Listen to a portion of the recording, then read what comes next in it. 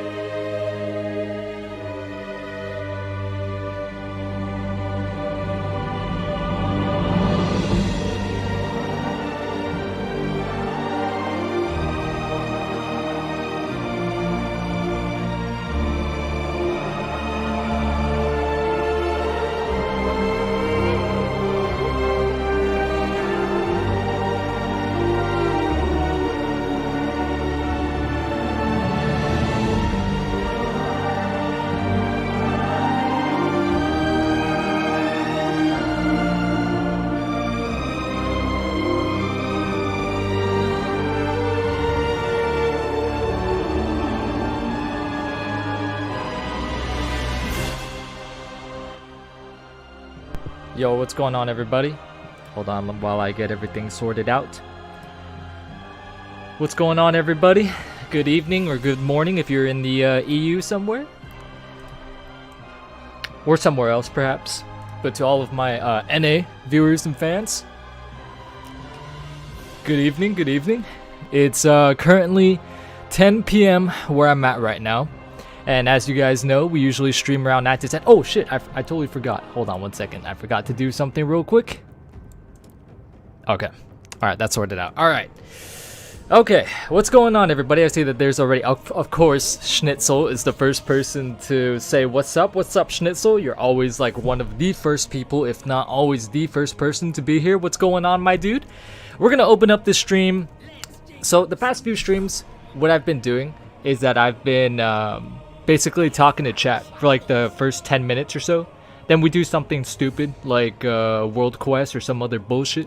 And then we usually get on to something else, and then we usually close the stream with like 30 minutes to an hour, hour and a half of just talking again. And it's pretty much what's going to happen in this stream. When I stream WoW, I stream it not really to play the game, but to really talk to you guys. Honestly, I don't really like streaming and playing a game. I just like talking to you guys mostly. So, this stream probably should be in the just chatting section. Oh fuck, I forgot to put World of Warcraft in the game title. I'm looking at the game title right now. There's not even a game title. What's going on?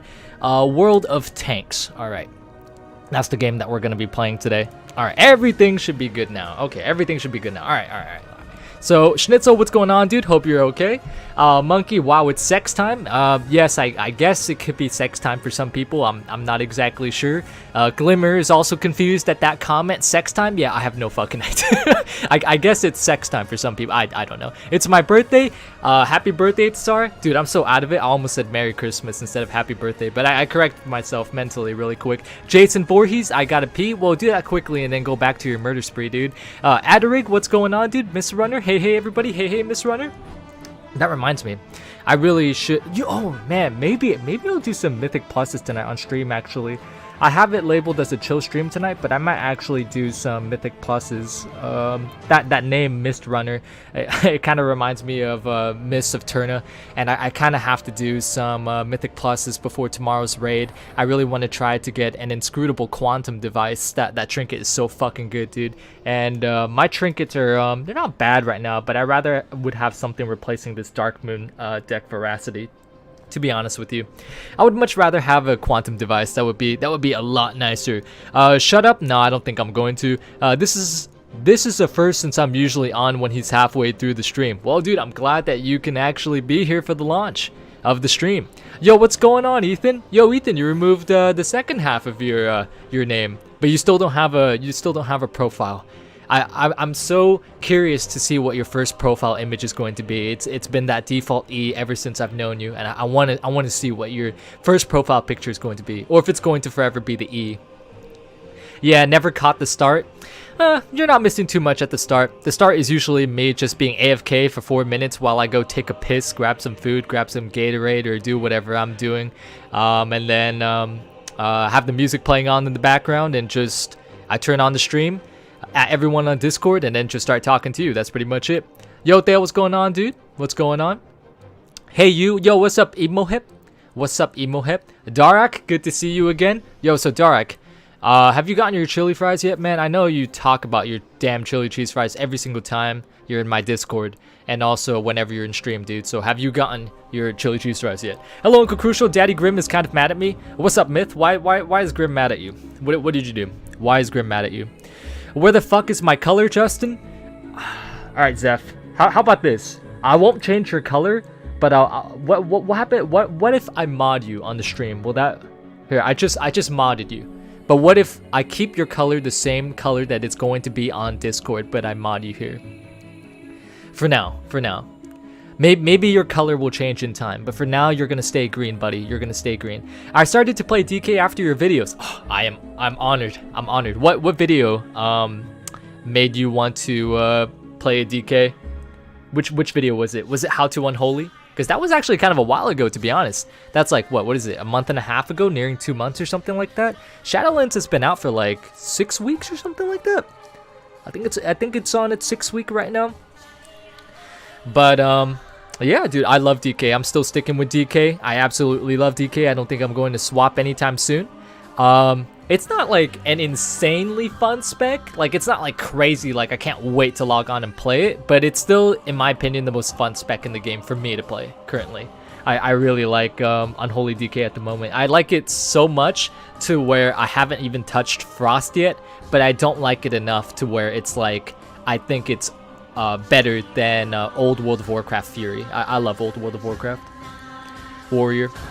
Might just be an E. I dropped my last bit of my name because I thought maybe chat moved. I can't see it. I thought maybe a good idea to not. Yeah, probably Ethan, probably. That'll never happen for me. I hope you know that. But yeah, some other people, who knows? Naruto, what's going on, Naruto? Good to see you again. Always on my fucking streams, dude. Good to see you. Good to see you. Yo, Naruto. So that name. Do you like Boruto then? If you're a Naruto fan, do you like Boruto? I'm curious to hear your opinions on that show, because there's some pretty mixed opinions on Boruto from what I've seen. I haven't watched Naruto in like a year because I finished it, but honestly, looking back on that show, it's not a bad show. It's pretty good, but there's at times where it's just like, man, can you just fucking stop with the filler? And sometimes it's just really stupid. But overall, the anime is pretty good. It has an actual story, unlike certain other animes where, you know, people are just constantly shouting. Not gonna name any animes out there, Dragon Ball Z. But yeah, I think the story of Naruto is a little bit better than that. I just saw 2 people jump off to their deaths and commit suicide. So, oh, they're back here. I wonder why they jumped off. Whatever. Alright, sup bro? Just came back to watching your videos when I realized you came back. Oh, yo, what's up, Nathan? Thank you so much, dude. I can't remember the OG name, but I remember watching you play Frost Mage and Arcane Mage in random BGs back in Warlords. I never played Arcane, and I don't think I played Frost. I only played Fire, but I don't think I made a video on that. So, I'm not exactly sure what you're referring to. I might have, but I'm not exactly sure if I'm the same person that you're thinking of. No chili fries yet. Blizzard still denies its destiny to add chili fries, but instead they delay my wrath by making disgusting food, like seriously, pickled meat smoothies. Are you referring to like the actual type of shit that like is in the World of Warcraft recipe book? By the way, do any of you guys have the World of Warcraft recipe book? I'm actually curious what is in there. I want to know what food is in there, because I'm not aside from Dalaran Sharp and like meat a la mode and like, you know, just like the other types of sort of prominent foods that you find when you loot or through cooking and professions and stuff like that.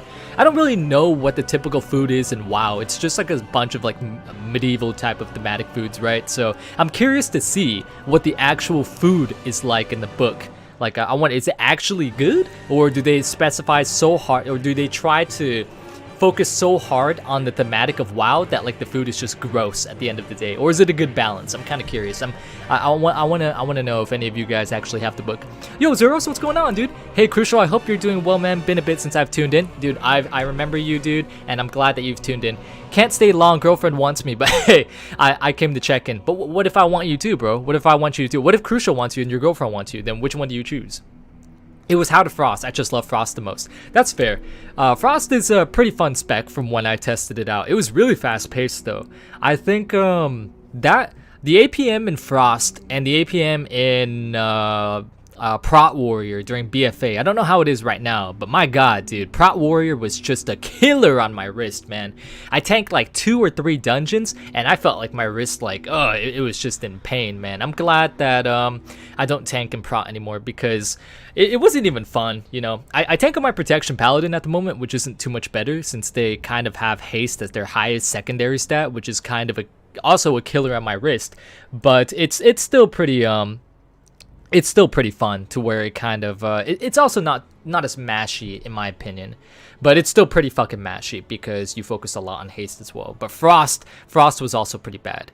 It was pretty bad. It was still fun though. Almost level 60, Justin. I'm at 58. Can't wait to squad up with the homies. Which homies you talking about, man? Because you ain't playing with me, bro. You ain't playing with me till you hit at least fucking 220 item level. Nah, I'm just fucking, dude. Yeah, I'll be down to play, man. I'll definitely be down to carry you through some mythics next week. But I don't know what day. It just kind of depends on on everyone who's on, because if like we got our main roster on, we might try to push high keys, but if not, then yeah, dude, I'd be down to tank some dungeons with you, even though you're you roast me all the time, so I'd still be down. Did you ever try that weird Starbucks combo drink someone recommended a few streams ago? Artanum. It was Sushi who recommended it.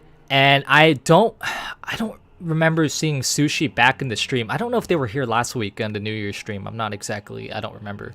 But no, I haven't actually tried it yet. I haven't. I really should get around to it though. I do have it screenshotted and I do plan on actually trying it, but I haven't actually drank it yet. But I'm definitely curious. Hey bro, I started playing Unholy Death Knight. Do you know what's best in PvP, Frost or Unholy?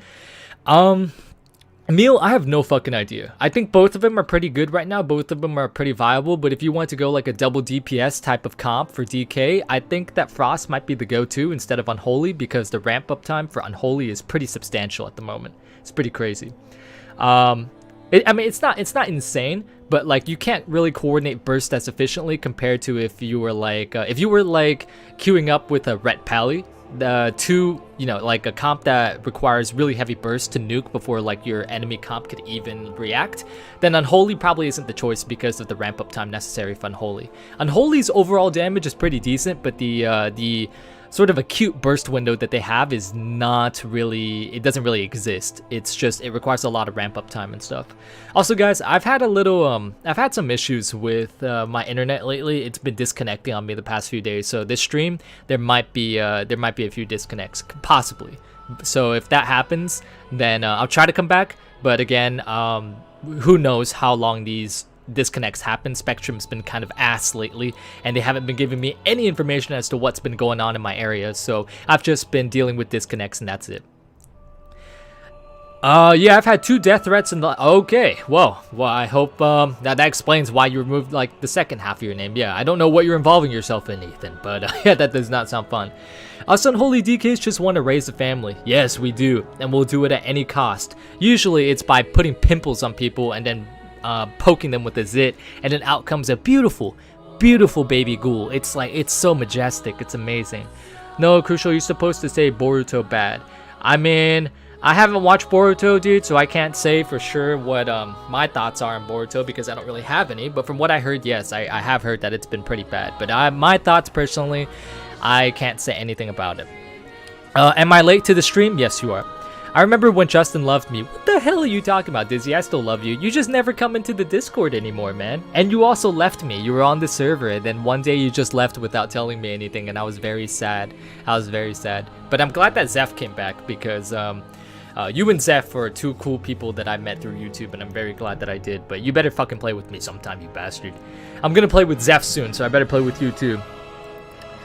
I haven't kept up with it. I was content with when Naruto ended. That's completely fair. That is completely fair, to be honest. How far? Where am I in this chat? I just scrolled down and I like lost my place. Oh my god, where am I here? Hold on. Oh, Fabi, how's it going? How's it going, Fabi? Fabi is a strange creature. Fabi always says hello in my Discord, and then I react by saying like hello back, and then I never get a response ever. But I'm still glad to hear from Fabi for sure. Ben, what's going on, buddy? Hey man, sup? Guild just down Sludge Fist. Great fight. It is, dude. I think Sludge Fist is one of my one of the more fun fights in Castle Nathria because he has a mechanic where he chains up 2 people depending on what you are. So if you're like melee, he chains you up, and if you're range, he chains you up. And I like to fuck with whoever I'm chained up with and run around the whole entire fight, the whole entire room. Fuck the parse, man. I'd rather troll whoever I'm chained up to.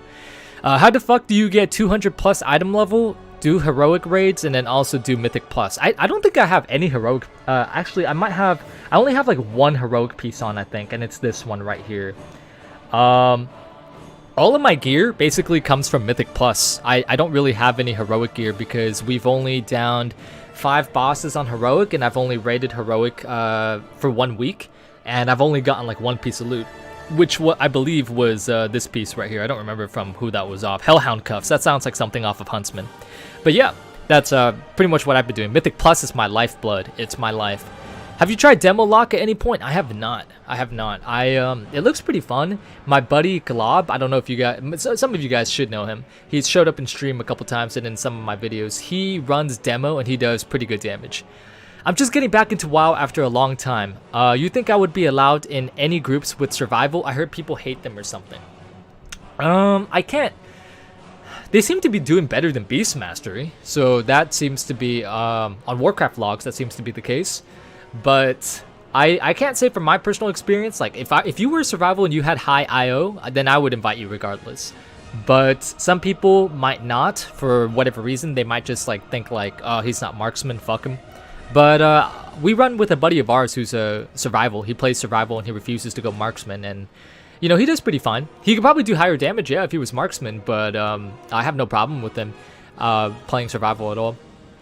Frost equals burst, unholy equals utility. Unholy does substantial damage in the end game. Like the overall damage output that unholy can do is just constant rot and decay, and it's great. But unfortunately, it does lack when it comes to burst, yeah. Yo, Ivar, what's going on? What's good? Nothing much, dude. It's just stream time. It's stream time. Oh, wait, hold on. There was something that I wanted to test here. I want to see how this goes. I put in a widget for a YouTube chat box for the people who watch these VODs, because of course with YouTube VODs, for whatever reason, the unlisted videos, it doesn't actually show the comments that stream through. It doesn't show like the comments when people are watching it at all. It doesn't show the chat box, not on like a Twitch VOD. Actually, this widget, okay, yeah, it's working now. All right, let's see. I might want to move it over a little bit. Yeah, I think that's fine. I don't think that's too intrusive. That's nice. I want to have it like somewhere over my SpongeBob picture, but I also don't want it to be so intrusive to the point of where it distracts people. But the reason why I want that up there is so that for people to rewatch these streams, they can have something to they can know what we're fucking talking about, you know. They can know what we're talking about. Good, I have a new alt, Nightborn Warlock. Ew, Nightborn, gross, dude. It's disgusting. Glob frightens me. He frightens me too, dude. That dude's a mess. Glob sexy as fuck. I don't know. You guys want to know a true story with me and Glob? When I was 6 years old, for the first time, I was in first grade. I met him. And we invited him over to my place, and the dude went into our family fridge, like just I say family fridge because I didn't have a mini fridge or anything like that. It was just a fridge in the middle of, like, you know, our kitchen and shit like that. He grabbed a gallon of milk and just started drinking it straight from the gallon jug. It was disgusting. And of course we sent him home with the gallon jug, because who the hell is gonna drink off of that? So that should give you a little indicator on Glob and what type of person that he is. And from that point on, he's been pretty much the same person. Hey man, been a while since I caught a stream. How is the stream and life? Yo, what's up, Trevor? The stream's only been going on for 22 minutes. So actually, only 22 minutes? It's already been 22 minutes. Time kind of flies when I just talk about random gibberish. But that's how the stream's going. I've just been talking and doing nonsense. I haven't actually been playing anything so far. Life has been going good, dude. Ain't nothing changed but the weather. Thankfully, no one in my family has corona. So we good. Nothing really substantial has been happening. And we're doing fine, dude. And I hope you are too.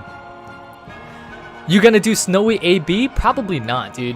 Probably not. I'm probably going to run Ulduar.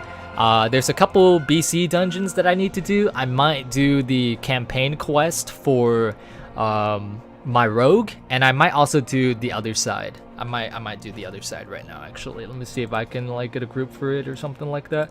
I don't see if I do it the other side though, then I probably won't be able to talk to you guys. But I do need the I need the trinket, man. I need inscrutable quantum really badly. Display of dominance, respect club. I think it's just a display of mental instability. Hey, first time here. Yo, what's up, Christian Thompson? What's going on, buddy? So sorry if this gets asked a lot. What is the UI you're using for your character portrait? It's called Z Pearl. Z and then PERL. That is the name of the add-on. That's what I did when I lived solo. Oh, that's a difference though, right? Like if you live solo, then you could do whatever you want, right? But if you're like going over to a friend's house where he lives with his fucking family and you drink from the family gallon jug of milk, that's just, what is wrong with you? What is wrong with you? I play female and she looks good. I'm sure the male Nightborn don't look as good in my opinion. They don't look too good. Any advice to start mythics? Never done one before. Mythic dungeons? I would say just try your best to learn the mechanics and then climb your way up. If you don't have a key right now, I would suggest that you do some mythic zeros, get a key from that, and then form a group around that key. And then try to just climb on your own terms. Because if you try to pug right now, if you just try to like enlist in a bunch of groups and you have no IO, no one's going to invite you. But if you start your own key and then you start climbing up, that's pretty much what I did in BFA on my alts. I pugged like a mythic 0 or a low level mythic, and I got a key from it, and then I just started building my own group around that key, and I started doing like 15s and stuff like that during 8.3. What outside of me playing with my friends, of course. Take me on your The Other Side adventures? Nah, sorry dude, you don't do enough DPS. The description of Glob as an affix is a great one, isn't it, Ethan? Isn't it? I'm doing fine besides the weight I gained from the holidays. Ah, that's understandable, dude. Just a little tangent before I continue your comment. When I went to Hawaii, dude, like 10 years ago or something like that, bro, I gained like, man, dude, this music is so fucking loud. I gained like 12 pounds over like a 5-day trip or something like that. It was hella unhealthy. That was when I was like 11 though. I fucking ate a ton, dude. Yo, what's up, Aegis Slash? Just joined in and heard about a dude chugging milk. What did I miss? Nothing. Just Galab being an asshole when I invited him over drinking from my milk jug. That's it. My roommate was an alcoholic. It was horrible. I imagine so. When I was in my early years of college, the friends that I used to hang out with used to always just smoke constantly. Smoke Mary Jane. And it got to the point of where hanging out was kind of a nuisance because all we did was just smoke. And it was just like, our friendship was kind of, it wasn't built around Mary Jane, but it was kind of like, we always smoked like sometime during that like period of hanging out. And then when we wouldn't, it was like as if, you know, we were just really bored and like there was nothing else to do. And that kind of just got a little tedious and tiresome, you know. It was like, I kind of wish that there was something else to it.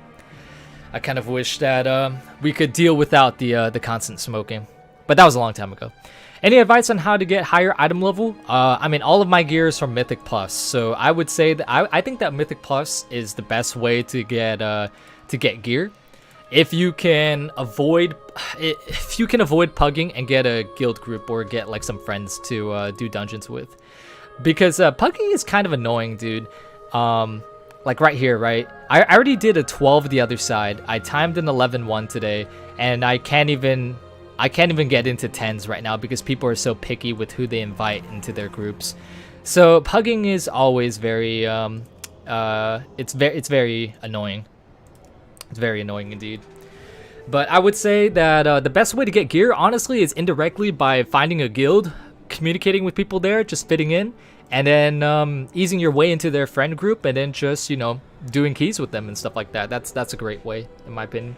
I might not even do keys right now, dude. Fuck this. I kind of don't want to do anything below a 10, and I don't really want to waste my time just looking at all these groups and stuff like that. I'd rather talk to you guys, so fuck that. I'd rather talk to you guys. Fucking hell, Glob MVP? I'm not sure about that, Tim. I'm not sure about that. I suck at PvP, so I ain't doing that. That's understandable, to be honest. Just play a really easy class, man. Play like a DK or a Pally or a Demon Hunter. Something like super easy, like a melee. Then you'll get like easy 1600 with enough games. You don't even have to think. You'll get easy 1600s. If you play like a Rep Pally, dude, and then you like group up with an enhancement shaman, bro, you both could not know what you're doing and eventually just know the basics, and you could probably push your way to 1800 within 2 weeks. Any tips for avoiding burnout? Dusty, no. That's actually a really good question, dude, to be honest. No. If I wasn't doing YouTube, that would be a very, very, very top of the line problem that I would deal with Shadowlands, because I played 3 characters, man. I played 3 characters. I gotta do 2 Torghast wings on each one of them. Not even to mention Twisted Corridors or the scenario out. I gotta do the campaign chapter.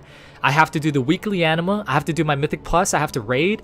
Burnout is a very common concern, and I am fortunate enough to have it to where I do YouTube, and this is my source of income. So burnout isn't really, it doesn't really affect me as much because I have the incentive of this actually being a sourse of income backing it, you know. But for a common player, I would just say take it easy, you know, try to not play more than 2 hours each day, and it, you know, maybe that will be a workaround. Crucial boy me Bob, I've overdosed on ketamine and I'm going to die. I haven't heard that meme in forever, dude. And you know why I haven't heard that meme in forever? Because each fucking one of those memes that I see is always ear rape, and it hurts the hell out of my ears. So that's I've tried to avoid them, but it was funny like the first few times. It's good to see you again, McBugs. Good to see you. Could try a leveling challenge if you want. Oh, I'm good, dude. I don't want to level right now. Also, amazing channel, man. Best WoW content on YouTube. Oh, thank you, Fen. Good to see you again, Fen. But thank you. I appreciate that. Hades Moon. Who is Hades Moon? Oh, okay. This is Bit. I was gonna say, who is that? This is Bit, by the way. Yo, what's up, Bit? Long time no see, brother. How are all the shtick play homies doing? Miss doing shit with you guys. How are you doing, dude? What are you up to?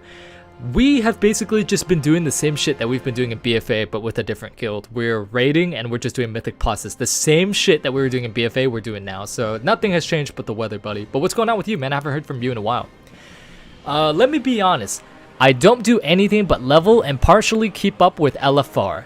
Well, at least that is a relatively simple lifestyle. Except I would argue that probably raiding Heroic is easier than raiding LFR, to be honest with you. Because LFR, you find the dumbest fucking people in there.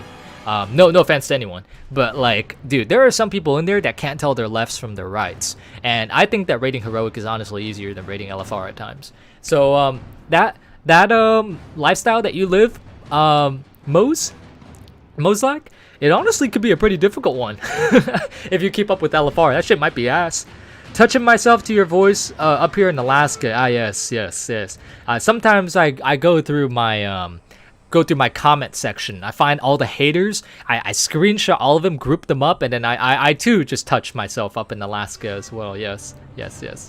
I got burnt out recently and started leveling a healer. Played for 10 years and never played heals. Healer is arguably the hardest role in this game.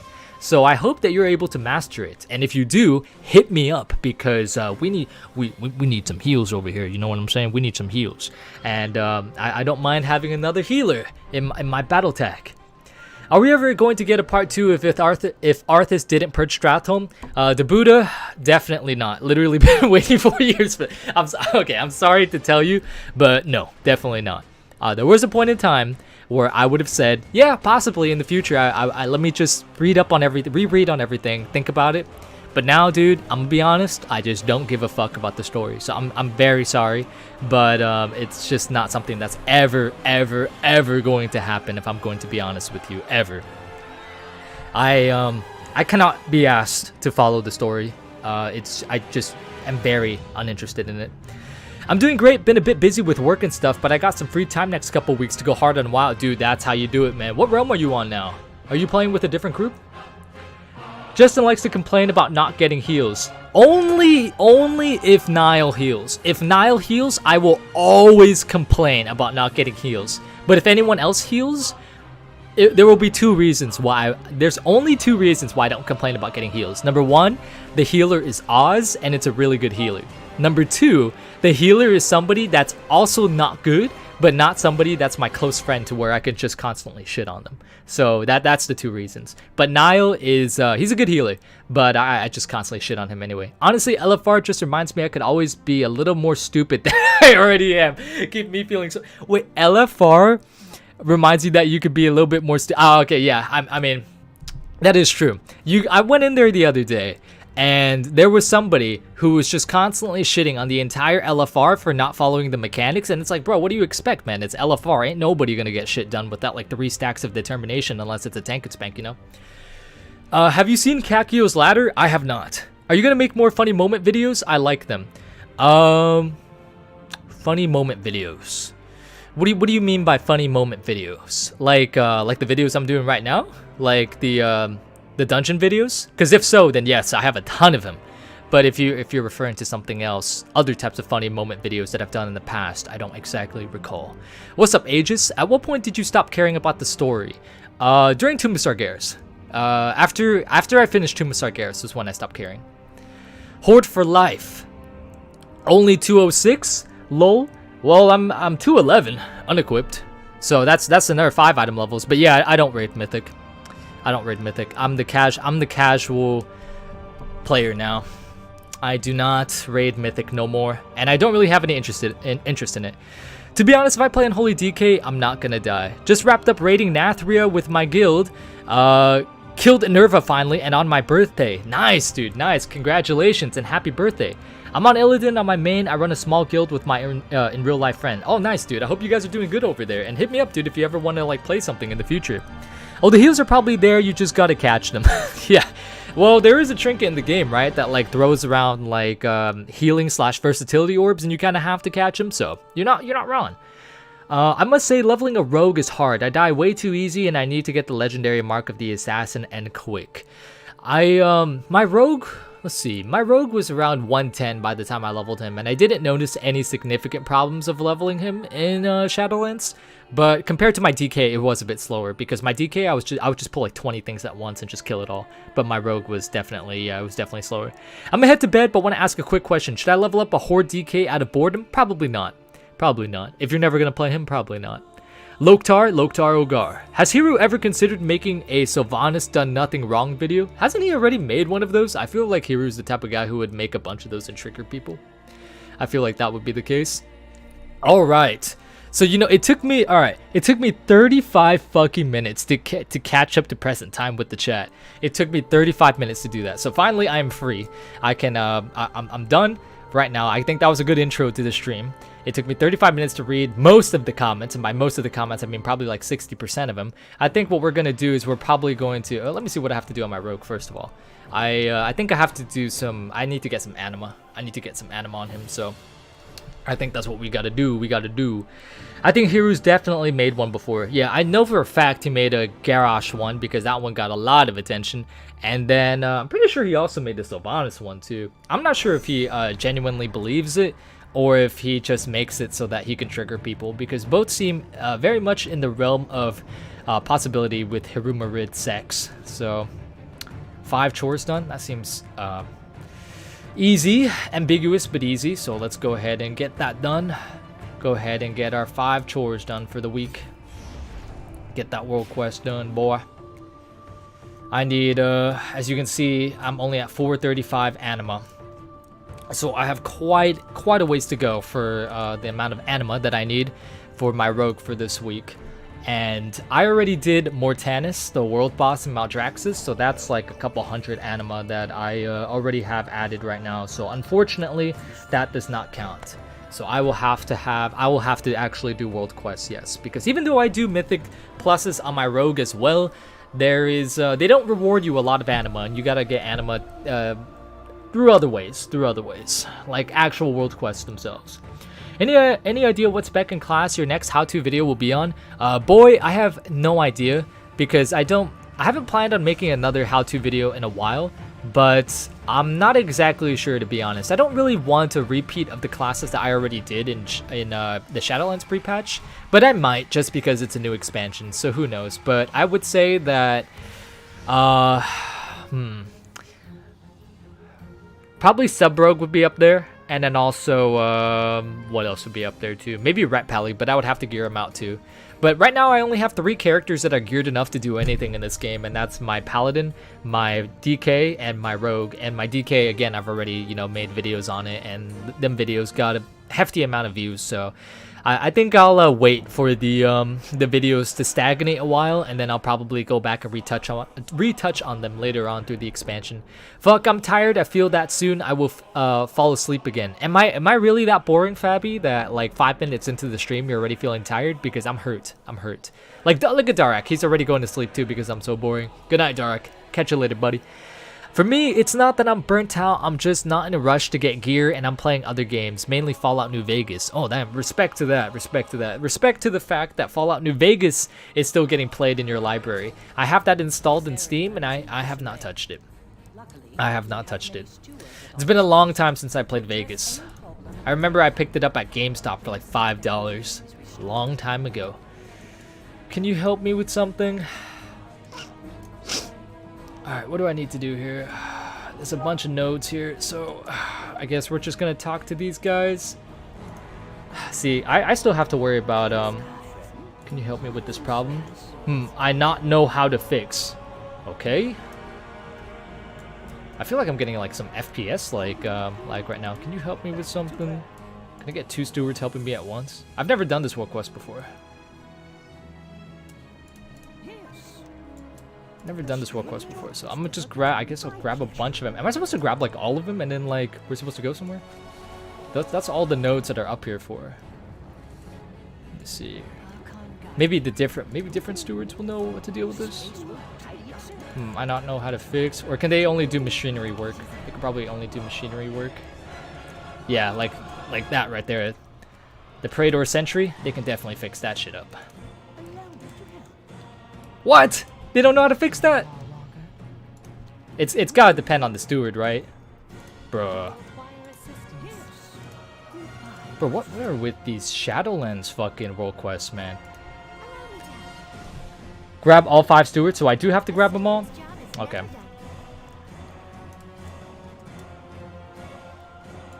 You would think that one would be enough. But I suppose not. Have you found the slime monster of Maldraxxus yet? Are you talking about the one that you summoned via the alchemy like the alchemy area? Each steward has a different task. Are you able? Oh, they tell you right here. Want clean, want clean. Can you clean that? Nope, that doesn't want to clean that. Show us the thirsties, not that one.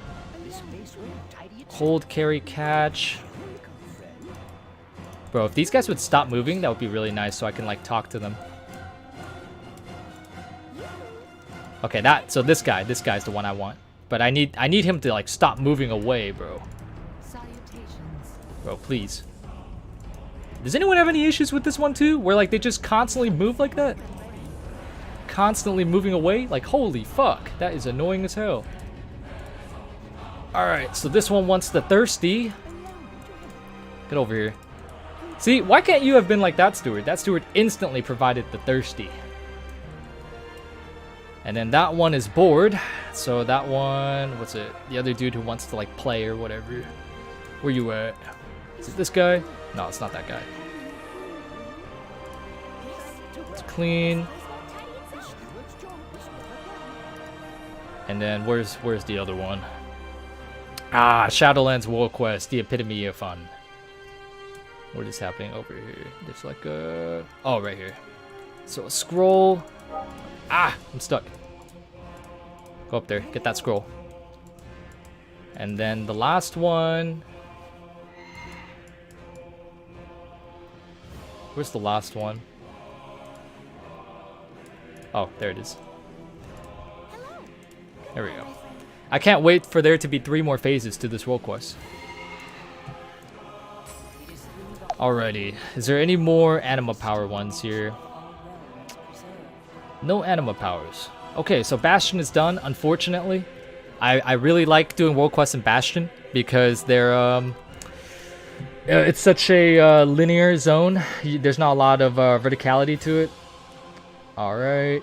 All reputation. Man, all reputation in Ardenweald? Okay, I'm not even gonna touch Revendreth. Wow, really, dude? Only one more world quest with anima on it? Damn. There is truly an anima drought in the Shadowlands at the moment. Truly. The first time I did this quest, it took me like 20 minutes. I mean, if that would take me 20 minutes, it wouldn't be because I wouldn't know what to do. It would be because every single time I would strafe, the fucking pets, the stewards, would strafe with me. That shit's annoying as hell. The great serpent that lurks in the slime, that is the slime monster of Maldraxxus. I've seen it in Plaguefall, but I don't know. I've never fought it. If you can actually fight it, I got the slime mount drop from the first kill. Damn, that's crazy, boy. Because that shit is only like a. It's not a high drop rate. I don't know the actual drop rate for it, but it's not too high. It's not too high. Krucial, how are you doing? Yo, what's up, Reaper? Doing fine, man. We're doing fine. We're just going to, we're just having our weekly stream. Gonna be streaming for however long. I don't exactly know. I don't really have a time frame at the moment, but, don't really have anything serious on the agenda for today. I was going to do some Mythic Pluses, but I was like, I don't really want to pug at the moment. So I might just, after I do this Anima World Quest, I might hop on my Pally and I might run Ulduar. Because I want to get Mimiron's head. I want to get Mimiron's head.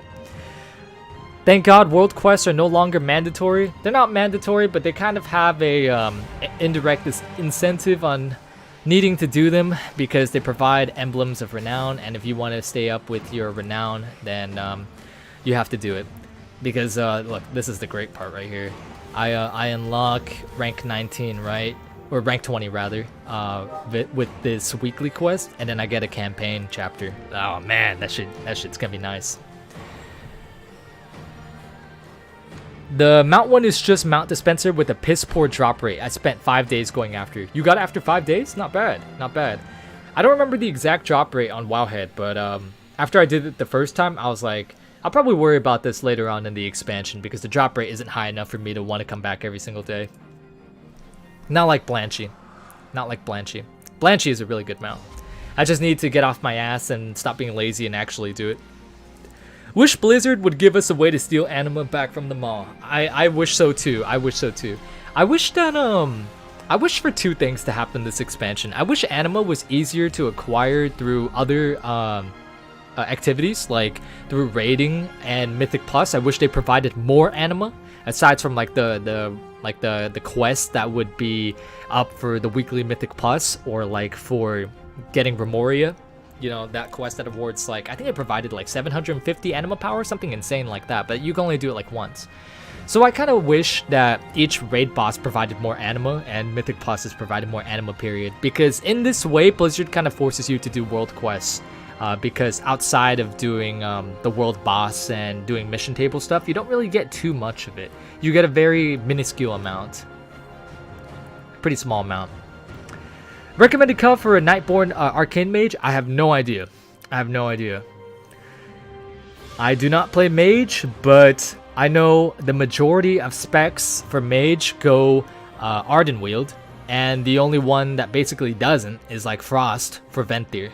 That's all I know.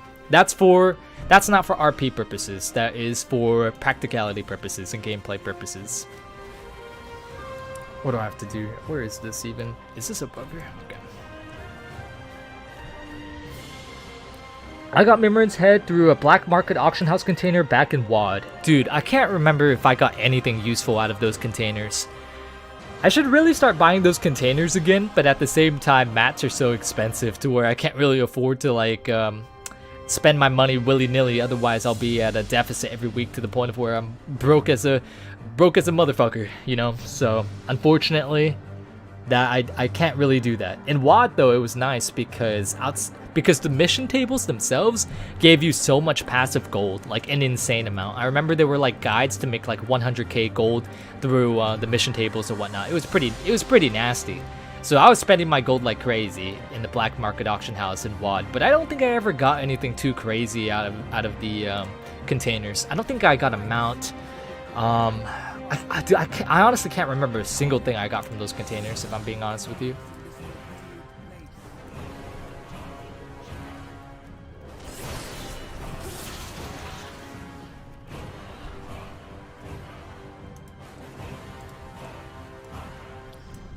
There's a lot of ranged mobs here, surprisingly. Is there any ground mounts in it? Apparently not. See, come here, closer, a little bit closer. Thank you.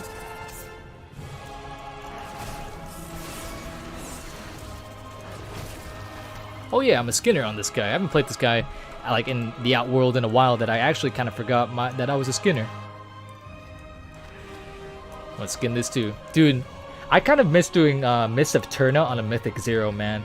That shit used to give so much gold like the first few weeks, because of all of the leather that you would get from the caterpillars at the end. It would drop so much.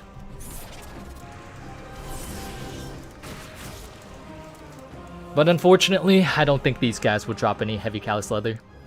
Literally my first container ever too. Man, dude, that's so lucky. You know what would have made my day truly? If I got the Plagued Proto-Drake off of my first container, dude, I would talk about it non-stop. That would be amazing. That would truly be amazing. Because I think the Plague Proto-Drake, it probably goes up to gold cap now, right? I imagine so. If you're on a high pop. There's people with absurd amounts of gold nowadays. They can afford to buy, like, there's a pretty hefty amount of people with the Longboy. So I imagine if those people are able to afford the Longboy and stuff like that, you know, they probably have made a lot of gold since then, and will probably more than likely bid to max gold cap with the if there was a Plague Protodrake on the auction house. Like, no problem. But honestly, I can't really blame him either, because that is a really sick mount.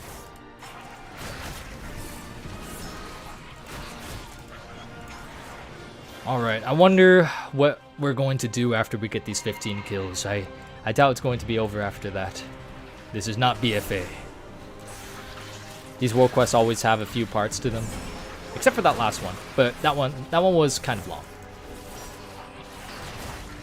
Oh, speaking of, have any of you guys done the Maldraxxus campaign quest for this week? That took a minute, to say the least. It took quite a bit of time.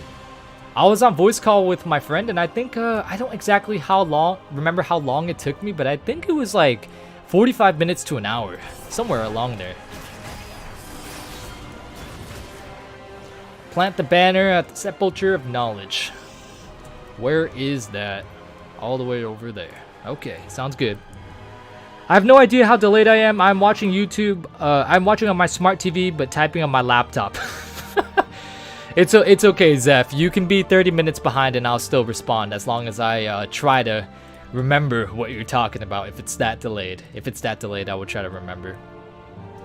I will try. Yeah, it was long as hell. Bro, it fucking sucked. It was really long. Oh, that's the guy I'm supposed to kill.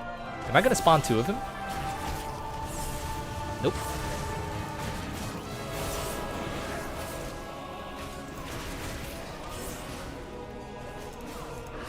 Alrighty, and we are done with our anima quests, because I am not going to go to Revendreth. And that means we are going to log over to our paladin. We're gonna log over to our paladin. Yo, what's up, pleb? I geared my main in WoD through the follower missions, which gave normal raid gear. Yeah, that was nice, dude. The ones that gave normal, heroic, and mythic, that shit was nice indeed. It was nice indeed. Alright, so let's go ahead and log over to the paladin. And let's go ahead and probably make our way to BC. I think I need to go to the slave pens. I'm trying to get the Purple Judgment set. I already have Chapter 8 Venthyr and Kyrian story. Now just farm Anima for Necro and Night Fae, and I really like the storylines. I like the Venthyr storyline. I haven't actually seen all of it, but I've seen like Kel'Thas sort of repent, and how you like kind of like go through his story, sort of rehash like the sins that he did, and you can choose like the alternate options. Like there's a point where the accuser asks you what he did wrong. Did he pledge to the Lich King, Yogg-Saron, or kill Jaden? And the answer is kill Jaden. But if you choose the Lich King or Yogg-Saron, you hear, or the Old Gods, you hear like his thoughts and responses to you picking that decision. I thought that was actually really freaking cool. That was really sick. Alright, let's go ahead and fly to Oribos and take the portal to Orgrimmar and go to Shattrath. I don't want to use my Hearthstone, because I'll probably use my Hearthstone once I get out of the slave pens, once I'm done there. What do I need to do? I think slave pens and Ulduar is on the agenda for right now. But I think that's pretty much it. Hold on, I'm trying to remember which... Yeah, it was the crawfish, dude. The crayfish that dropped the belt. That was it. Yeah, it was the belt. That was what I needed. And, oh, also, I might have to do Old Hillsbrad too. I already have the boots from here, but there's some weapons that are kind of cool. They kind of have neat appearances for being in this particular dungeon. So I probably... Oh, I kind of want that two-hander. It doesn't look necessarily good, but it looks kind of unique.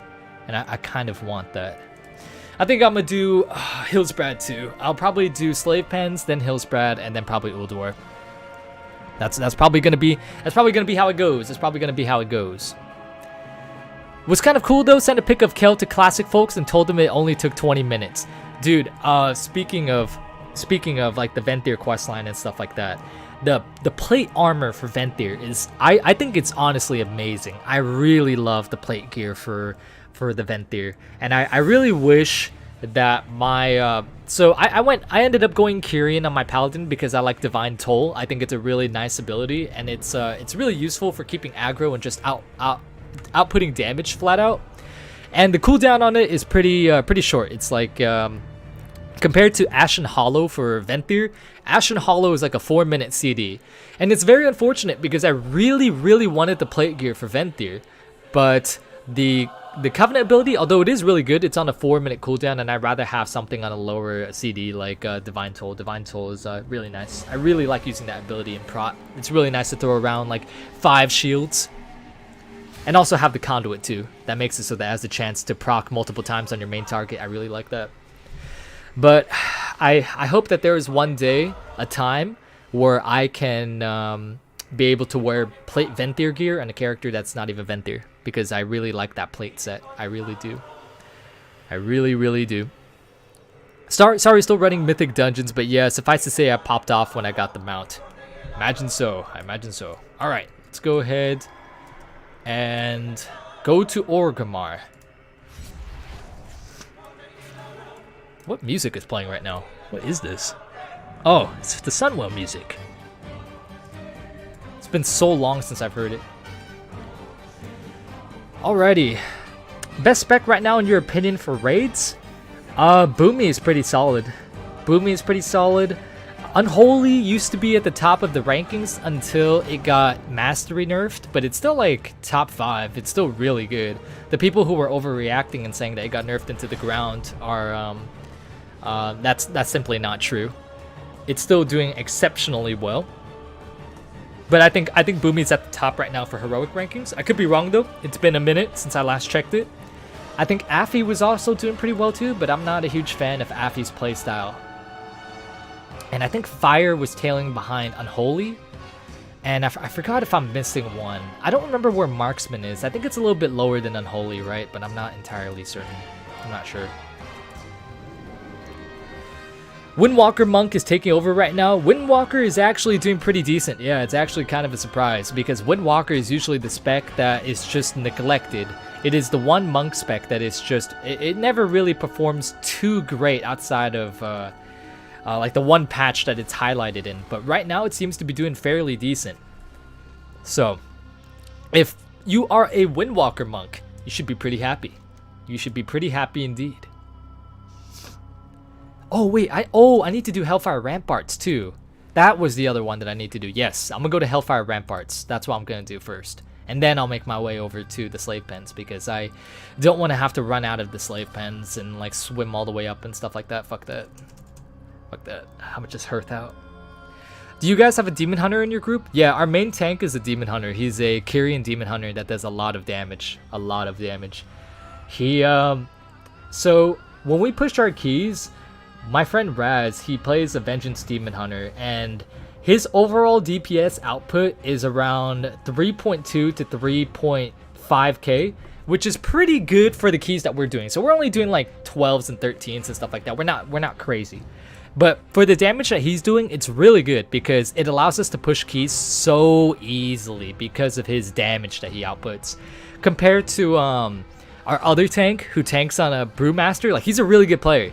But he tanks on a Brewmaster, and he does around 1.5k per dungeon, compared to the 3.2 to 3.4 that my friend does as a Demon Hunter.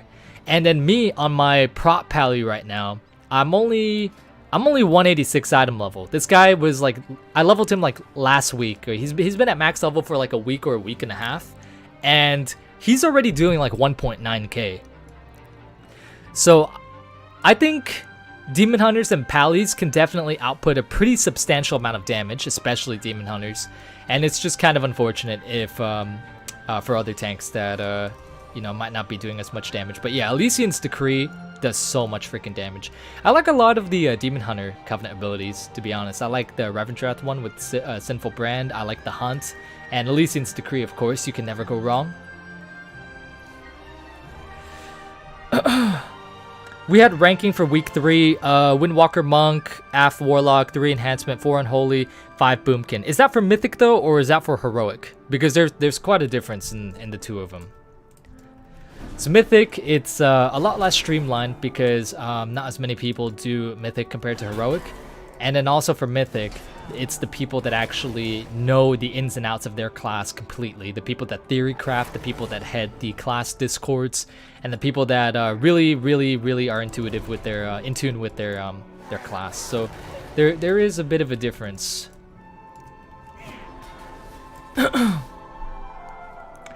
Hi, hello, Crucial. Can I ask your opinion for Shadowlands? Can it be playable for casual? Like you only can play for 2 hours per day except Sunday. I would say so, yeah. Well, it depends on what you want to do, to be honest. If it's like, for instance, if you want to raid normal, then yes, it's doable. If you want to raid heroic, it'll be harder. And if you want to do mythic, probably not. 2 hours a day is, I mean, it could be. 2 hours is not, let's see, 2 hours. If you log on and do like a mythic plus every single day, just like one, that would probably take about like 30 minutes to an hour. And then just other miscellaneous stuff. It would be kind of difficult if you want to do mythic rating, but it would definitely be doable. It would definitely be doable. It would just be kind of difficult. It would be kind of difficult, but you would definitely only be able to play one character. Let's get that straight. But for 2 hours, I would say if you're efficient and you know what you're doing, then you can do it, but you will still be behind on a lot of stuff. Like for instance, Torghast, that might take up an entire day. Or close to it. And then you also have to do your renown stuff, your weeklies, some world quest, anima grinding. There's some stuff that you have to do outside of just straight up gearing that could also put you behind if you can only play for 2 hours, but I still think it's doable, yes. Or Crucial, I can be a Resto Shaman if you need it. I have to level her though. It's all good, Debuta. To be honest, we have a lot of healers that we play with right now. And one of our best healers right now actually is a Resto Shaman. I would like to play with more people, but the honest fact is that like we already have so many people that we play with right now that it's kind of hard to bring more people into the fold. Like I don't know if Zeph is still here right now, but Zeph is leveling up a character, and him being as behind as he is and wanting to play with us is going to be kind of difficult considering the fucking hell. Considering the keys that we do now, we kind of do like higher keys, or not really high keys, but medium keys. And being that low level, it's going to like, it's going to take time to gear up before we can actually do progressive type of stuff, you know. So not only is there like too many people to play with, but there's also the people that we want to play with as well. We got to catch them up as well. But you're always, I always welcome everyone here to join the Discord. The link is in the description of this video. Just, you know, get to know each other, type in text chat. That's actually how I met Zeph. Like, I met him through text chat. He hopped in voice call. We started talking to each other. He seemed like a really cool dude, and now we play together. So, that's pretty much it, man. Like, I play with anyone. So long as you're chill and you don't say or do stupid stuff, I'll play with you. Or I'll try to, at the very least. I'll try to, because like I said, you know, it's kind of hard to play with everyone with how many people we have right now, but I do try to play with everyone. I do try. But a lot of the times, you know, we spend entire days pushing keys and stuff like that, and I don't get the chance. And so a lot of the times, Zeph is just in the call masturbating while we're all just talking about random gibberish and pushing keys, so he can attest to that. But hopefully soon, he will also be in our dungeons. But he plays a filthy Fury Warrior, so I don't know, bro. I don't know. Okay, thank you, Mr. Crucial. I will buy it from your opinion, and considering I only play just for the storyline. Oh, there you go. See, you only play for the storyline? That's it. Then, yeah, absolutely, you can do it then. If you don't care about endgame stuff, boss, and you only play for the story, then yeah, absolutely. Absolutely. Because there's really no rush if you play this game for that purpose. If you just play it to experience the story and stuff like that, then yeah. Yeah, 100% you can play it, for sure. For sure. For sure. Top 95% for Mythic, just what I read, but probably scales down to... Oh, yeah. Yeah, for sure, Sean. At that high of a percentile, that's like the top of the top. You know, the top 95% for Mythic is not only the people who are parsing, like, very well, but the people who are at the top of the line for PvE. So yeah, the rankings on that is definitely going to be a bit different than everyone else's for various reasons. But that's good to know, though. Good to know. All I did was just talk about Mass Effect. Yeah, dude, like Dizzy, he's just started talking about Mass Effect in my streams, and then now we like hop in voice. Well, actually, he doesn't hop in voice call with me anymore because he doesn't like me. But we were playing together, and then he abandoned me. So that's a Dizzy. That's on Dizzy's part. That's on Dizzy's part. Now, you Gucci, you said you needed healers, so I was just tossing it as you as an option. Yeah, I mean, we have a lot of healers, but at the same time, we don't need healers, but we do need healers at the same time. It's a pretty contradictory statement, but we have a lot of healers that we play with at the moment, but not necessarily a lot of healers that we can push keys with at the moment, if that makes sense. So with that having said, and the fact that there's a lot of people, and the fact that there's also a lot of catch-up to do, in addition to Torghast, Soul Ash, and Renown, and gearing up, it's just going to be difficult to play with somebody who started fresh. But absolutely, dude, you're still welcome to join us for to talk on voice and stuff like that for sure, though. And then maybe in the end run, you know, like I'm not guaranteeing that we'll be able to do Mythic Plus next week, but like, you know, I'll probably be down to do a few keys like in the future. Krucial saying there's too many people to play with while I have no one to play with. Yeah, I mean, like that's still kind of the issue at times too, Vaggie. It's like there's or Vaggie. Vaggie sounds weird. There's some times where there's like so many people in call and so many people to play with, and then there's other times where there's just like no one, and I don't know. It's just kind of weird. It's like during my daytime, while I'm working on a video, everyone's on. Everyone wants to do stuff. And then it comes nighttime and no one's there. So it's kind of a mix. It's kind of a mix. But when we do stuff, there's usually a lot of people. Usually a lot of people. I know I've said a lot of sort of contradictory statements, like there's a lot of people that we play with, and then there's not a lot of people, and then we need healers, we don't need healers, but that's just the complicated situation that we're in right now. To put it short, there's people on during my daytime, but then during my nighttime, there's no one on. And then there's people that, there's a lot of healers that we have, but then not a lot of healers that we can bring at the same time. TLDR, that is the broken down version. And yes, I also do have a water mount that I can go up and, you know, actually put on my bars, but I'm too lazy for that. And I'd rather take the slowed mount speed, to be honest. All right, let's see here. Slave pens, I believe, is on the left side. Let me just double check. It is. Okay, cool. Crucial, it's just you. Your sleep schedule is notoriously fucked. It is fucked, Ethan, for sure. But the reason is that most of the people that I play with is from EU, so that's the primary reason. The thing is, though, is when you have caught up, it gets really chill, though. I used to agree with that statement, but when you manage alts, it doesn't really get too chill. Like, you still... There's a lot of stuff that you have to micromanage on a lot of characters if you want to keep up with everything throughout the week.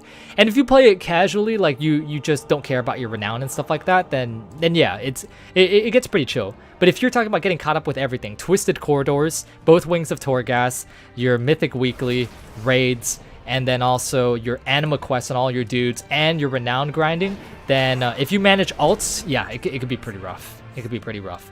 But like 2 weeks ago, yeah, it was pretty chill. It was pretty chill when you do get caught up with everything.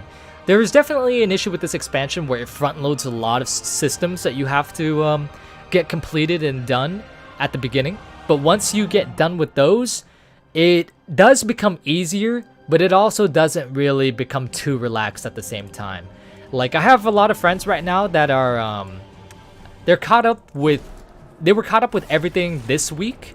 Or I'm sorry, last week, but then now they're starting to get a little bit behind on renown because for whatever reason they don't want to do the campaign, or they just don't have time to do it, or they micromanage like a lot of characters, and then now it's starting to get up to their necks with the burnout.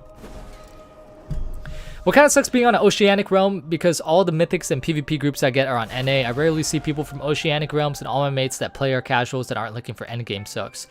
You know, in BFA, I did a lot of keys with people on Oceanic, and it didn't seem like there was too much lag on my part. But like there was only about like 120 MS, which is of course a subjective amount when it kind of comes to like people saying if that's a lot or not. Because in a game like WoW, it can be a lot, but it also can be pretty chill and relaxed compared to like say Rainbow Six Siege. But it was perfectly doable for me. It wasn't too bad or anything. I think it just depends on what region of NA that you group up with. And I would say that if you're over 200 MS, then yeah, that kind of sucks. But if not, then just try to, you know, join some keys. Because I do remember there was somebody in one of my Oceanic groups that said like, wow, I'm in an NA group right now and I'm not getting like any MS, whereas I usually get 500. So 500 is pretty bad. It's pretty bad. So yeah, but like, I don't know. Because when he played with, it definitely depends on the NA region as well.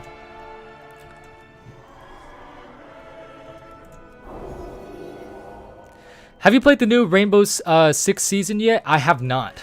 I have not. I don't even know what the new operator does. I've been up to my neck with WoW stuff to do that I haven't really been able to play other games really. You know what? You know that you can hit summon random favorite, and if it's in your favorite, it'll typically pick your water mount. It's what I do. I don't have any favorite water mounts in my favorite. That's the thing. I should probably set that up though. Should probably set that up. Yeah, because I have my favorite bound right here. That's what I use, but I never actually get a water mount because I don't have any favorite water mounts. Because I don't have Poseidus. I think the only water mount that I can use is probably the jellyfish one that you got in Legion. I think. Oh, that is not the belt. Damn it. I thought that was going to be the belt. Damn it. Alright, looks like we'll have to come back here again tomorrow. That fucking blows.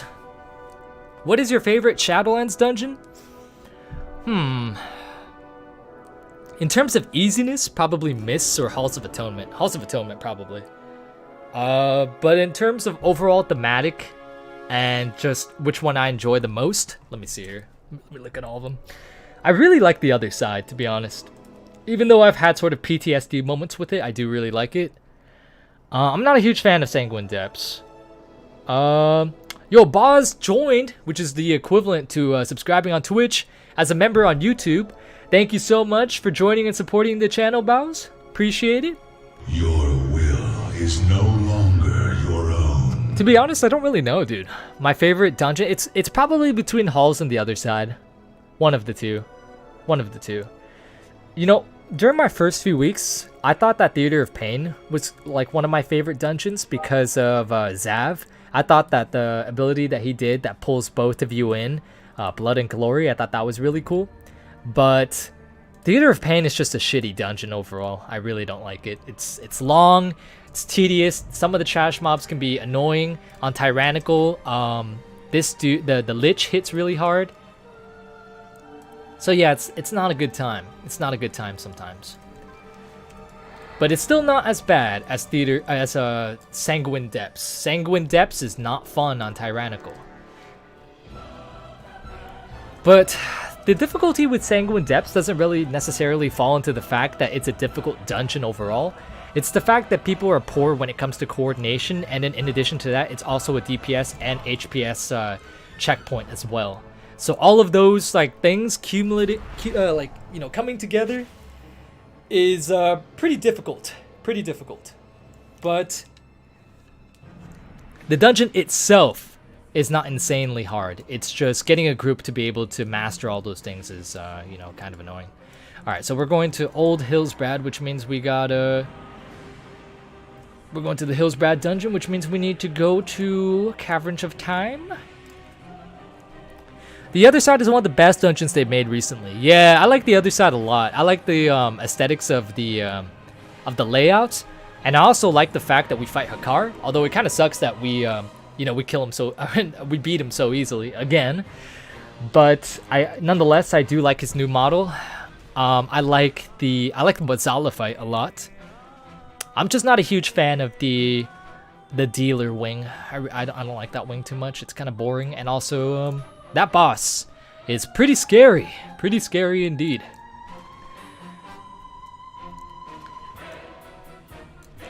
Real ones have no idea how to do Miss Puzzle after doing it 20 times. Absolutely, dude. Absolutely.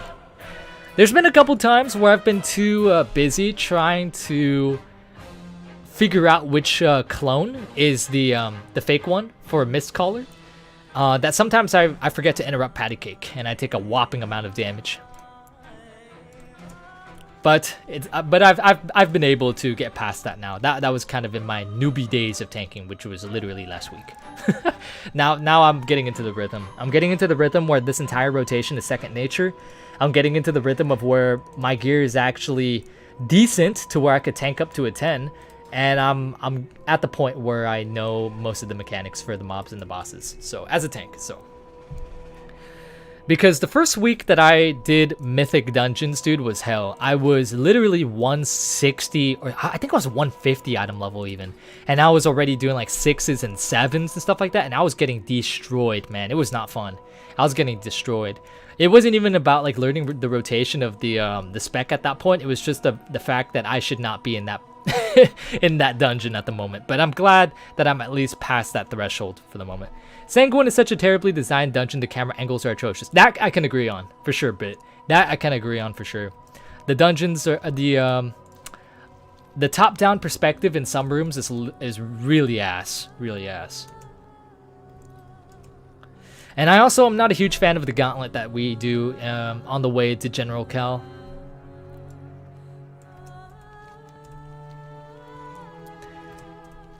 Not a huge fan of Sanguine Depths.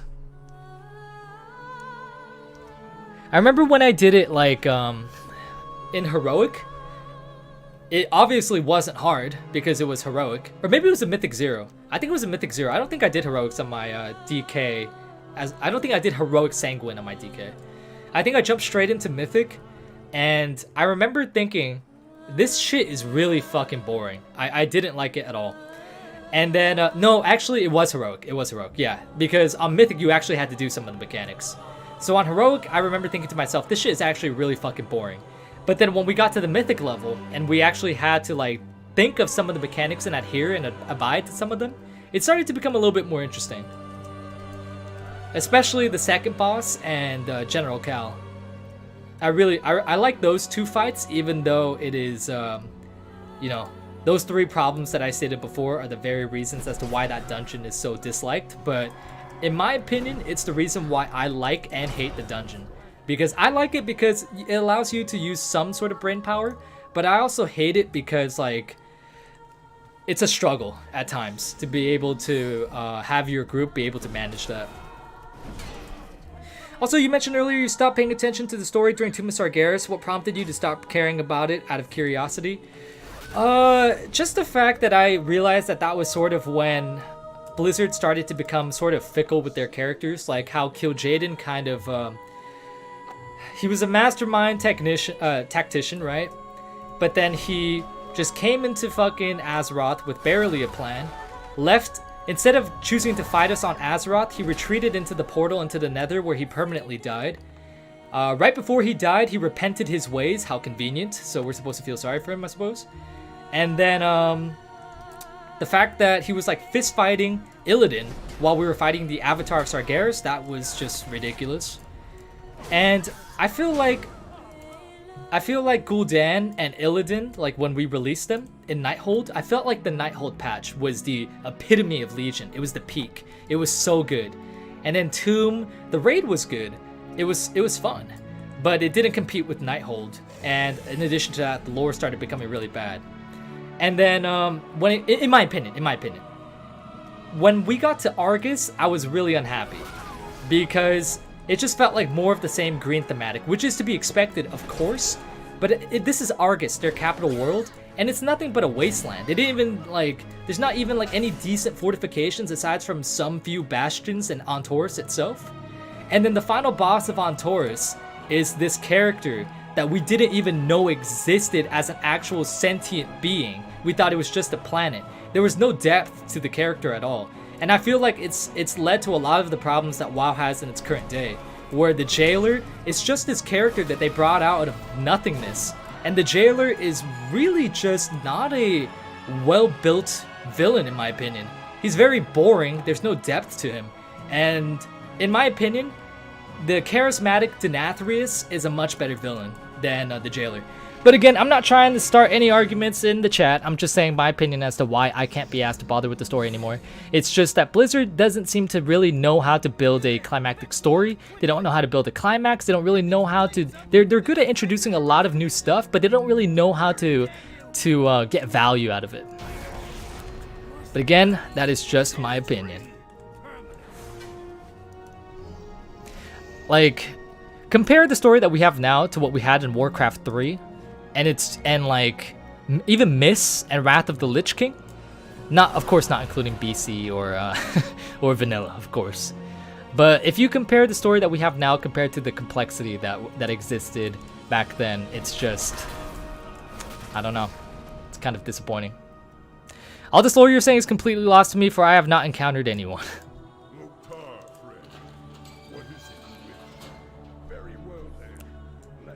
But sorry to go on a little tangent there, Aegis. That was just pretty much all the reasons summed up. Well, not all of them, but a good chunk of the reasons summed up as to why I kind of lost my passion when it came to the lore. Like, bro, I used to be so into the lore, man. I remember back when the Gul'dan Warlord cinematic came out, or not the Warlord, but the Harbinger one in Legion came out, and it was showing his backstory and stuff like that. I was like, man, this is honestly probably the best cinematic or whatever you want to call it that they've done. It's just so good. It's so freaking good. I remember rewatching it like maybe 10 or 20 times. Yeah, I was so into it. And then now I don't even watch the in-game cutscenes. It's just it's a bit crazy to see how much I've changed. Yeah, I remember when I first read the Arthas book too, all those years ago, and it was one of the books that I really wanted to read. And for me, I don't like reading outside of the mandatory textbooks that you have to read while studying at school. I'm not a huge fan of reading, but that Arthas novel, I could not get enough of it. I loved reading every single bit about it. Why are you running that old dungeon? I was running it for the chance at the Judgment Gear, but I also want some weapons too. Weapon transmogs. I don't really disagree with you, but do you think the Jailer just hasn't had his setup time really?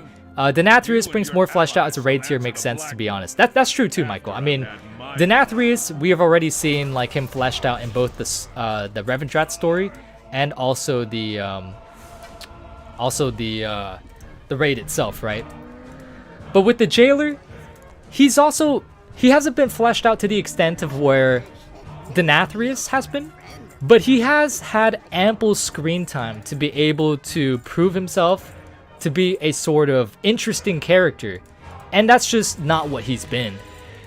When I think of the Jailer, I think of a fucking Squidward that went through a bunch of plastic surgery and that just is talking inside of a cum sock.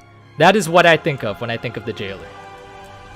Every cutscene that he's in, he has no presence. There's nothing interesting about him. He's just boring. Whenever he's talking, I can't even hear him over the ambience. I don't know, like there's just nothing that I find interesting about him. So although I do agree, Michael, that like Denathrius has been fleshed out much more than the Jailer has. The Jailer also, to be fair, has had ample opportunities to prove himself to be an intriguing character, which he has not fulfilled. So, have you done much of twisting yet, by the way? Trying to solo it on my DK feels great, then like 411 shit goes wild, then 18. Boss feels like you have no power since it's like a 2.74 mil. Monster Army, I have not. I've not done Twisted Corridors yet. That is the one thing in Torghast that I have not done yet. But from what I've heard the same things that you've just iterated to me. I've heard that it's really easy at the start and then it gets really difficult at the end. Did you listen to the audiobook with Gul'dan and Khadgar? Yeah, dude, that shit was insane. I love that shit. I remember I had it in the background while I was doing something in WoW. I don't remember what I was doing, but I was listening to it and I was like, God dang, man, this is the shit right here. This is just amazing. Hearing Kil'jaeden talk to Gul'dan almost drowning, and then just like having all of those events take place. I just wish that I was in love with the story as much as I used to be, because I remember the type of shit that used to go through my mind, you know, like I would remember Garrosh dying in Mists of Pandaria, and I would be like, man, if he was on the Broken Shore, how would things go differently? How would things be different?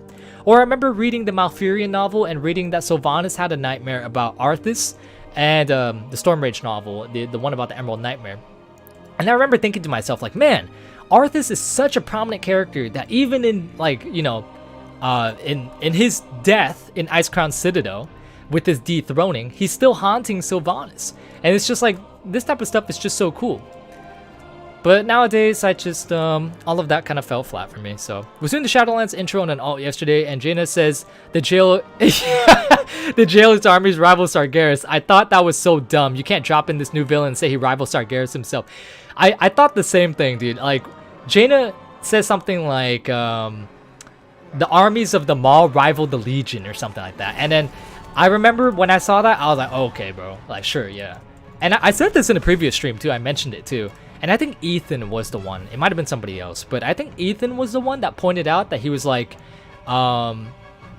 he said that things like that, you can't put into statement. You have to actually show it. You have to deliver the message for everyone to see. And that's entirely true, because if you want that message and that statement to get like across the board for people to interpret and believe in, then you got to show me. You got to show me that the Jailer is a serious threat. You don't just fucking say it. It's like a guy with no IO saying, yeah, I did this 15, you know, Mythic Plus, but then you never see it. Show me that you can do it.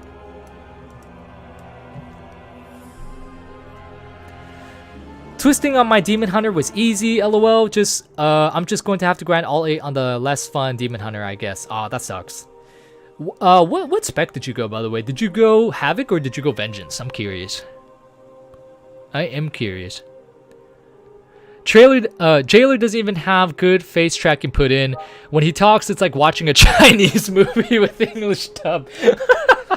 Oh my god, dude. That reminds me of this one show called, I think it's called The Rain. It's like a Danish show that they put on Netflix that is dubbed in English. And oh my fuck, dude. It is the worst show that I have ever watched on Netflix, ever. It is just terrible, dude. Terrible. The dub is just honestly horrible. And it's not just the lip syncing that pisses me off. I mean, like, the lip syncing doesn't piss me off at all because it's a live dub. What do you expect, right? It's like the fact that the people who voice act in the dub they're just so bad. It's like they got them from a third-rate high school or something like that. It just sounded atrocious. Let me know if any of you guys have watched that show, by the way. It's a pretty terrible show. Pretty bad. I went Vengeance. Vengeance is so easy. Yeah, tanking in Torghast is really easy. Where did Thrall go? Oh, there he is. Tanking in Torghast is definitely the easier route. I remember pre-nerf Torghast, I was always tanking on my Blood DK and then just grabbing a Tower Sentinel, and man, they would do like 30% of my damage. You remember the old leaked pic of the Jailer with beard and everything? No, I don't. I think that's how the Jailer is going to end up being at the actual fight encounter against him. Is that the one that Pyromancer leaked, Michael? Is that the one? Because I have not seen that one. World of Warcraft is actually the best way for people to write a great story with details and little side plots that are cool. That's true. There's some side plots in WoW that are pretty cool. That's the beauty of an RPG. They shine in that aspect in particular. They can introduce a lot of new things, but in the way that they follow it up is, it varies in the quality. Blizzard fired all of their good writers where they left on their own, got replaced by a bunch of fairies. The Maul Soldier hit so hard right now. Hey, Crucial, thoughts about Convoke the Spirit's Covenant ability or Druids in PvP? Absolutely bonkers. If you let a Boomy open on you without CCing him while he's casting Convoke, you are dead. And if you don't die, then that means that he just was gimped by RNG and didn't get enough Star Surges on you. Just low hunt everything with epic that resets a CD if target dies within 20 seconds of hunting it. That sounds actually kind of fun. That sounds kind of fun.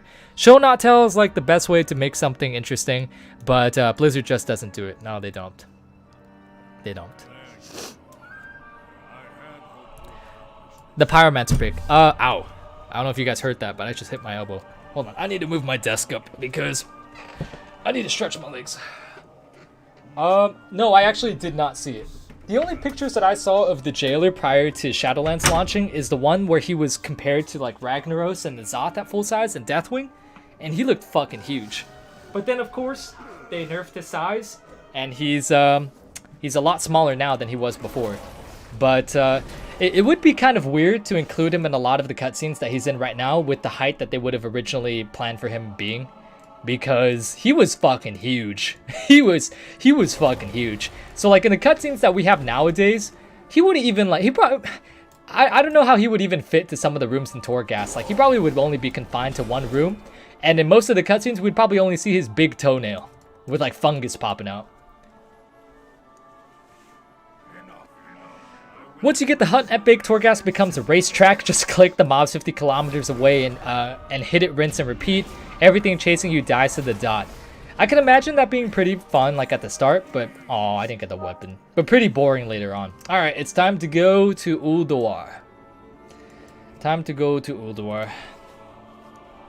You want to see people talk smack on the story? Go on Moonguard Alliance or Wormist Accord Horde and say that you think the story is the best story they've had, and you'll get so many angry people. Really? That's actually surprising, because I would imagine that those people, the people that are most in tune with the RP, would also be the people that are most defensive about it as well. But that's actually kind of surprising if that's not the case. It's actually kind of crazy. I think the only thing that I've seen that was cool about Shadowlands, the Shadowlands story that I've liked so far, is sort of like the rune carver disappearing, and then people think that he's like, you know, the Primus or whatever, or the Primus disappearing and people think that he's the rune carver and stuff like that. I think that that's pretty cool, but that's pretty much it. But Denathrius, I will say, I think Denathrius is one of the coolest villains that WoW has added to date. I really like Denathrius. Like, I remember back in the day, I used to think, like, to myself, how cool would it be if I were to be able to join Arthas the Scourge or Garrosh's Horde, or now even Denathrius's Venthyr. And it takes something for me to think about something like that, you know? It's like, because I haven't thought about that, like, since Miss Pandaria with Garrosh. So to have that thought come back into my head, it's like, the character is really, really just well done, in my opinion. I really like him. I think he's a cool-ass dude with a excellent voice actor that is super charismatic and just an outright well-executed villain. Well-executed villain. Although I still haven't seen the cutscene after we kill him in Castle Nathria, because I was too busy hitting escape so that I can see if I got loot. If you don't get a lot of full moon star searches, Convoke can be really underwhelming in PvP, especially because it's so hard to get off. Yeah, that's why you need to have your partner set you up. If you can have your partner set you up while you stay in, if you stay in stealth and get a good opening with good RNG, then it could be absolutely broken for sure. It does make sense why his army would be bigger. It does. But the problem here comes in with the fact that Blizzard doesn't show you it. Blizzard just tells you it. And then in addition to that, the Jailer is a character that they just manifested in the previous few, very recently. And imagine, and Sargeras is a character that is decades old. So just imagine if, like, Emperor Palpatine or Vader in the next, in the new Disney Star Wars movie, imagine in one of the sequels, right? Imagine in The Rise of Skywalker, Emperor Palpatine did not come back, but it was revealed that just a random new Sith came about, and he was more powerful than Vader and Palpatine. And let's say it made sense, okay? Then it would still make sense, but it would not be well received, because it doesn't have the build-up and depth necessary in order to execute such a move.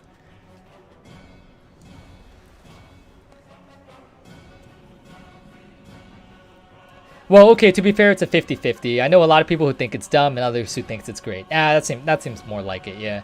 I feel like that's like the WoW community in general, at the Buddha. I feel like a lot of people, they They love the lore so much to where if you criticize anything, they'll tweet toxic things about it.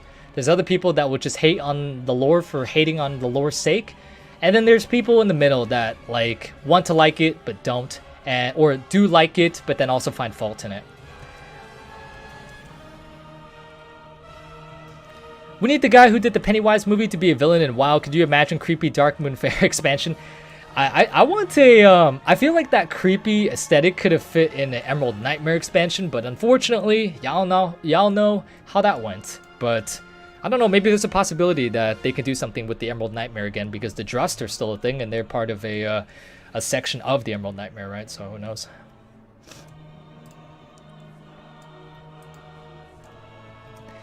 Mandalorian is so hyped though, honestly makes me want to play Star Wars The Old Republic again. It makes you want to play it until you log in.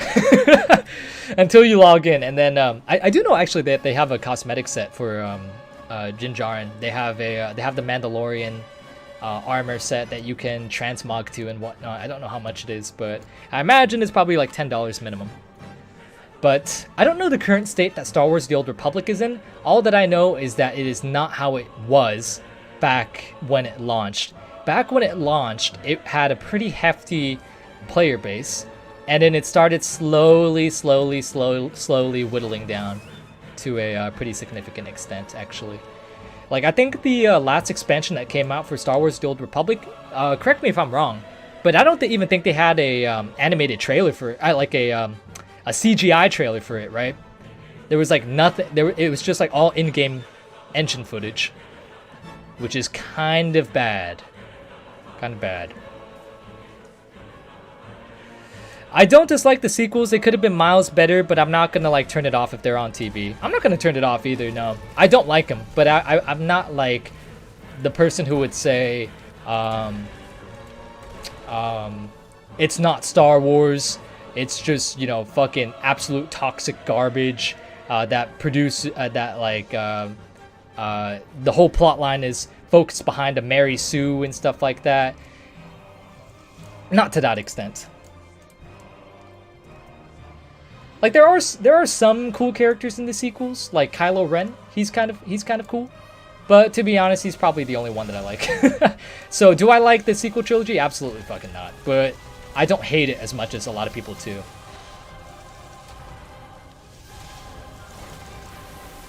Actually, now that I think about it, that the Mary Sue stuff, some of it does have valid points, but like again, I'm not gonna like go off and on and say that like the reason why I hate the sequel trilogy is because Rey's a Mary Sue, because there's Mary Sues in a lot of stuff, right? And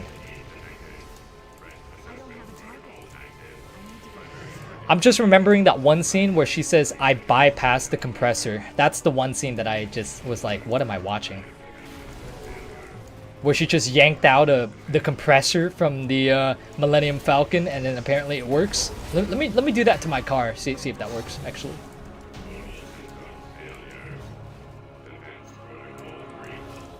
But yeah, the sequel trilogy was bad, but it wasn't.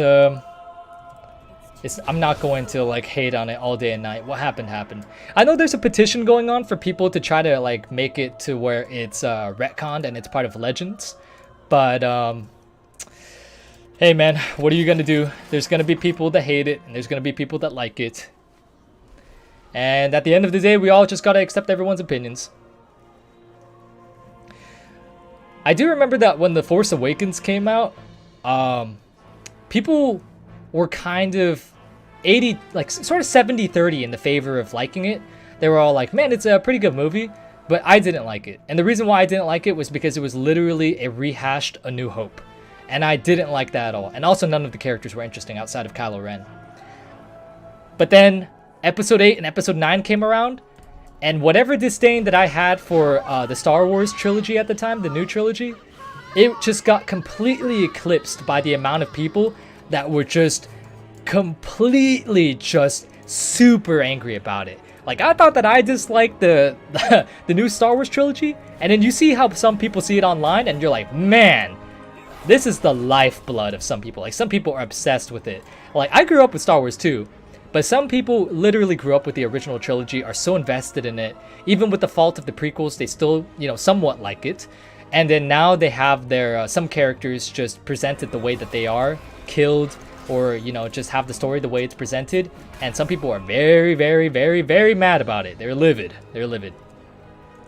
They are livid. But I think another one of the reasons as to why people got so mad is because the expanded universe that Star Wars had prior to Disney buying it, although some of the shit was like just retarded. It was oh, sorry, I shouldn't say that word. Ridiculous, sorry. It's just stupid. A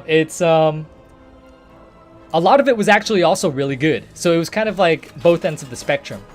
And it's kind of a shame to see that a lot of the stuff in Legends is not brought into a lot of the canon stuff that we saw from the Disney movies.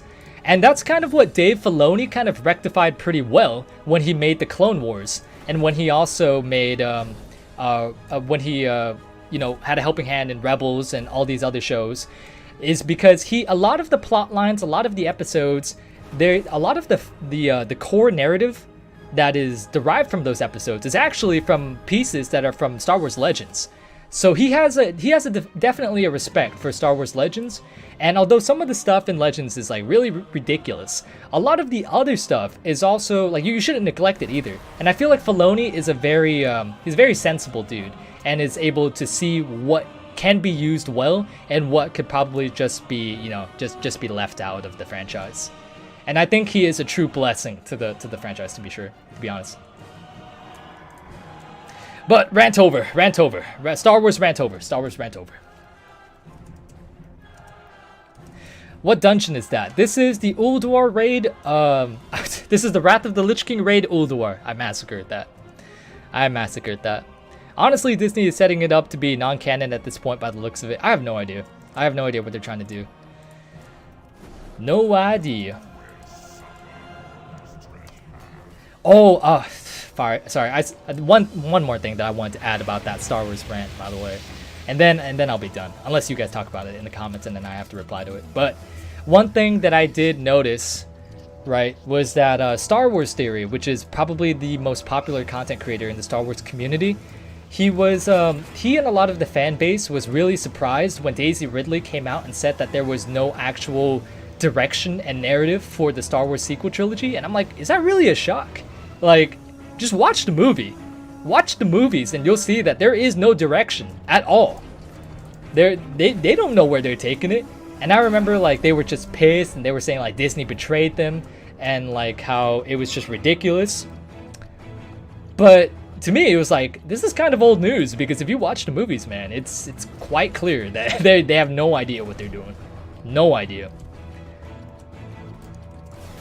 I'm looking for this stupid vicious oil and I'm about to lose my damn mind. What are you doing, Zeph? What quest is that? What vicious oil are you talking about? Nice to see that I'm not the only one to play SWTOR though. Dude, I played SWTOR on the day of launch. I made a Sith warrior and I spec'd him into Marauder. Because I play Fury Warrior in WoW and I play Sith Marauder in Coder. Or not Coder, I'm sorry, SWTOR. Who would have thought? Who would have thought? The beginning days of SWTOR were fun, but I kind of had the opposite effect with WoW that I had with SWTOR. So WoW, I thought the leveling was really fun, but I had even more fun in the end game when I first hit max level when I was playing. Now for SWTOR, I found the story and the leveling really fun, but when I went through the end game, it was not that fun at all. The only thing that I did were some flashpoints, which are dungeons, and also the battlegrounds, which I don't remember what they're called. I remember playing Hutball a lot. But the end game was where I think a lot of people didn't like SWTOR and actually started unsubscribing. Because I saw a lot of the player base starting to diminish around the same time that I stopped playing, like a few months into a year in of vanilla SWTOR being out. I would have played a Sith Marauder, but them double-bladed lightsabers made me pick Assassin. Oh, dude, that's completely understandable. They're so sick. Sith Assassins are so dope. And man, are they fun in PvP. Yeah, dude, they're crazy. They, crazy-ass range DPS, insane-ass melee DPS, and great healers. So yeah, sorcerers are pretty nuts. Crucial, what's your thoughts on Frost DK at the moment? From what I've seen, they're not bad. On the rankings for Heroic and Normal, they're not bad. I don't know how they're doing on Mythic, but for Heroic and Normal, they seem to be pretty good. And around middle of the pack range, maybe a little bit under it. And if they have the same playstyle that they had back in the pre-patch, then I would say honestly go for it if you don't already play it. But if you do play it and you're looking for my opinion, I think that it's pretty fun if it resembles anything that it was in the pre-patch. But I just I'm an unholy boy at the moment, an unholy boy. I always get the pylon mode. I hated it so much. Which one's the pylon mode? Is that the one with like the 3 nodes, like in the middle? There's like a middle one, a right one, and a left one. Oh man, Hutball was the most frustrating and fun game to play. So there's a class in the game called, I believe the class was Bounty Hunter, and one of the specializations that you could go into was Power Tech. And they had an ability where they can use their power cables to basically reel you in. Now, in Hutball, the main objective is to get the ball and deliver it to the opposite side where the enemy is, in the enemy zone, and score for your team. But there's also traps along the way and also people trying to kill you. But what people used to do in vanilla SWTOR was that they would use, the power techs would use that power cable to grip you up, sort of like a death grip. But it was broken as hell, because what would happen is that they would kill you by gripping you into the end zone. So power techs would just camp out by the end zone area and just grip people up and insta kill them. And if you had a group of them doing that, then like your game was unwinnable. It was pretty broken. It was still fun though, but it was pretty broken.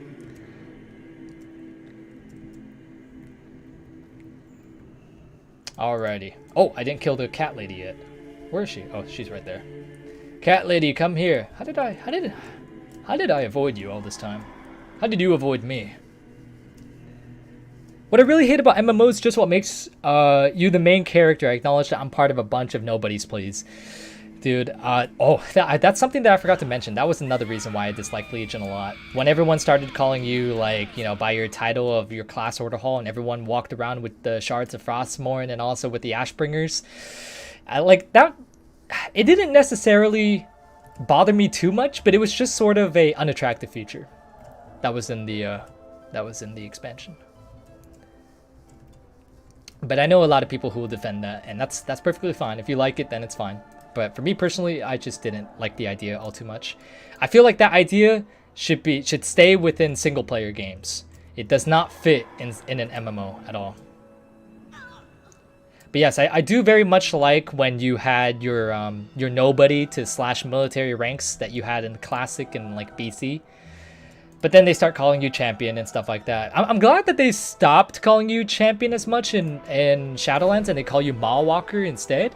Because it kind of it's kind of a double-edged sword, right? Because it kind of brings back that nobody type of atmosphere, because it kind of shows that these people in Shadowlands, they much would rather call you Mall Walker than call you champion, and it kind of like doesn't really highlight the acts that you did in Azeroth.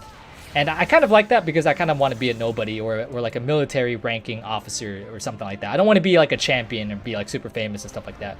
But then again, it also dives right into that problem as well, because it calls you Mall Walker and you're not champion anymore. Now you're Mall Walker, and like the stone that sends you to Oribos reacts only to you. Oh, what a coincidence. So it's a double-edged sword. Double fucking edged.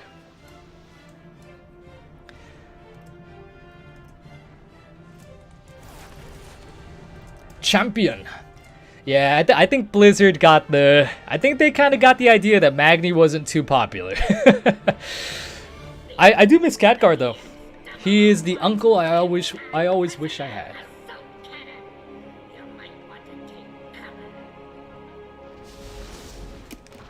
Oh man, dude. After talking straight for like an hour and 40 minutes without a drink, and then taking a nice swig of a cold ass Gatorade, oh man, it's like heaven, dude. I will say the only thing that I miss about high school is during conditioning or training for track and football, we would like obviously sweat our asses off, get like super thirsty, and then they would have coolers in the middle of the field, and then they would just be filled to the brim with ice and just water. And man, dude, it was, oh my gosh, it was like literally drinking the fountain of youth. It was, I wish I could find that like sort of joy and that feeling whenever I drink water. Then I would literally be a waterholic. Addicted to drinking water. When they started calling us champions was like if your girl has been with your brother but says you were it bothers you, but at the same time it is kind of satisfying. Bro, I don't know about all that, man. I really don't know about all that, man. Like that's a strange analogy, but I guess the logic applies, but I don't. Maybe, I don't know.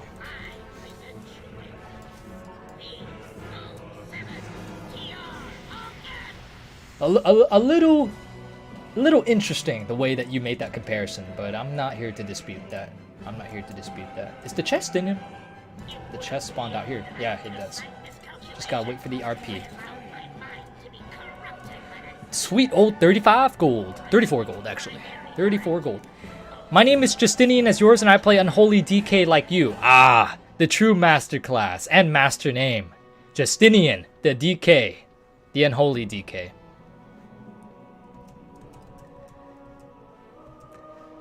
Oh, another thing too, man, when it comes to like recent lore, is like just look at the Nyalotha cutscene. It's like if you find that satisfaction, like I'm all for people like you know, just accepting that people like different stuff. But if you find the end cinematic for killing the Zot satisfactory, then your bar for the quality of the story might be kind of low. No offense. I love you too, Triffin. I love you too. Have they nerfed the amount of anima you can get from the anima conductor dailies? Used to get 2 times 250 epic anima pieces, now I don't. I don't know, to be honest, but if that's the case, then they probably did. I do know a recent nerf that they did was the Ulduar time walking. They made it so that the nerf affected the drop rates for the loot, so that loot didn't drop as much as it did before, but it drops as much as Shadowlands raids do, which is what, 3 pieces of boss for like 15 people? Something like that? 15, 18? I don't know. I have no idea about Khadgar. I've neither heard nor hair of him so far in the Shadowlands. Yeah, it's kind of shitty because as much as I like Bolvar, I felt like Khadgar was a really fun dude. He was funny and fun, and I kind of liked having him around in Legion and WoD, especially in WoD. And it's kind of disappointing to see him not taking an active role anymore. Like, I really like Khadgar. He was really cool. He was really cool.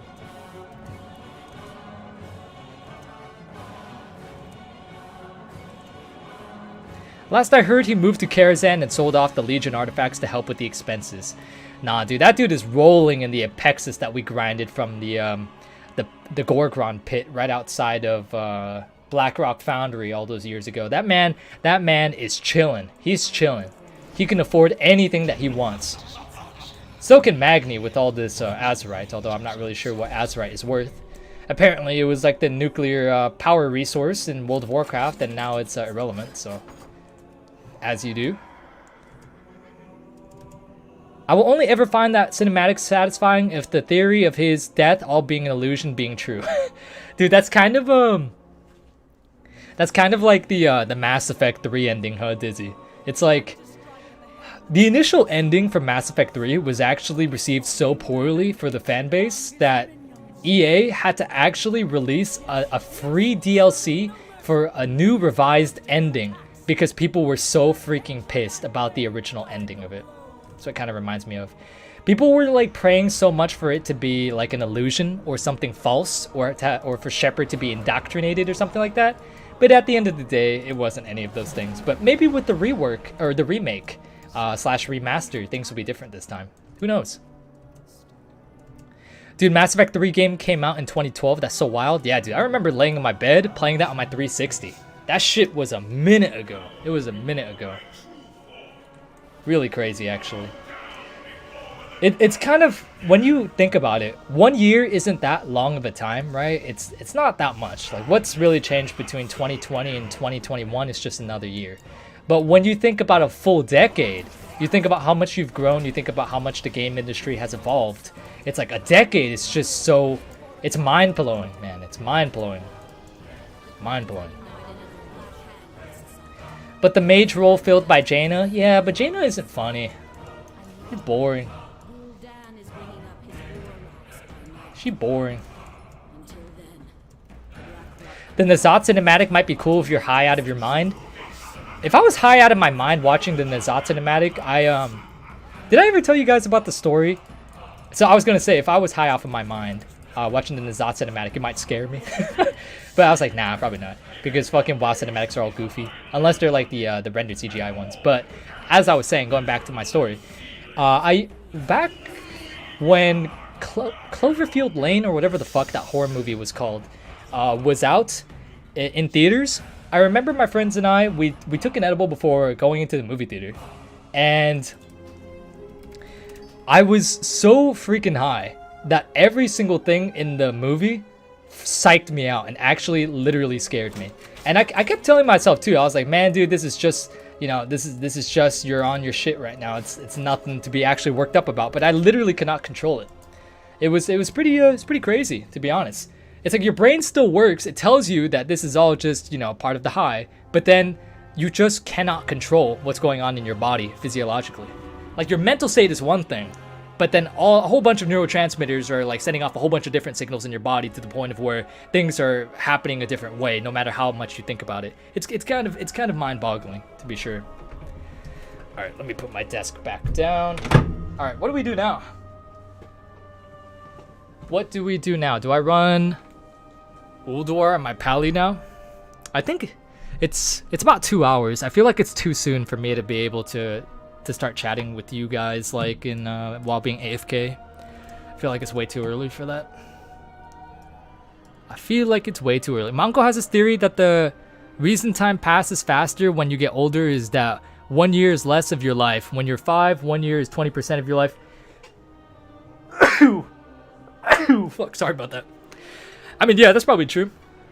Like, when you're 15, looking back to when you were 10, it's like a blink of an eye. But when you're 20, looking back to when you were looking back to when you were 15, it's probably more impactful because of also the amount of stuff that you're doing within that time frame as well, right? Like, during that 5-year interval, you've completed high school. And depending on what you're doing, you might be in college or you might be doing something else. Oh man, I'm having like sneeze attacks right now. I apologize, guys. I feel like another one coming right now. It's like some motherfucker has like some fairies like sniff like under my nose, tickling my nostrils with a feather or something. If I sneeze mid-sentence, I apologize. But that's just the way it goes. At least it's not going anywhere. That would be shitty. Oh man, dude, speaking of which, the worst thing in school, right, is like when you're sick or you have a runny nose and you have your face looking down because you're taking a test. That is the absolute worst, man. It is the worst. All you hear while all you're doing during that test is you're not even focusing on the problems, you're just that's all you're doing. That's all you're doing. And you're just pissing off everyone next to you. And you may say, well, why don't you go up to blow your nose? Well, because some professors don't let you go outside the classroom during a test, and others of them, for some reason, don't have tissue boxes in their room. And if you don't know that you're sick, you don't carry around tissues with you, you're kind of fucked. So that's all you're going to be doing. You're just going to be... Alrighty. What to do now? What other raid do I want to do? Do I want to go do Firelands? I might do Firelands. I think I'll go do Firelands. I'll do Firelands.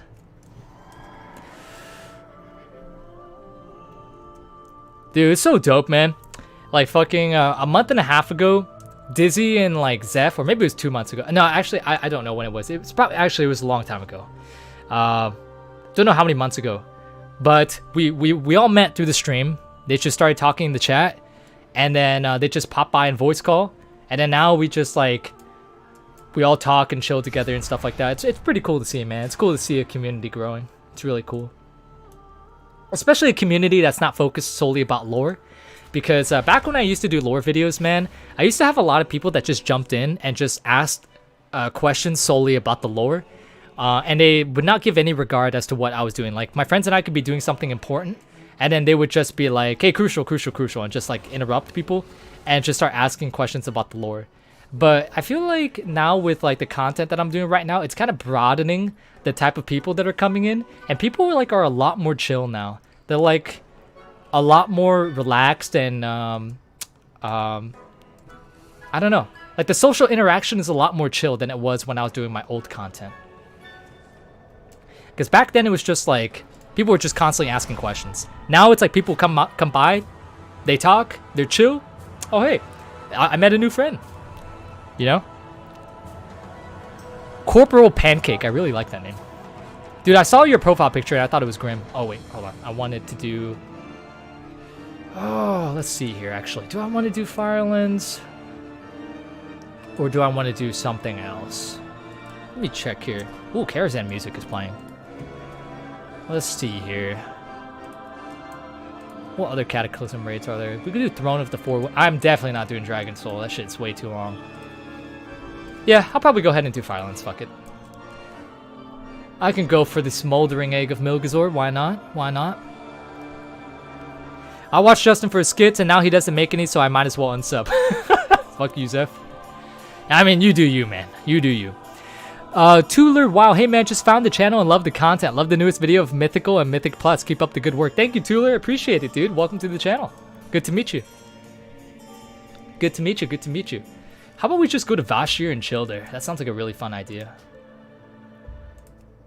Sounds like a really fun idea. Oh, I gotta put it on 25, man, as well. Oh, hello, Oz. You've awakened. What's up, dude? Hey, bro, what kind of toothpaste did Sylvanas use when she was Ranger General? Thanks, dog. I don't know, man, but her teeth are still pearly white and pretty good in Undeath. So whatever she's using, I would like to get a little backstory on it. Oh, yo, dude, I'm like, listen, I'm just saying, bro. I'm like, Sylvanas' story is kind of just whatever, right? Like, her character is kind of whatever, but like her model, the new character model that they gave her, is kind of something else. You know what I'm saying? It's a little something else, I might be interested in the Sylvanas lore for different reasons now. Is all I'm saying. Yo, what's good, Blurred Storm?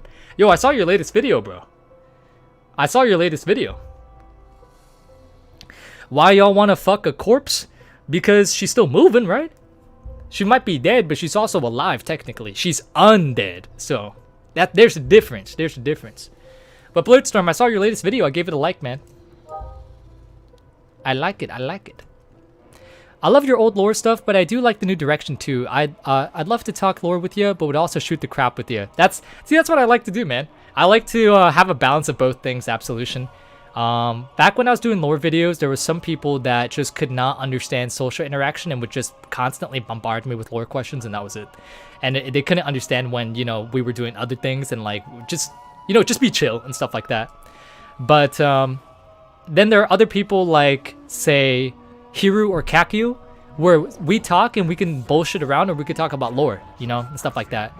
And it's like, back then, I found lore interesting. I liked it, but there's more to life than just lore, you know. It's more to life. It's more to life. Alright, so... let me make sure that this is on Heroic.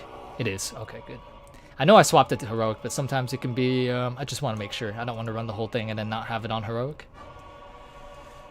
I have not been in Firelands since I was streaming with you guys in, I think, the pre-patch, right? I think in the Shadowlands pre-patch we were just running dungeons and that was it. There was that one stream though where we got like together 35 people and then we raided Stormwind and Orgrimmar as infected ghouls. That was really fun. I would like to do more stuff like that in the future, but I'm a lazy motherfucker when it comes to streaming. See, that's the thing, right? Is that like when I stream at night, I'm like relaxed and chill and I like to stream because it's the time where I want to talk to people. But then like, it's also the time where I'm lazy as hell. Because during the day, that's when I get everything done. That's when I get all my work done, all my editing done, all my grinds done. But then at night, I just don't want to do any of that. I just want to relax and chill. And that kind of like intersects with like streaming. It's like I come on, and if you guys have noticed, I don't do shit when I stream. I run legacy raids, I do world quests, and then I talk to you guys. I never actually do any sort of like competitive thing in the game at all while I stream, like at all.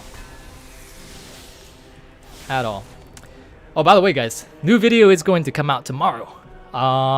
In about 13 hours from now, there's going to be a new video. It's going to be another Mythic Dungeon video. This time it's going to be recorded. It was recorded on Christmas Day, so it's a much more recent video compared to the older recordings that I had. And it's a pretty funny one, so I hope you guys enjoy it. It's just chaos. We did it with a drunk healer, and we did a plus 10 with a drunk healer on Christmas Day, and it was just chaos. It's honestly one of my... I had a lot of laughs when I was editing it, so hopefully you guys find it funny too. Undead pussy making me act up. Oh, a little bit, bro, a little bit. A little bit. Kind of depends on who, though. Like Lillian Voss? I don't really know about that, but Sylvanas, maybe. All that I'm saying is that if I was Anduin and she put the chains on me, the first thing on my mind wouldn't be to take it off. Got my monk to 10 on Zul'jin. I'm gonna go fucking crash. Alright, Dizzy. Take care, man. I hope we do end up playing together sometime in Shadowlands, man. I was on this channel back when he did a what if about Arthas not purging strat. Oh man, that was a long time ago. I was watching for a while before that. That was a long time ago. Yeah, that was definitely when I was super into the lore for sure.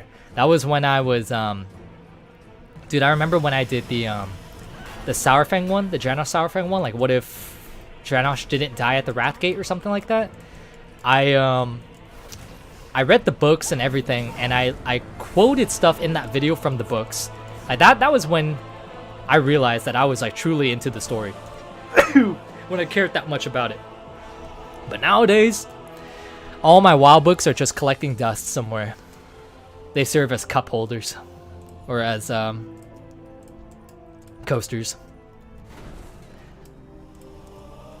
I killed Denathrius on normal on Christmas Eve on midnight and was perfect timing. Dude, that sounds awesome.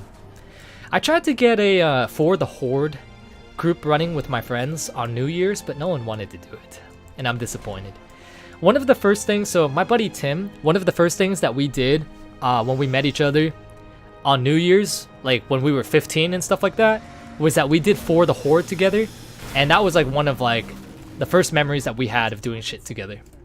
And I thought that it would be a really cool idea to do it with like the community that I have now with like 10 plus friends on voice call, but no one wanted to do it.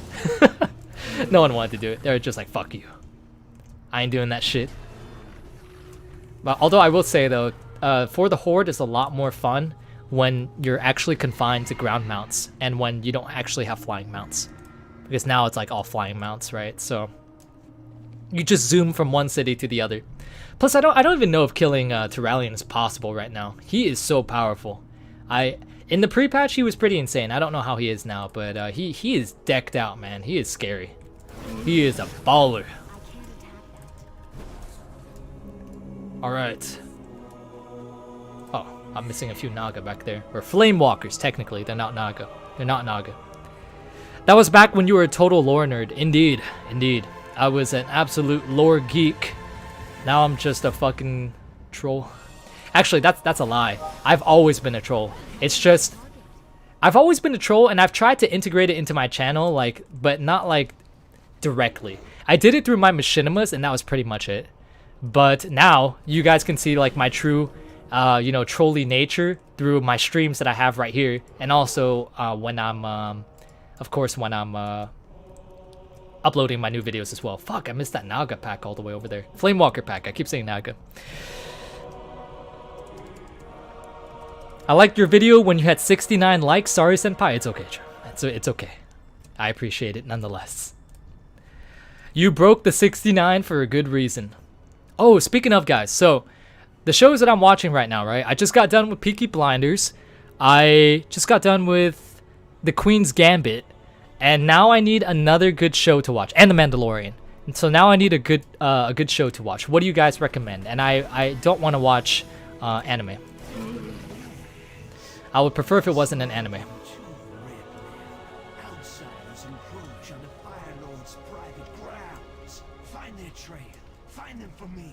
If anyone has any suggestions, I'd be open to it. Oh, my friend did give me a suggestion. I don't know if any of you guys have watched a show called The Expanse. I think it was what it was called. But apparently it's on HBO, Amazon, and it's about like Earth going to war with Mars. Like some humans from Earth colonized Mars, and now they're at the point of where they're, I don't know, waging war against each other. I thought that sounded like a cool concept, but I don't know if it's a good show or not. I watched Ozark, Scarlock. I have. I'm caught up to the latest episode with Ozark. I actually don't even know when the next season's gonna come out. I don't know if they put together a trailer yet. If you like computers and haven't seen Mr. Robot, that first and second season though, okay, I'll keep that in mind. Vikings, man, a new season will appear. Oh yeah, that was the other show I watched. Not Vikings, but a show called Barbarians. It was about like the northern Germanic people fighting the Romans. It was okay. Like, judging from the thumbnail, I don't know if any of you guys have watched it, but judging from the thumbnail, it looked like one of those shows that had a really low budget that was like a few $100,000 and maybe a few tens of thousands of dollars. And I came in with no expectations, but I left leaving a lot more impressed than I was prior to actually coming in. It was actually a pretty decent show. And from what I've heard, apparently the dialect that they use is actually as accurate as it could have been for the time being, which is something that people are kind of anal about in those types of shows, because you know, like, and a lot of those like shows that take place BC or that take place in, you know, hundreds of years prior to now, you have actors that are English, that are playing people that were not Caucasian. So I feel like they did a good job of portraying a accurate dialect in that show, and I could appreciate that. I can appreciate it. Are you still enjoying your DK? I am, Tooler. I am enjoying my DK. I just got done doing a dungeon with my DK before the stream. Actually, a few hours before the stream.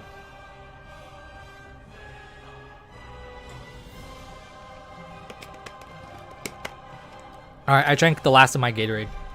I should probably go downstairs and get some more. 1 second, guys. I need a drink while I talk.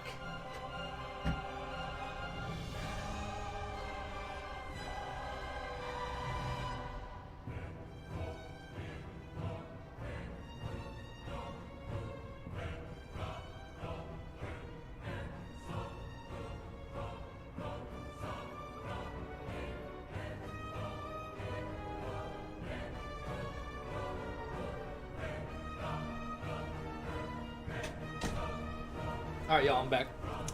Sorry about that. Peaky Blinders was really good in my opinion. It was really good. They have really good actors that carry that show hard. I feel like the writing on that show is decent. It's not amazing. It's decent, but the actors really carry it. Like Tom Hardy, Cillian Murphy. I don't know what other actor that is. Oh, the dude that plays Peter Baelish in Game of Thrones. I don't remember his actor. I like him. He's a good actor. And I feel like there's a few more actors that I'm neglecting right now that I don't remember. Have you got class for each tank? No, I only tank on my prop paladin. That's the only class that I tank on. A Lord of the Rings or more accurate, a show based in the same world as Lord of the Rings TV series is coming out sometime this year. I heard. I hope it doesn't get delayed because I'm very, very, very interested in it. And I hope it's actually decent too. That's another thing with like going back to Star Wars is that like they're putting out a lot of TV shows in the next coming years. But I just hope that it's good. Because there's a lot of promising shows, man. Like they got The Bad Batch coming out. They got a show called The Acolyte that apparently will feature young Palpatine and maybe Plagueis. So there's a lot of cool shows that they could be putting out. Kenobi, I just hope that they're going to do it well, man. I hope that they're going to do it well. Because, I don't know, I feel like Star Wars fans are very, very easily pleased. And I hope that doesn't diminish the quality of the shows that are going to be put out. Because the directors will be too focused on appealing to fan service rather than actually putting together an appropriate story.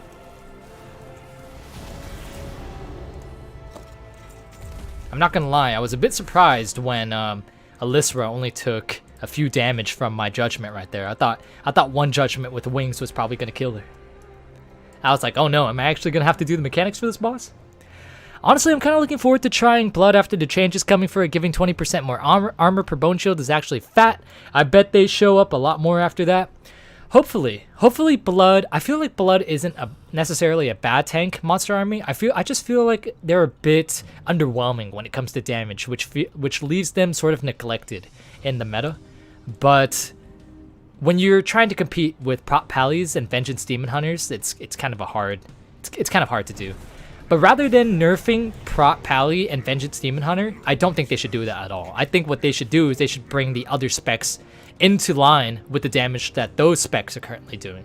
So I definitely hope that they do manage to buff Blood a bit more. I know like I think they buff Blood in the next hotfix again, but I don't think it'll be enough for them to do an insane amount of damage, because I would like to tank as Blood, but I just do so much damage in Unholy that it wouldn't really warrant getting another DPS, and then, you know, me going Blood, it would just lose out on DPS overall.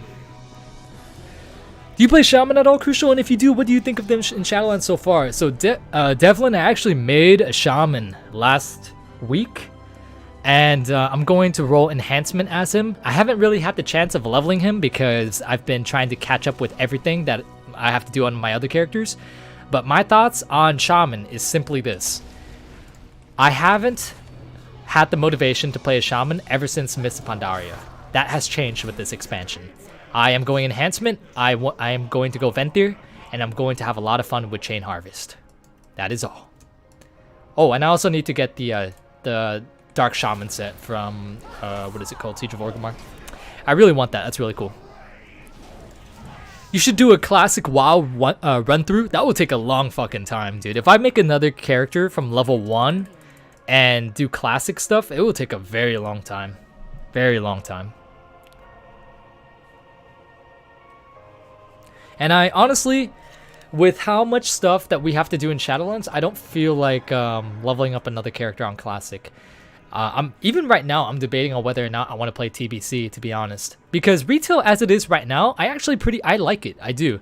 Even though there are some tasks that I think are kind of tedious, I think Shadowlands is thoroughly enjoyable, aside from Torghast. And I don't know if TBC comes out, if I'm going to play it, considering all of the stuff that we have to maintain and upkeep in Shadowlands. But if there is a period of content drought, or a period of downtime in Shadowlands to where playing TBC can actually be balanced with playing retail, then I will most certainly do it, because my warrior is max level. He is max level. I have made a Sham as well. Chain Harvest is so fun. Dude, it really fucking is, monster. It really is. But since it's going to be my 5th 60, yeah, it's going to be my 4th too, brother. Oh, your message disappeared. Where are you? Monster Army, don't go. I'm reading your comment. My fifth 60, it's sitting at 54, and it will be for a bit. Yeah, dude. My Shaman is 3 quests into the Ma scenario for Shadowlands, and I haven't touched him since. I would like to. I need to pay like somebody to level him for me. Just kidding. Or maybe not. Hit me up. Perhaps not. Perhaps so. Crucial, you need to play Ellie, my dude. Don't get me wrong, Enhancement is super great, but Ellie is super fun if you have never played that spec compared to BFA Ellie. I just, I'm a huge fan of Melee, Devlin. So, I recognize that Ellie is really fun, and it's also pretty good. But I just love, I love Melee too much, to be honest. Plus, if I went Ellie, I would probably have to go Mount Draxus, and I really want to go Ventir. Oh, we got Soul for us, but we already got the appearance for that. Damn it, no mount. Ah, my eyes! It's so fucking bright, dude. So fucking bright. Alrighty. So... Oh, I need to do Naxxramas on my DK. Forgot about that. I need to do Naxxramas on my DK. I mean, instead of paying, I could help power you through it. At this point, it's about 8 hours for me to get to 60, doing just fate leveling. I mean, yeah, Shadowlands leveling is definitely really easy, and not really time consuming at all. It's just, I can't be bothered. It's just too much shit. It's too much stuff. Thank you for the offer, though. I could definitely level on my own time and have no problem with it and do it pretty quickly. It's just, I would succumb to burnout. Most certainly. Most certainly. Oh, yo, what's up, Richard? How's it going? I'm doing okay. Glad to hear you're doing well. Aw, Ethan and Richard, OGs on my stream. Checking in with each other. Checking in with each other. Hope you guys are all doing well, too. Hope you guys are all doing well.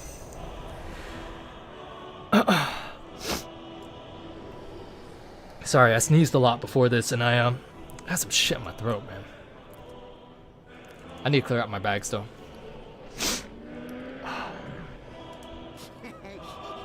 Alright, let's see here. Actually, I'll just let it go to my mail, I think. Don't really feel like... I mean, I could go to a bank and deposit my stuff right now. No, I'm gonna go to Orgrimmar anyway. Oh, maybe... Oh, man, should I do... I think, actually, I should farm herbs. Yeah, I've been using a lot of gold these past few weeks, especially on my paladin. Yeah, I think I need to farm herbs, guys. Sorry. I mean, I don't even know why I'm apologizing. It's not like watching Nax Ramus is fun. But yeah, I do need gold. I do need gold. Okay, Crucial. Well, then you will really enjoy Enhancement. Then I have my main as Ellie and Resto. Then I had to make it an alt shaman just to play Enhance. Yeah. Oh man, you have to make an alt shaman. Fuck me, dude. That fucking. Ugh. Yeah, dude. That's why I don't really like the Covenant system, man. But going back to what I was saying when I first responded to your comment, if I were interested in playing Resto and Ellie, then yes, I would go one of the two and then go Maldraxxus for sure. But I just am... I'm too much of a lover of melee. There are certain times where I hop on a caster, like my Warlock, and although it's fun for the time being, I just keep... There's this gnawing thought in the back of my head that just for sure tells me that there's no way I could main one. I just can't main a melee. Or a range, sorry. I love melee. I really do.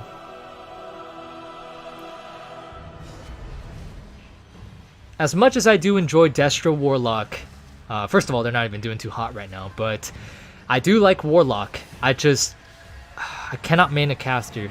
I just can't. It's too boring for me. It's too boring. I'm not a huge fan of it.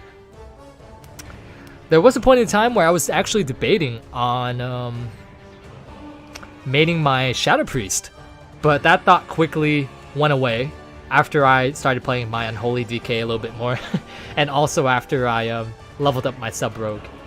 I'm very happy with the choices that I made in regards to which classes I decided to main for Shadowlands. I'm not regretting any of them at all. Unholy DK, I'm not bored of, not just yet. And then for Sub Rogue, I find them pretty fun. Although I understand if you guys don't. I know a lot of people might like Outlaw a bit more than Sub Rogue, especially if they do PvE only. And for Prot Pally, I find Prot Pally honestly the most fun tanking spec at the moment. Vengeance Demon Hunter, I'm not really too sure of because Vengeance was fun in BFA, but I don't know what they changed come Shadowlands, so I can't really say too much about it. But I really just like all of the utility that Prot Pallies have. I mean, with their Avenger Shield and their chance to reset it, they got a kick right there. Their Divine Toll, they got kicks right there. They got a Hajj. They got a Bop for anyone that needs it. Dispels, a Lay on Hands for anyone that needs it. Powerful healing with Word of Glories. Like, Prot Pallies are in a pretty solid spot right now. I like them. Oh, and they also got a Freedom. So there's a lot. There's just so much utility to what's it called? To Prot Pallies. Am I blind? Or did that node just disappear? I think that node disappeared. I was looking at chat and then like I saw the node appear and then I looked at chat and it was just gone. Vanished. But that's not a surprise with all these damn druids here.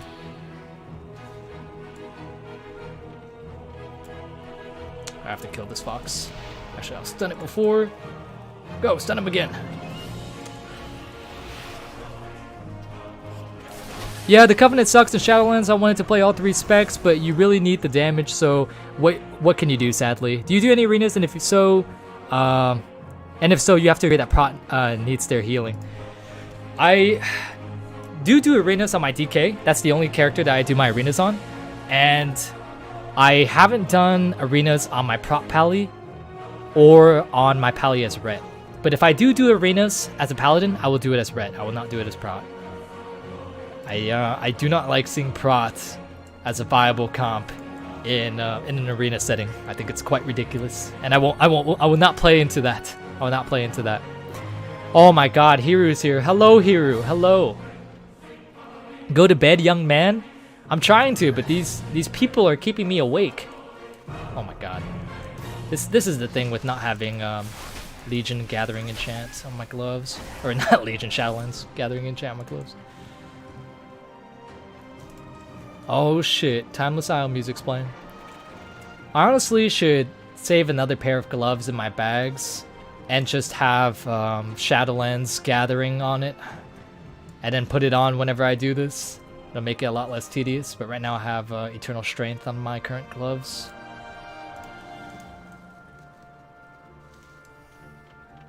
Did that node disappear? Nope, it's still up. All I want for Christmas is some Nightshade. Hiru still makes videos? Hiru still makes videos. Hiru still makes videos. He makes videos on several channels, actually. How many channels are you balancing now, Hiro? I know you got your Yu-Gi-Oh channel. That's doing better than your WoW channel, right? And then you got your WoW channel, of course. And then you have your Pet Battle channel. And then you have your news channel, I think, if you're still maintaining that. It's like 4 right there. And I don't know if you have any others that you actually maintain. I'm honestly really surprised, Hiru, that you haven't made another channel just for top 10s. Dude, Hiru, speaking of, man. You can't catch me, bro. I'm on a pale horse. You can't catch me, idiot. I'm on a pale horse. I'm on a pale horse. Oh, there's that fucking fox over there. Okay, maybe you will catch me as I get this. What are you giving me? Oh, you're so kind, Tim. Thank you, Tim. I appreciate you. Thank you, Tim. Now to put these on. Put them on. Let's see, what's it? Crit Mastery and then Crit Haste. Yeah, I'll probably never use these, so I'll just put them on that. Tim is so kind. He's a friend that actually not only supports my streams, but like actually listens to it too.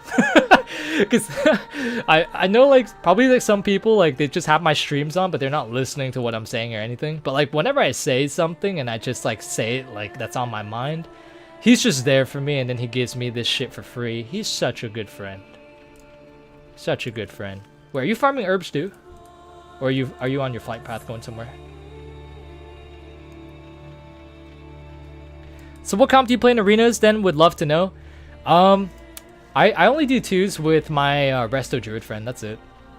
I haven't played a serious 3s comp yet, but I would really like to do one with like a Warlock. Or like a Shadow Priest or something. Get some Shadow Cleave going on. Something that could apply a lot of Rot. Because my DK does an insane amount of damage if the arena is in a prolonged engagement. Like, in most games that we can survive the burst that the opposing team has, say like for instance, if it's like an Enhancement Shaman and a Havoc Demon Hunter, right? And they have the Hunt and they have Chain Harvest going on. That shit is scary, and sometimes you cannot survive that. But let's say we survive it and it builds onto a prolonged fight, then it's almost always a guaranteed win. Because my overall damage at the end of the game is a lot higher than theirs. It's just their burst is sometimes a lot scarier. I actually think I only ran into... There was one game where a Havoc Demon Hunter out DPS'd me. We still beat him, actually. Because I think I drove the healer Or maybe I swapped to the healer, I don't remember. but he only casted Sinful Brand on me twice, and it did 80k damage. It was insane. I remember when he popped on me, within the first 10 seconds, I already had to use Death Pact, I had to use Icebound, and almost AMS. I think maybe I did have to use Anti-Magic Shield, I'm not sure. Or Anti-Magic Shell. Oh man, that Nightshade just disappeared. Why is it always the Nightshade? But yeah, Demon Hunters look really fun in PvP, but I remembered playing one in BFA and I remembered them not being too fun, so it's probably not going to be a class I'm going to level again. But if I were to level a Demon Hunter, one of the main motivators as to why I would level one would simply be because of the Covenant abilities that they have. They have so many cool Covenant abilities, dude. Like for Mythic Plus, they have End Raiding, Elysian's Decree is great. For PvP, Sinful Brand and the Hunt is great. It's just, I feel like the Covenant and Borrowed Power systems this expansion really are a strong driving force as to how fun a class is. Like, I mean, it's the reason why I made my Enhancement Shaman, you know? It's the reason. But I'm proud to say that my DK does not fall privy to that sort of sentiment, because I made my DK because he was fun. I made my DK because I wanted to play DK, and I actually didn't look at any of the Covenant abilities for DK at all going into Shadowlands. So I'm happy to say that I was able to main a class that wasn't, the primary driving force was not because of the Covenant ability. Although the Covenant ability for Maldraxxus DKs is absolutely not only good, but in both PvE and PvP, but also really fun too. Really, really fun. And I also really like the animation. Oh my gosh, these fucking stupid foxes, bro.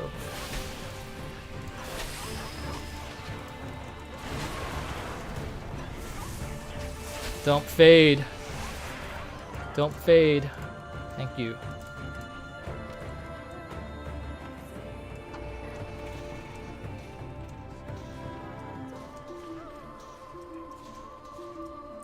Hey Crucial, I tried watching the video you sent, but my Discord crashed, so I couldn't finish it. Dude, I would post that in the stream chat right now, but I feel like a lot of people will get pissed. Dude, you have no idea how many people I sent that shit to. I sent that to so many people. The main burst comp I see now is Mage Rogue. Yeah, Mage Rogue is always going to be meta. It's just such a good comp. Mage Rogue and then RMP and stuff like that. It's just always really good. But the thing is with like, oh my gosh, it disappeared. The thing is with Mage Rogue is that even though Mage Rogue is really good, and to an extent it can be easy, at like the higher rating and stuff like that, it starts to become really complicated. It's one of those comps that has a pretty moderate skill cap, to the point of where the ability to perform well and push CR is reliant on the actual player performance, rather than if you were to play like a DK or something and just face roll. It's more complicated, to be certain.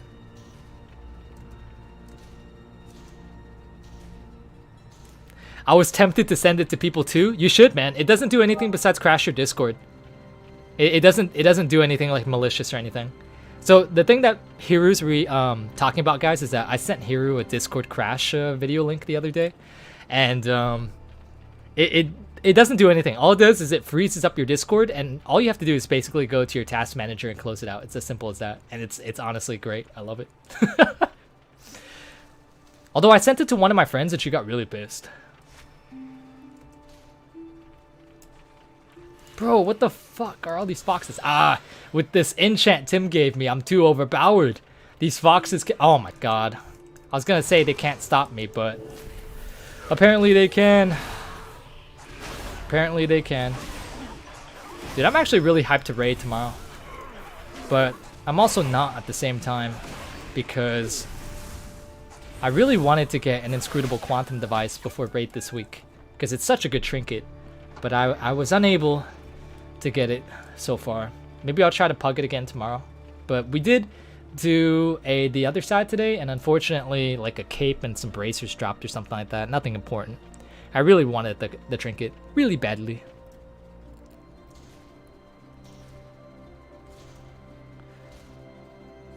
I'm dumb and probably would have to reset my PC to get Discord working again.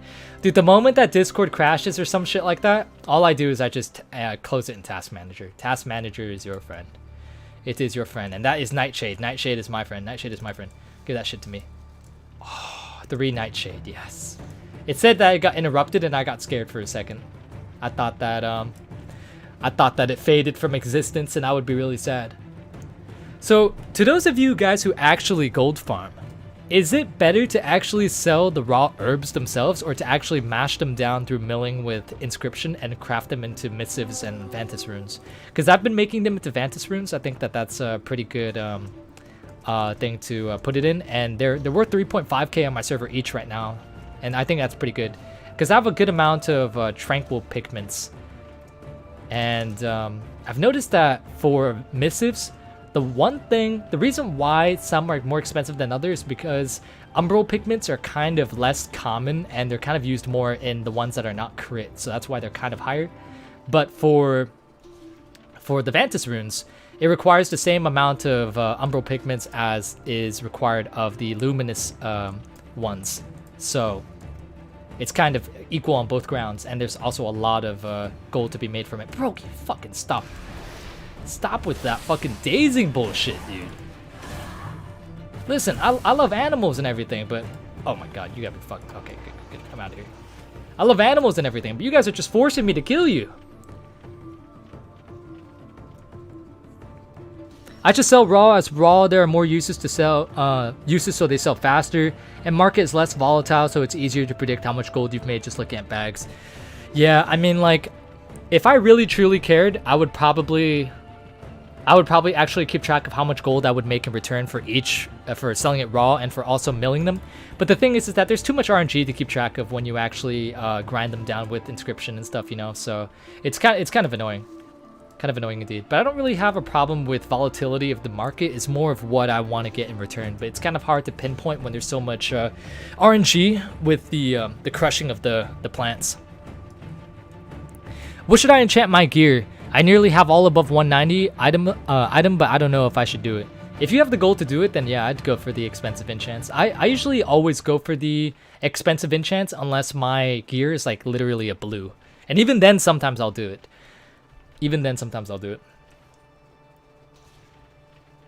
But if you have the gold for it, I would go for the expensive enchants, yeah, for sure.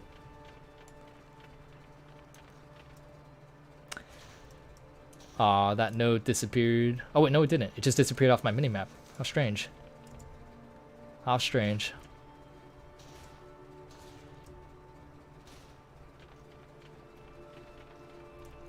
Okay, so what comps would you really like to play more in Arena, like in 2s and 3s? Like, pick 3 classes you would love to try and mess around with in 2s and 3s and try to make work. I would like to do Ret Pally Enhancement. That would be... I know for a fact I would get like insane results from that. If I had a good enhancement and if I got my Ret geared, then 2s would be pretty crazy. Let's see. If you're talking about DK, again, like I said before, I would want to try Shadow Cleave.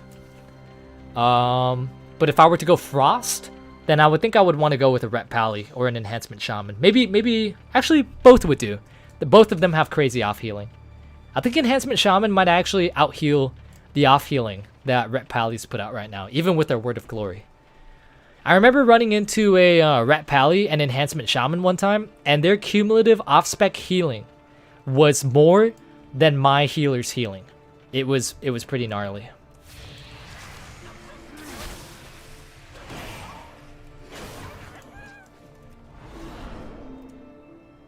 You make money faster just selling raw, but you always make more turning mats into materials, though they sell slower. Yeah, time restraints are of no issue to me. I just want to know what will make me more of a return in the long run. What will make me more of a return?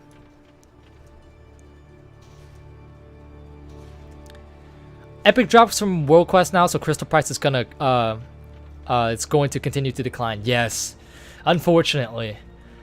Unfortunately, now that 184's dropped from World Quests, we're not going to see Eternal Crystals might drop to a few hundred now. Actually, it depends on your server. It might actually be a few hundred now. It's like a little bit over 1,000 on my server, I think. But It's going to probably tank the next coming weeks for certain. Especially now that people are full clearing normal and heroic. And people are just getting excess and surplus of epics. Unfortunately, Eternal Crystals are going to die down in price a bit. A good and bad thing, I guess. A good and bad thing. I always think of that as a bad thing though, because enchanting is one of the better professions because of the oh, that's mining. Enchanting is one of the better professions, I think, because of the amount of passive gold that you can make. Like, if you have a character that you don't care about professions on and you roll enchanting on them, you'll make so much gold just from like getting epics and disenchanting them and then selling the crystals. Like, not even like leveling up your enchanting or anything, just selling the crystals raw. It's amazing. You can transform like a 30 gold piece into like 1,000 gold. And I really think that if you're not into any profession at all, just grab enchanting. It's such an easy way to get passive money.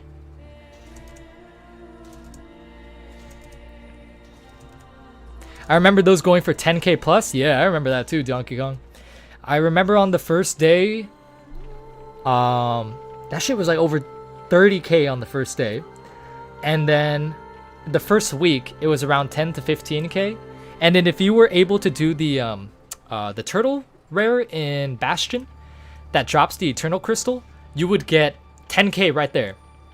So that would be even more of an incentive to level an alt.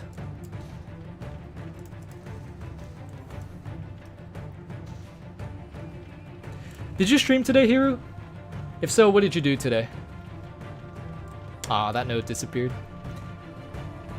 What do you do on stream, by the way? I've tuned into a few of your streams and I've noticed that you did Mythic Plus in one of them, and I don't know what you did in the rest of them. I noticed that you like usually do open world stuff, right, or level, but you streamed for 6 hours? What the fuck did you do? Dude, I streamed, what is it? Like 4 weeks ago or 3 weeks ago, I streamed for 5 hours, 5.5 or so, and I was exhausted after that. So thinking of 6 hours, man, that's fucking, oops, that's fucking nuts. That is fucking nuts. I need to know what you did, and if you were drinking energy drinks while doing it as well. Were you drinking energy drinks? 2.5 hours on the Yu-Gi-Oh channel and the rest on WoW. Oh, I got you. I was super tired. Yeah, I would be too, man. That sounds absolutely grueling. But is today your off day though? Like you don't do any YouTube stuff? Because I can't imagine that you would do YouTube stuff and stream on the same day. That would be hellish, man. That would be absolutely terrible. Y'all crazy? I legit play for like 12 hours a day. If I had people who would watch me, I'd stream. Yeah, but I don't got that energy, Zane. I don't got that energy. Plus, streaming and actually playing the game are two different things. Like, when Shadowlands launched, my buddies and I played the game for like close to 20 hours straight. But if I were to stream it, I would have a third of that stamina be drained from me. I would have that stamina be drained from me in a third of the time.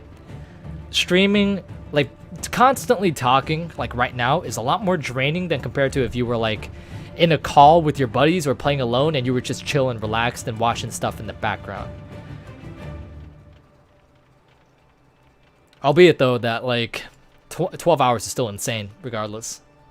Your stamina nonetheless is probably stronger than mine. I'm not a huge streamer. I don't have a lot of energy when it comes to streaming. I just did Torghast and WoW 2 levels of Twisting Corridors. Fuck that. That sounds terrible. That sounds terrible. Were you able to solo it, by the way, or did you actually need to get a group? Also, hold on, let me see. Oh, Oz is on. My buddy Oz is on. My buddy Seb's on. Tim's on. Oh, that's a good team for Mythic Plus, actually. That is a good team for Mythic Plus. I might call the stream in like 30 minutes, get some food, and then run some with them.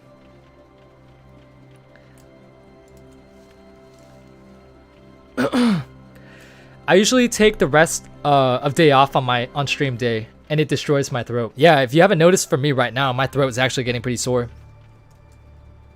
And it's not from the talking. Alright, I think I'm gonna head back to Oribos and spend the last 30 minutes talking and chilling with you guys. Of course, that fucking Rising Glory disappears as well. Nice, nice, nice, nice. Not too sure if you would ever make a video of this, but I would love it if you did some arenas and made a funny video of it. If I could get some funny footage of arenas, then I would, but a lot of the time, arenas is usually just call-outs and serious gameplay, and it's not as funny. But if I didn't give a fuck and like... See, Devlin, that's why I need a Ret Pally Enhancement Shaman duo, because that is just face roll. You can actually get good value off of it, and also it's brain dead to where like funny videos would rise off of that. So yeah, maybe in the future, my friend, maybe in the future. Out of Warlock friend carry, demo locks are broken in Torghast. Oh, I see. Yeah, Warlocks are pretty crazy in Torghast, especially with some of the anima powers that they can have. I've been turning my excess Eternal Crystals into Sacred Shards. Why would you do that? You should just sell them raw. What a beautiful sight that is. But I want the camera facing my character. Look at my Geist, dude. Actual pet. Actual pet. And it makes it even worse that he's like in BDSM gear too. It's just very, I don't know, fetish friendly. I've seen people pay great gold to get boosted in Torghast. What a time we live in. How much gold are we talking about? I've seen people advertising it in chat, but I haven't actually PM'd them to see how much they're selling it for, because I'm kind of curious. If it's more than the amount that people were selling vision carries for, like 5 masks, then that would be insane. I could see maybe pre-nerf Torghast, but not current Torghast.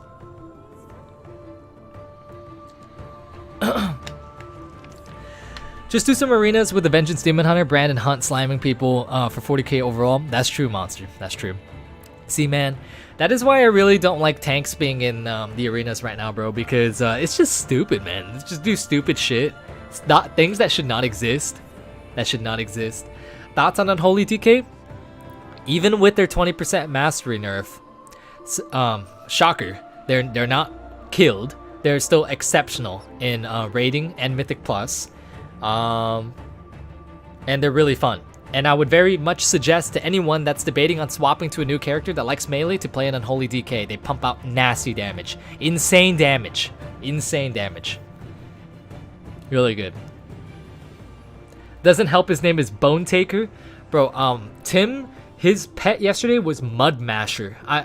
Some of these randomly generated names that they give your pets for Unholy are actually, or just like your ghouls period, are actually so freaking good that I would actually take that name and make it into an actual character.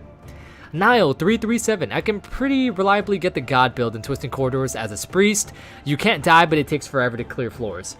Well, at least you can't die, but I don't know if you want to be in there for 12 hours. Because, like, fuck that. Does anyone here actually enjoy Twisting Corridors? First, Nixium with this BDSM gnome, now you with your guys. I don't know how to feel about that. I also made a machinima about a dude being in like BDSM gear or something like that, being strapped down, serving the old gods too a while ago. Listen, I'm just saying, man, that BDSM, although it's kind of weird at a glance, like, I don't know, man, maybe it's something that I would try one day. Maybe it's something I'll try one day. It's done because Vengeance actually scales the damage of Hunt, but Havoc doesn't. Oh yeah, that's fucking ridiculous. That is ridiculous, dude. I've always felt getting boosted is kind of cheating. I mean, it kind of is, right? Because, like, I mean, I don't know about cheating, but you're paying for a service that you're not earning yourself, so I don't know. Not necessarily cheating, but also not earning it yourself again, I suppose. My Death Knight had one called Mud Eater. I might make that a character name. I might make that one. Dude, I'm so disappointed, man. I wanted to name my Paladin Chimp King, but apparently it had mature language in there. I have no idea what is mature about Chimp King. I don't know, man. Maybe Blizzard thought it was like racist in some way. Knowing Blizzard, they seem to go like they seem to be very, very, very sensitive about what names you can have. So, which is really weird because in Mists of Pandaria, there was a guy with a pretty racist name that was trolling trade chat every single day, and he had there was no question that it was a racist name, and it was just, he was there for like half a year. half a year he was just spamming trade chat with that name. I'm not gonna say it on stream, but it was it was like, what the fuck, man? How is this guy like not suspended? How is he not suspended? Also, I don't know if people I don't know if WoW automatically flags certain like slurs that you put in chat anymore, because I remember that there used to be, actually no it doesn't, because it's just a lot of people in trade chat back in MoP, I remember on my server, they used to put out like a lot of racist slurs, but I don't see a lot of them in chat anymore. But to be fair, I also don't pay attention to trade chat as much anymore either, so I don't know. I'm not sure. Maybe they just instantly get reported and just learn their lesson and just don't do it again. I like playing Destro and Torghast and getting 1,000,000 Infernal summoned. Oh, that sounds like a killer on my GPU. So yeah, that sounds fun and also not fun at the same time. Not kink shaming, simply that is a weird thing to admit on stream even for you. There is no limits for me, Ethan. Does it count as boosting if your fans carry you in Mythic Plus? Yeah, but like, I don't know. Who cares? Rat Drinker? Oh my god, dude.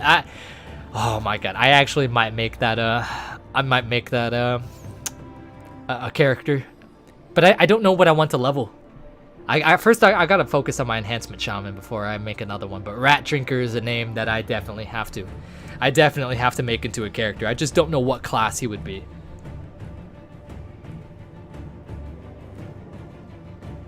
Boosts are currently on a quiet downfall because Blizzard is taking down advertising characters, so most discords are being hush-hush. That is to be expected, to be honest. I got character name suspended for my rogue on Classic named Pennywise. What? As they realize it's from a movie. Wait, what? Wait, what? How is your name being from a movie grounds for suspension? I don't understand that. I've seen people walk around with the names Obi-Wan, Nazgul, Anakin, Ahsoka. I've seen people with those names before, but some of them did have alt key codes. But the reason why they have alt key codes isn't because of fear of suspension. It's because of people already have the original name. So how the fuck? I don't understand.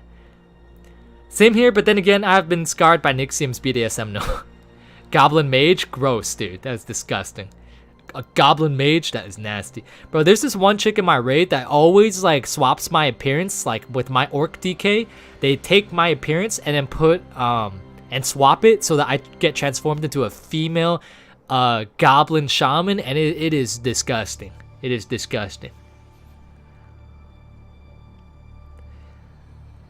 Rat Drinker is for sure a Volpera lock. Oh my god, look, listen. I like to troll, I like to have fun, but there is no way in hell I am going to play a Volpera. Not even for meme value. I will not play a Volpera. No.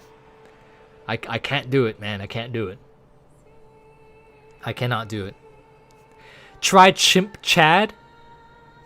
Chimp Chad. I'll try it right now, actually.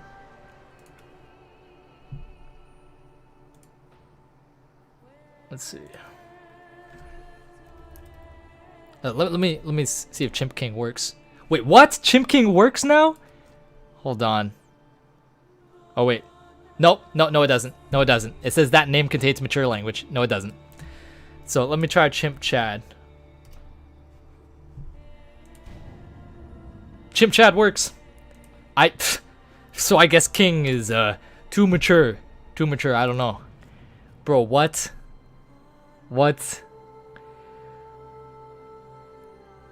Same Crucial Volpera or just nah, bro.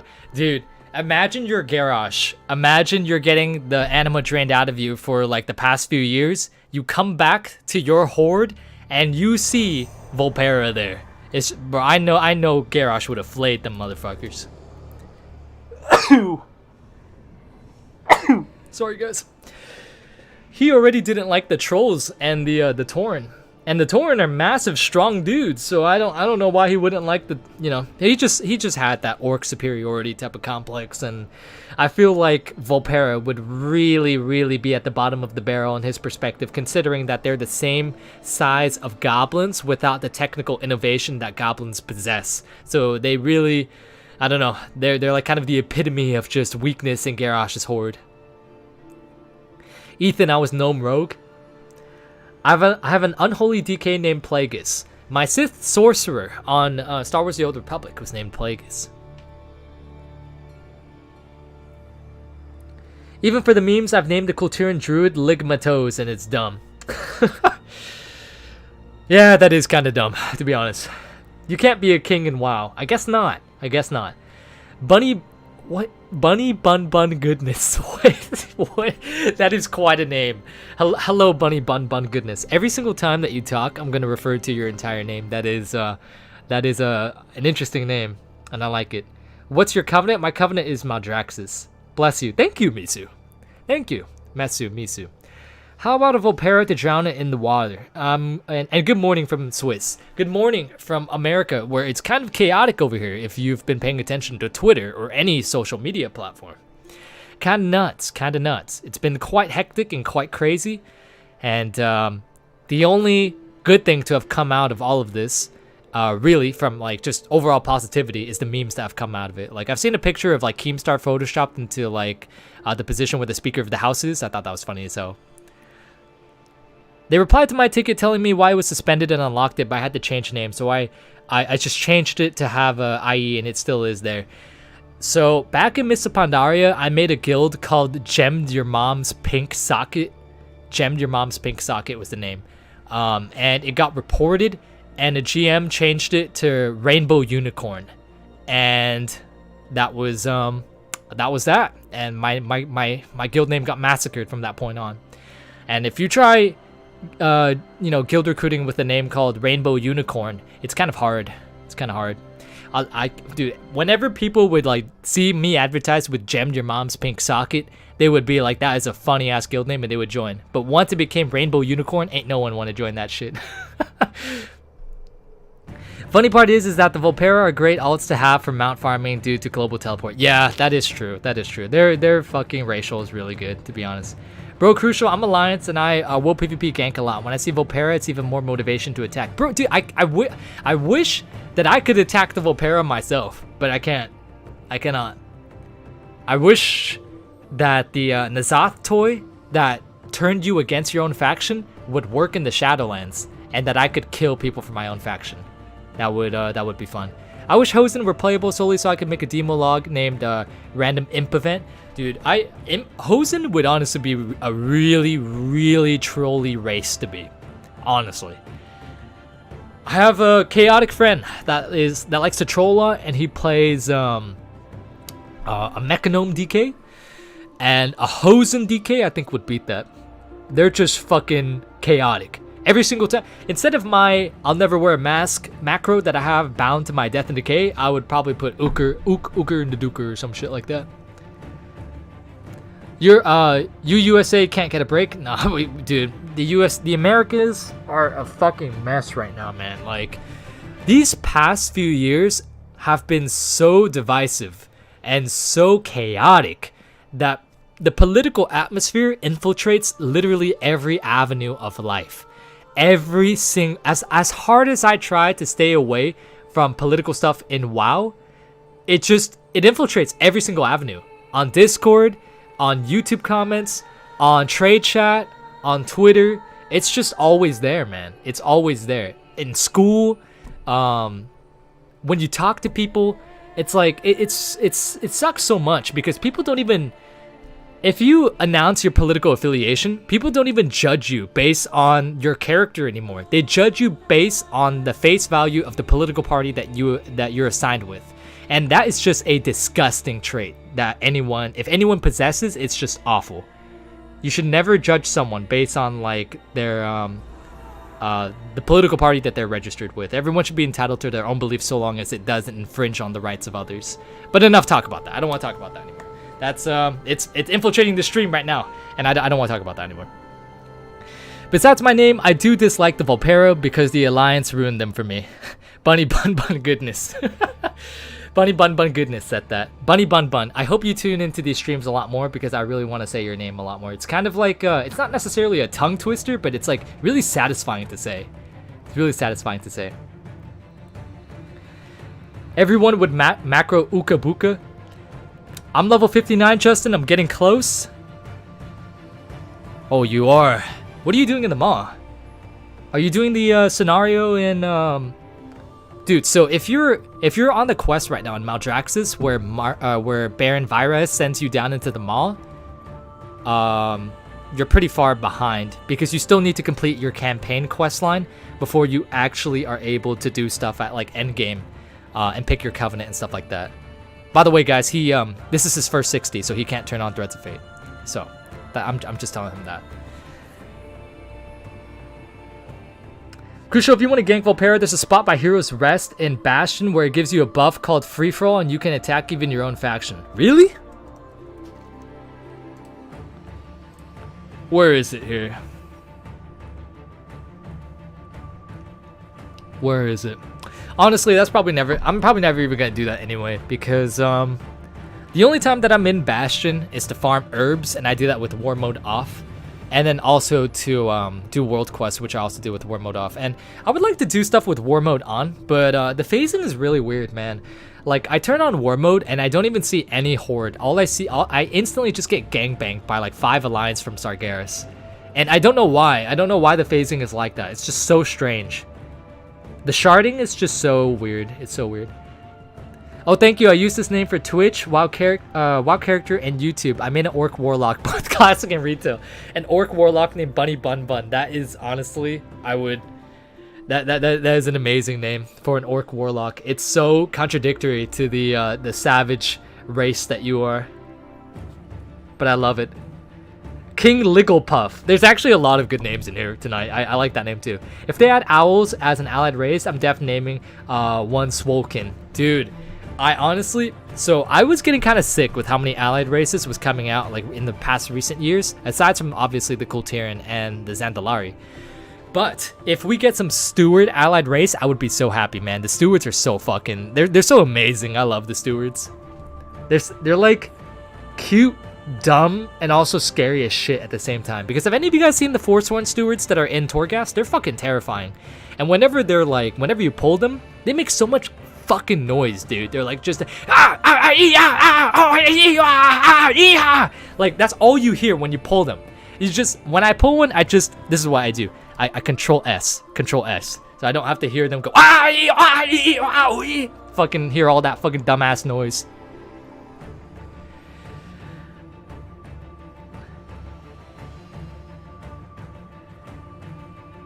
OMG, yes, that happens to me as when I'm EU and I have war mode on, all I see is allies, no horde. It's crazy. It's weird, man.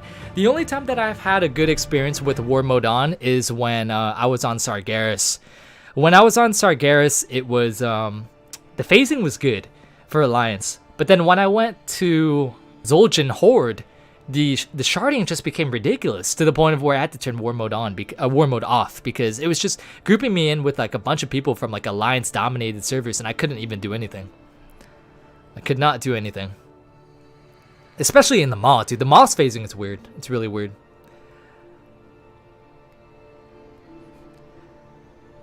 It's very strange. How come you don't like Torghast, mate? Because I think it's an unnecessary time sink, and I think that the resources that they could have added to Torghast could have easily been implemented into other relevant systems that are already in the game, like raiding BGs and also Mythic Plus, to the point of where it completely makes that entire system irrelevant. I believe that the only thing that Torghast should be associated with is for providing cosmetic rewards, and I don't think that it should be obligatory for anyone to do, because it's extremely time consuming for people to do, especially when you have to do 2 wings every single week on a single character.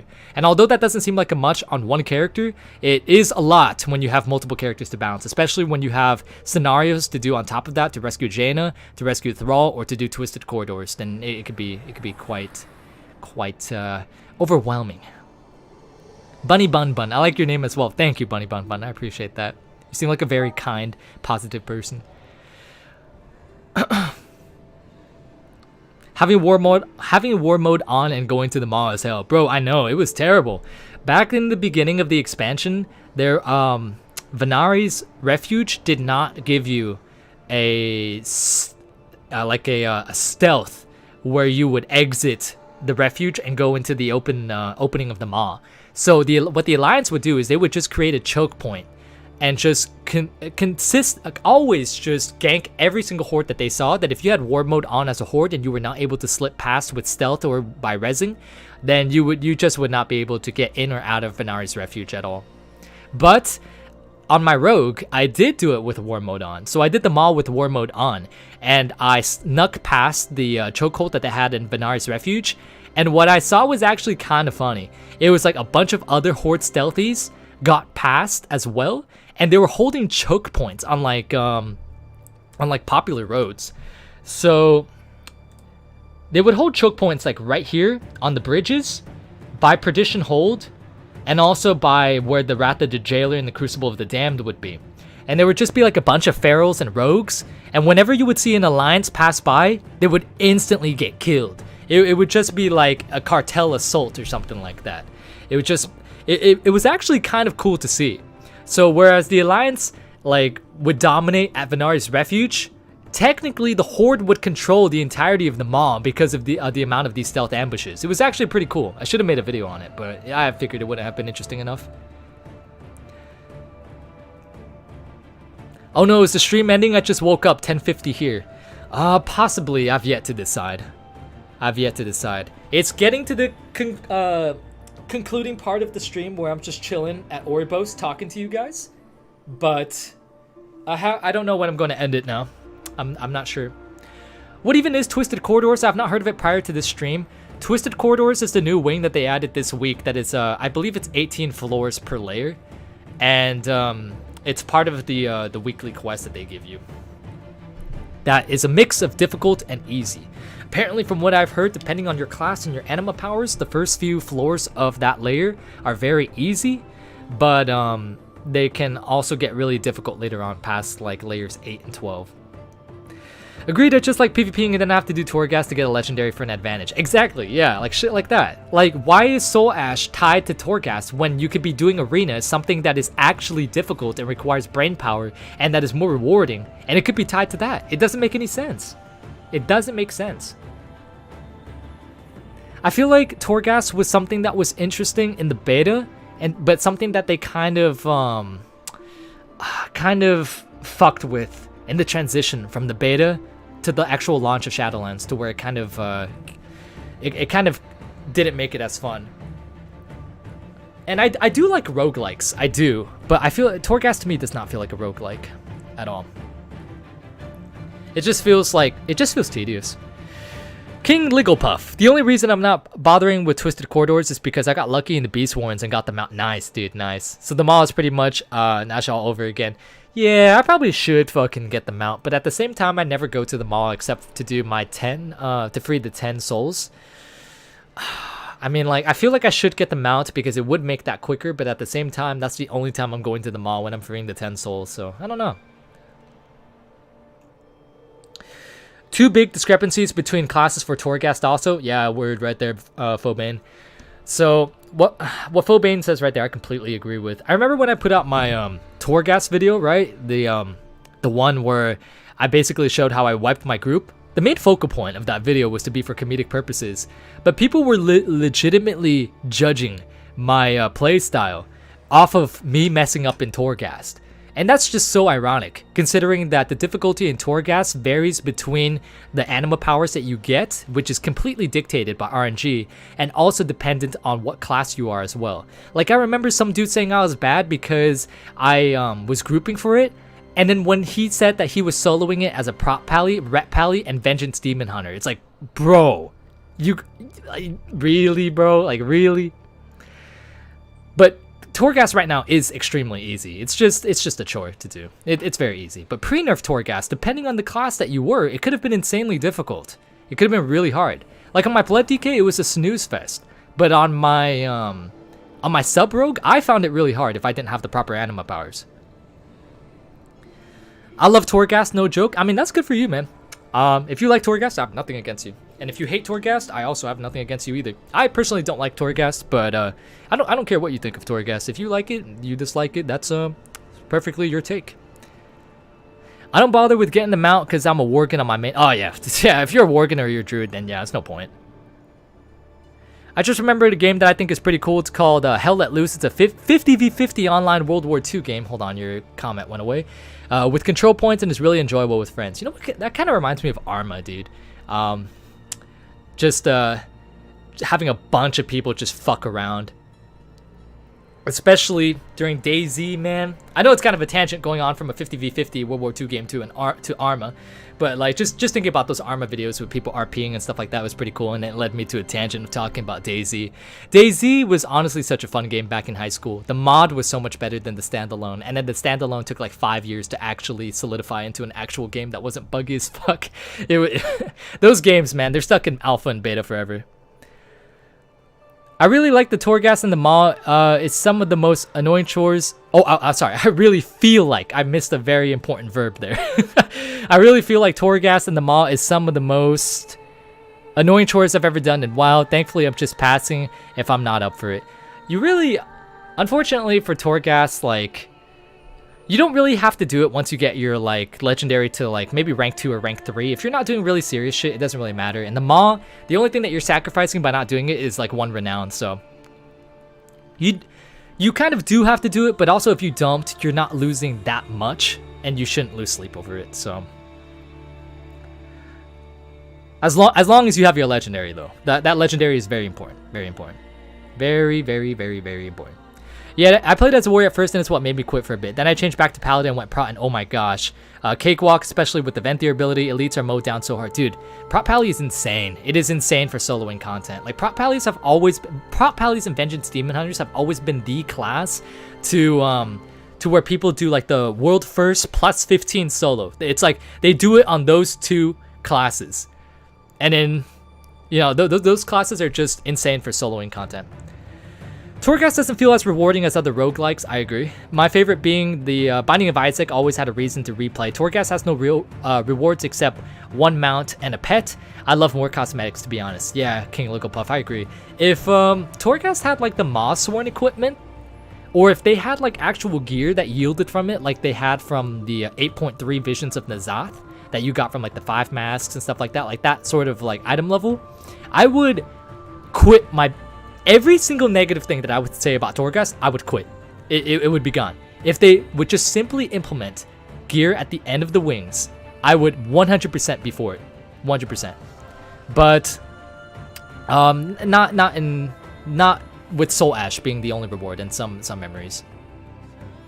As a sub rogue, seriously, you have several win conditions at sub, and one of them is pure white and can absolutely win, and everyone can be found in bot. And oh wait, that's not the same person talking. Yeah, I mean, as sub rogue, I did have issues with it, absolutely.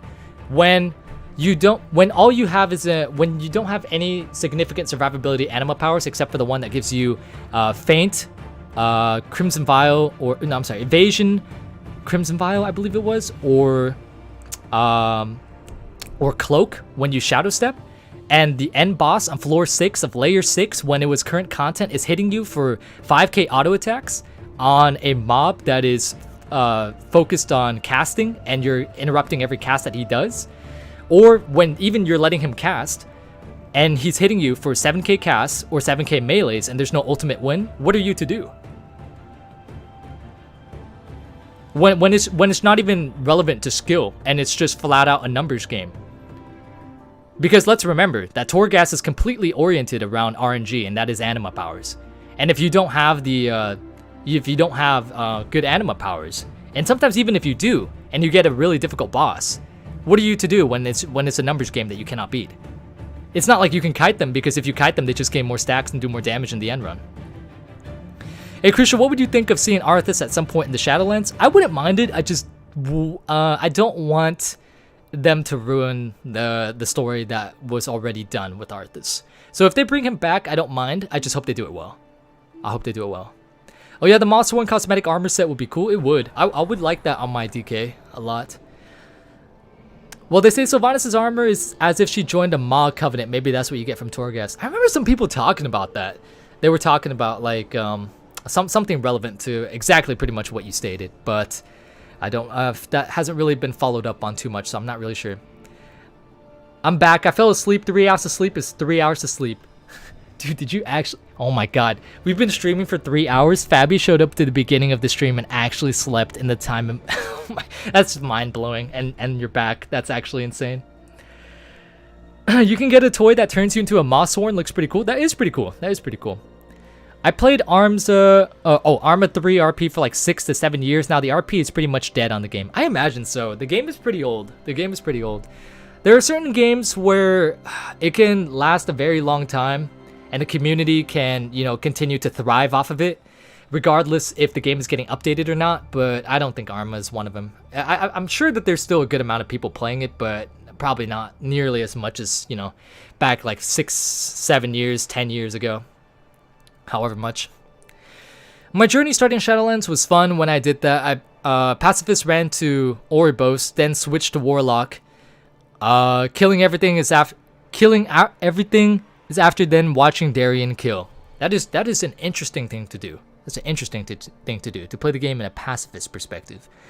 Will you ever do an Epic Voice Lines Part 4? Love listening to the other vids while getting some work done. Dude, to be honest, man, probably not. For me to do those videos, I have to be really passionate about the story, and I have not been recently, so I'm very sorry. But I did like making those videos when I did make them, and I know a lot of people like them, but it's just not a video that I think I'll make in the future.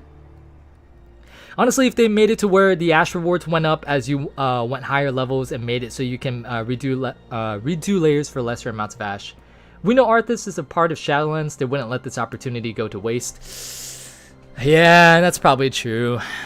I don't think Blizzard is not one to let you know, a corpse just be a corpse. They like to bring him back. So I'm just saying, if they bring him back, I hope they do it well. I'm a bit concerned because I don't know, man. Arthas is like the poster child of old World of Warcraft, and I'm very, very worried if they do remove it, or if they do him terribly. Just saying, haven't had a single layer 8 run after the big nerf in which the boss didn't fall in like 20 seconds math. Oh no, I'm not talking about after the nerf. No, after the nerf I can solo without a problem. I'm talking about pre-nerf. This is pre-nerf. No, Torghast after the nerf, there's no issue. But pre-nerf Torghast on my rogue, there was an issue. There was an issue. But yeah, after the nerf, no, there's no problems. Fun fact, you can find Soldier in the Halls of Atonement, and he has some interesting things to say, and is still racist towards elves. My boy racist towards the elves. Actually, I have no problem with the elves. It's those dirty dark spear that you gotta. Nah, I'm fine with the dark spear. It's the Volpera. You gotta discriminate against the Volpera. There was a Torghast boss that I couldn't beat on my Warlock pre-nerf because I had to swap between 2 demons in 1.5 seconds for an interrupt. Oh, what boss is that? I don't think I'm curious. Ciao. What is goodbye, LD, or hello? My guy's gotta stop not dancing. The groove doesn't end until I end the stream, brother. Yeah, it was a part of an RP called CG, then it was changed to No Pixel, and well, they went on to GTA RP now. So, obviously some of you guys have watched The Walking Dead, right? Do you guys know Chandler Riggs? He plays Carl in The Walking Dead, and all he does is like GTA RP on Twitch now. And that just kind of reminded me of it. It's kind of funny to see somebody go from like doing The Walking Dead to doing GTA RP. It's kind of crazy. Twitch is an amazing avenue for people to diverge into. It's not a great platform, but it's the only one we kind of got right now, actually. I mean, we got YouTube, but YouTube doesn't give a fuck about its streamers. They kind of care about its creators, only kind of, but then they don't really care about the streaming at all. I mean, like, I don't even think they have a way to download VODs for streams. I don't think they have a way. There's no way to look at chat unless I put a widget like I did in this. Wait, hold on. Is chat still going on in the stream window? I don't see it. No, I don't see it. Oh no, it's still going on now. Oh, maybe it fades really quick. That's weird. Yeah, so that's why I added the widget, because when you look at old stream VODs on YouTube, they don't have the sidebar where like people are talking in chat like on Twitch, and that kind of annoys me because people who want to watch the video, they don't know what you're talking about. It's just some dude talking to himself, and it's kind of boring unless you just like hearing that person talk to themselves. And I really wish that YouTube improved upon its streaming platform, because I believe that it could contend with Twitch, especially with a lot of the shit that Twitch is kind of promoting, a lot of their shit that they're banning, a lot of the stuff that they're just really anal about. I feel like a lot of people would migrate over to YouTube if it had any form of, if YouTube actually, if Google and YouTube actually like cared about streamers and stuff. If you want to try to pacifist run the mall start of Shadowlands, I'd recommend bringing someone with you, or you'll be watching everything at 1.5 speed as everything is slow to die. Yeah, Bunny Bun, I don't think I plan on running a pacifist run on the mall anytime soon. But thank you. You hear about how the Dark Iron Dwarves are trying to bring back Ragnaros with Fel Magic, Fel Fire? Oh, fuck that, dude. You got me in the first half. You got me. How cancer would it be to suggest a Wormhole PvP mob video? Oh, dude, I almost made one. But so what happened was that I actually PvP'd in the mall for like 3 fucking hours and ganked a bunch of Alliance, and I was gonna make it into a video, but then like the week after they nerfed rogues, and I felt like the video was gonna be kind of irrelevant because of the changes to rogues, so I ended up not making it. Ah yes, the nerf is so long ago, I did not think you meant that. Yeah, before the nerf hard times, you were right with that. Yeah, so yeah, for sure, right now it's like, I don't think any class has a problem doing Torghast right now. The nerf was so hard that I honestly, like, it's honestly, there's no level of difficulty within it at all, except if you were to do layer 8 of maybe Soul Forges with the flame buff. That can maybe be a bit too much for some people if they're undergeared. But other than that, I don't think, if you're like 180 and up, I don't think you have any problem. I don't think so. Not sure. Not gonna lie, those Dark Kyrians are mighty fine. I mean, I'm not gonna lie to you, brother. I'm not gonna lie to you. I've been thinking the same way, my friend. I mean, just look at that right there, man. I'm just saying. Although I do find her wearing a mask kind of weird. Like, she had a lot of like FaceTime on the with her screen time in the cutscene, so it is kind of weird to see her wear that mask when you kind of already recognize her face. I really hope they bring Devos back in some way, dude, because I feel like she is a really interesting character that they kind of just gutted. Not in a bad way though, they just decided to end it. Devos and Denathrius are 2 characters that I think ended too shortly. Their stories ended too shortly. They were both very interesting characters, and I would have loved to see a lot more of them, but unfortunately we'll have to see more Jailer. YouTube is the same in terms of not allowing certain things. Oh, I mean, YouTube is the same, yeah, but like it's a lot less strict compared to Twitch. Twitch is very strict. And they have a lot of agendas that they try to push that, of course, YouTube sort of share as well, but Twitch is more overwhelming in the sense to where a lot of streamers really do complain about it. It's a shame Mixer didn't take off. Bunny Bun goodness, Restoration Druid has a hard time doing Torghast. Our druids barely do damage. On the topic of classes, I don't know how to play Death Knight, and saying that plates aspirant PvP armors, bad. If you do want to play Death Knight, it's very simple. You can honestly just, all you have to do is look up the guide on Wowhead, look up the rotation, and that's pretty much all you need. That and the stat priority, that's the basic backbone of playing a DK. There's nothing complicated to it. DK and Rat Pally are literally face roll, and I play both. So if you take offense to that, know that I play both, and I say that. So if you play Rat Pally and DK, they are very easy, and you'll learn them really quick. It may be a bit confusing at first for DKs because you have like so many, not so many abilities, but a lot of like core abilities to utilize in a specific order. But after you get the handle of it, it's pretty simple. She has a nice set of personalities. Yes, indeed. And thick thighs. Am I dumb, or does the flame layer in Torghast hit me hard because I'm a frost mage? Do I need fire resistance gear? If only, dude, if only. Actually, I don't even know if fire resistance gear works for that. It should, because it does fire ticking dot damage, right? But I don't know if there's any fire resistance gear in Shadowlands. I think the last fire resistance gear that they added was it in Tolbarad?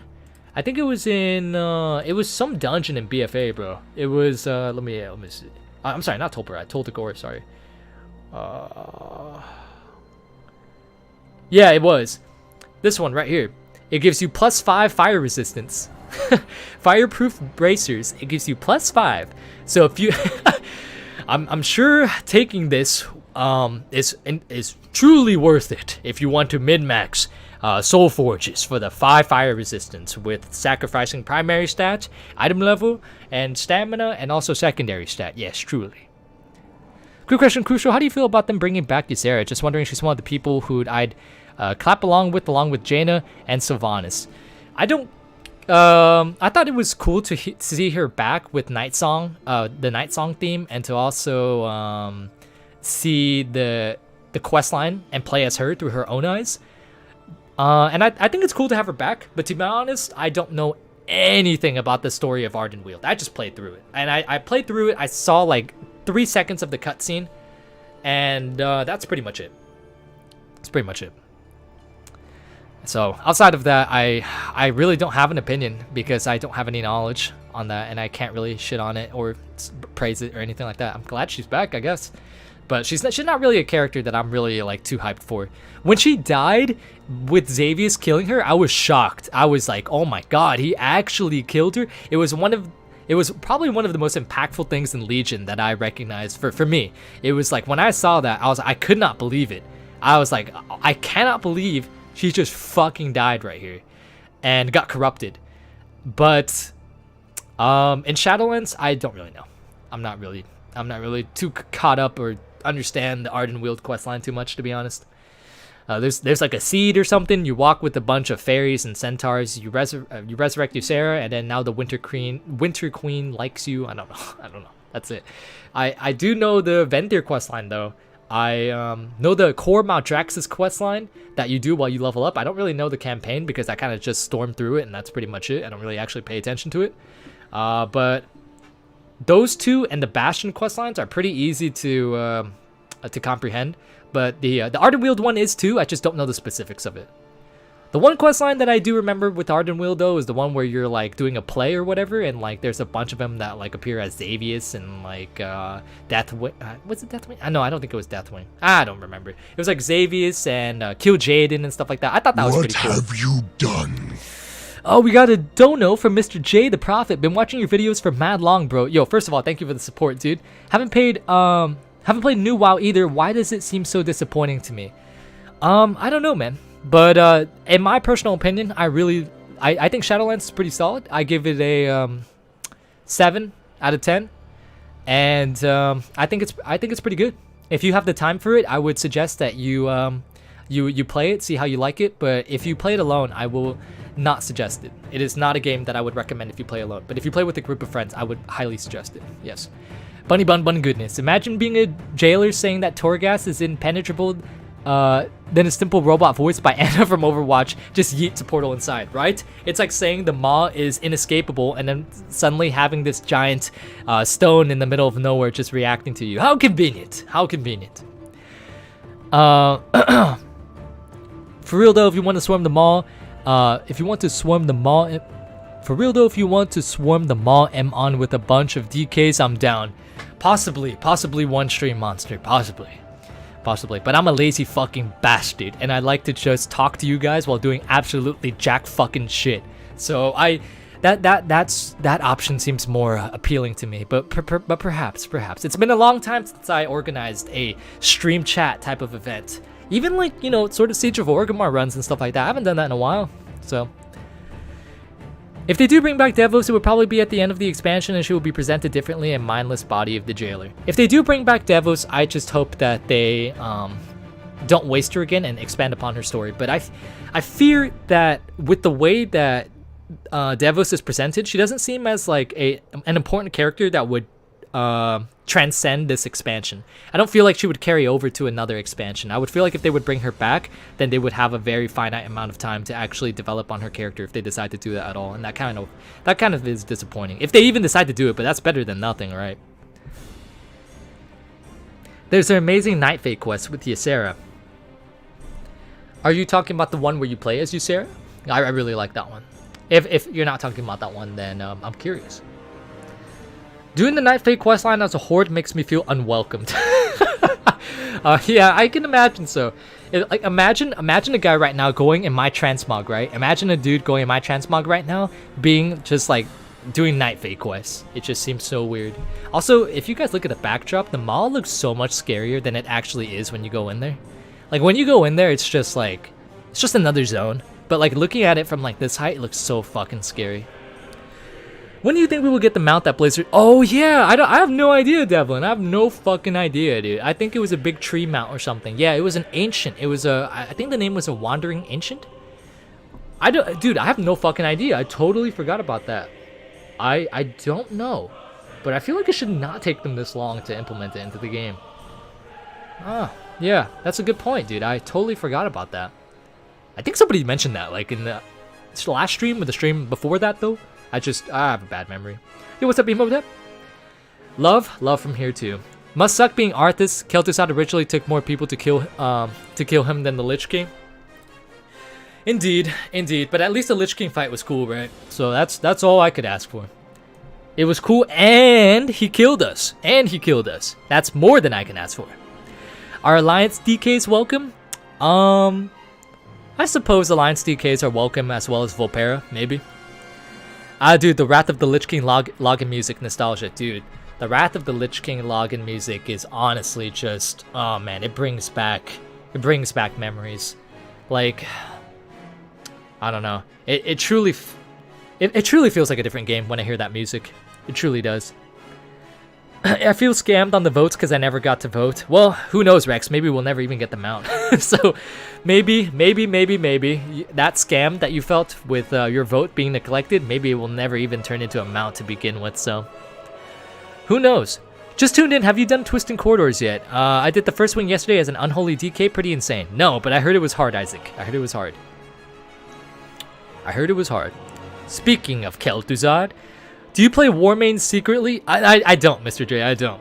I've never actually played on Warmane. The only servers that I played on was Ascension, Light's Hope, and Elysium.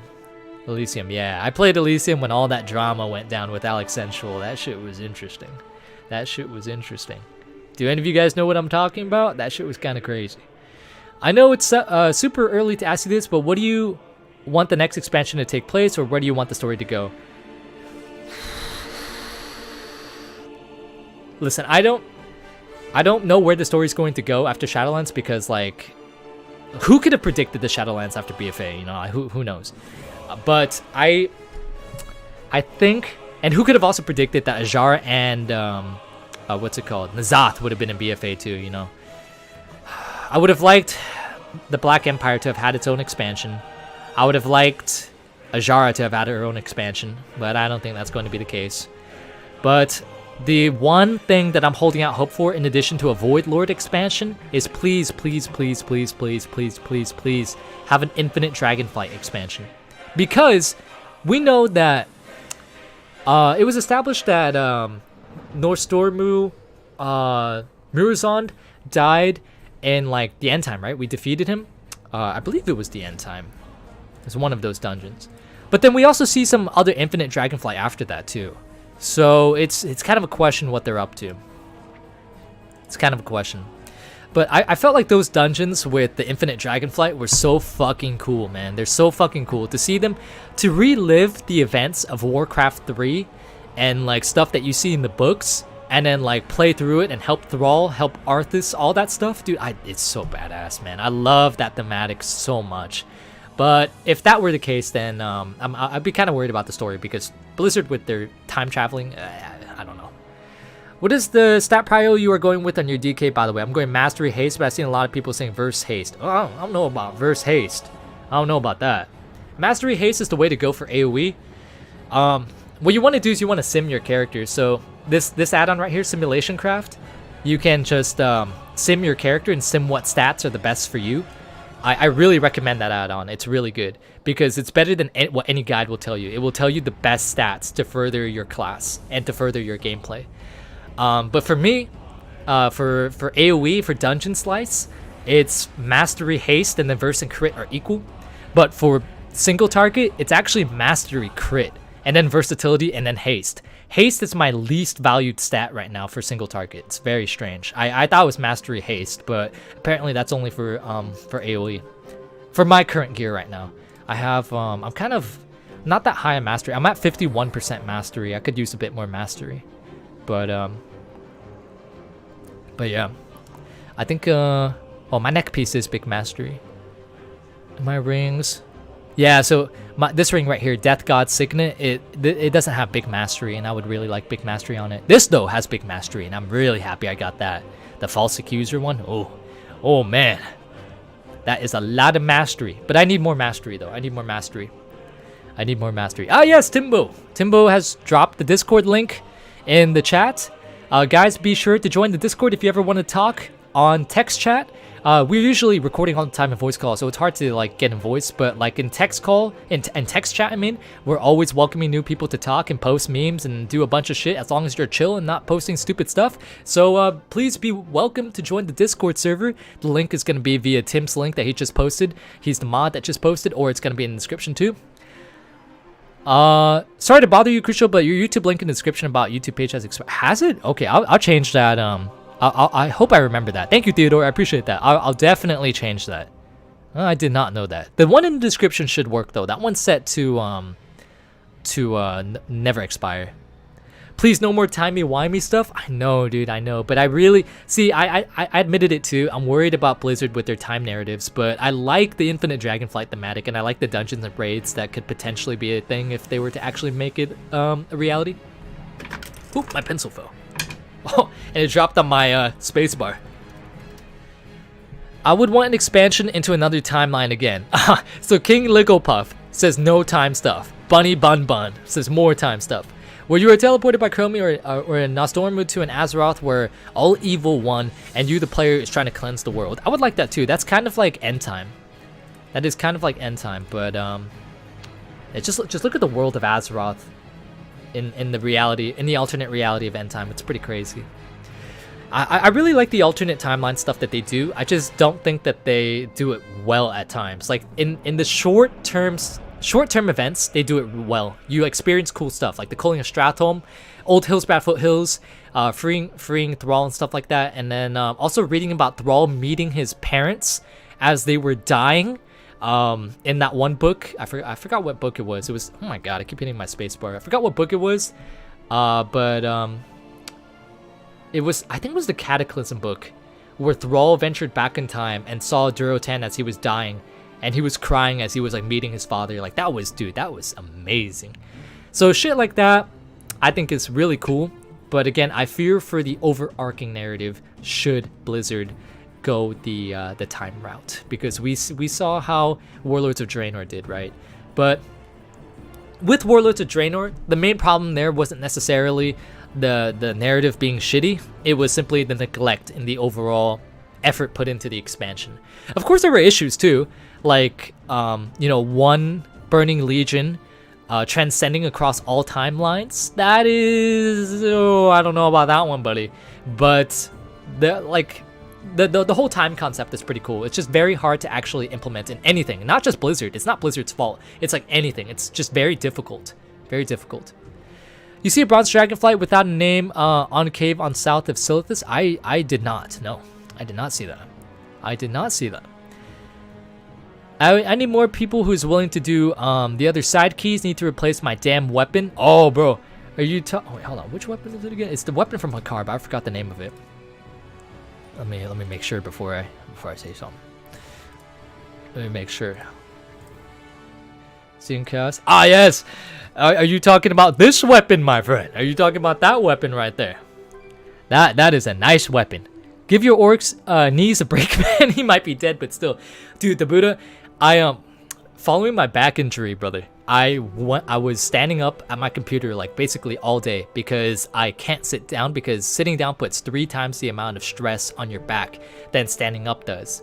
And so I was standing up all day, and it got to the point of where my knees were actually getting pretty sore, and I was actually worried about arthritis forming and stuff like that. Thankfully though, my back has healed enough to the point of where I can sit down the majority of the day, and I actually do sit down the majority of the day, and that is hopefully a thing of the past. But yeah, my orc's knees. Having said that, I should probably be more compassionate about Justinian's knees, but it's okay. It's just pixels.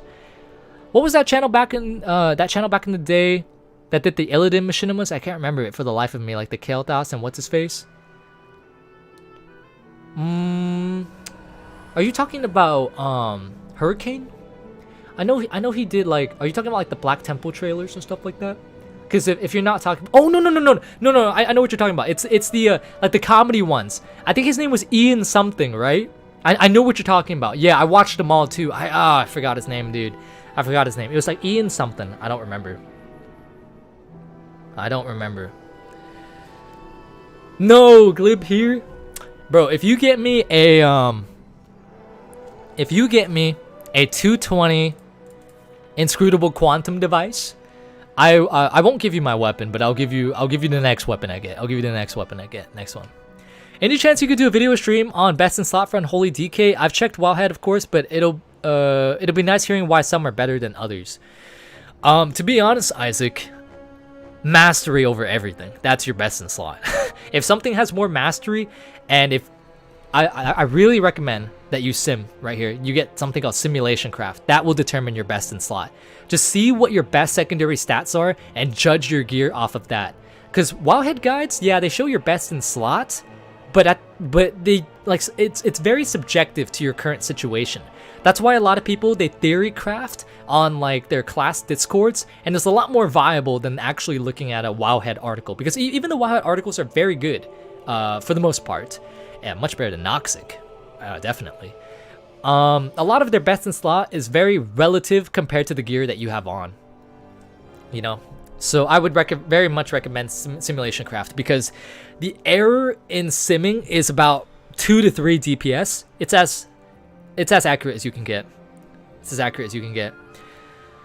Meanwhile, my my BOS dual wielding DK, oh, Breathless Indragosa dual wielding DK gets nothing but 2-hander weapons. Oh man, that fucking sucks actually. I think, wow, yeah, that actually really sucks. That's not a, thankfully not a predicament I have to worry about. Man, that is very unfortunate, dude. I'm sorry. That sucks. That's Ian Beckman. That's what it was. Thank you. Let me I'm gonna check his channel right now actually. Ian Beckman. That is a name I have not heard in so fucking long. He was one of, whoa, he's only at 59k subs? What the fuck? I remember him being a lot higher. Oh wow, his last video was 4 years ago. Oh man, so it looks like, oh wow, so it looks like his last videos were when Overwatch came out. And oh, it didn't look like, I mean, his videos, they're not that bad in terms of views. 169k, 30k, 16k, 32k. Yeah, I mean, they're not that bad. I mean, well, I guess it's determined and dependent on like how often he gets those videos out. Because if it takes him like a month to get a video out that's getting 30k, yeah, that's unfortunate. But if it's like, if he's cranking out video every week that's 30k, that's, you know, it's manageable to an extent. By the way, if you ever want to see something that is hilarious, try to see Nightmare Helm on Volpera and you'll die. It makes, oh, dude, I saw it earlier today. I actually posted it on my Discord, dude. I posted it on my Discord earlier. Let me post an invite link to my Discord, by the way, guys. You guys will join as the newbie rank, which is like locked to one channel, but I'll give you guys, I'll take the rank off of anyone that uses this link after the stream. So if you guys are interested in meeting new people in the Discord, be sure you guys talk in text chat. I can't guarantee that we'll get on voice because we're always recording, but yeah, be thrilled to have you. But again, if you guys join right now, you will be restricted to one, like, to a newbie chat instead of general chat, but I will remove it once I get off stream. I'm gonna hop, whoa, what the fuck was I trying to say? Aegislash. I'm gonna hop off and go to sleep so I'm not in a comatose state for the entirety of tomorrow. It's been fun, y'all. Yo, dude, I'm so honored that I've managed to deprive you of sleep. I'm so honored that I was, my stream was actually interesting enough for you to be able to stay up and deprive yourself of much needed rest, dude. So I hope that you are still able to rest as much as you can with the remaining hours of sleep that you can get, and that you can have a great tomorrow, dude. A great tomorrow. I will not be streaming tomorrow. I have raid, and then I'm probably gonna do some mythic pluses after, so I will not be streaming tomorrow, guys. That's why I've been streaming on Friday, because streaming after raid is pretty hellish. I think the Venthyr DK ability for Unholy DK is as good as the Abomination Limb. I just don't like Abomination Limb because it's a pull as well, and the Venthyr one gives you dodge damage and runic power.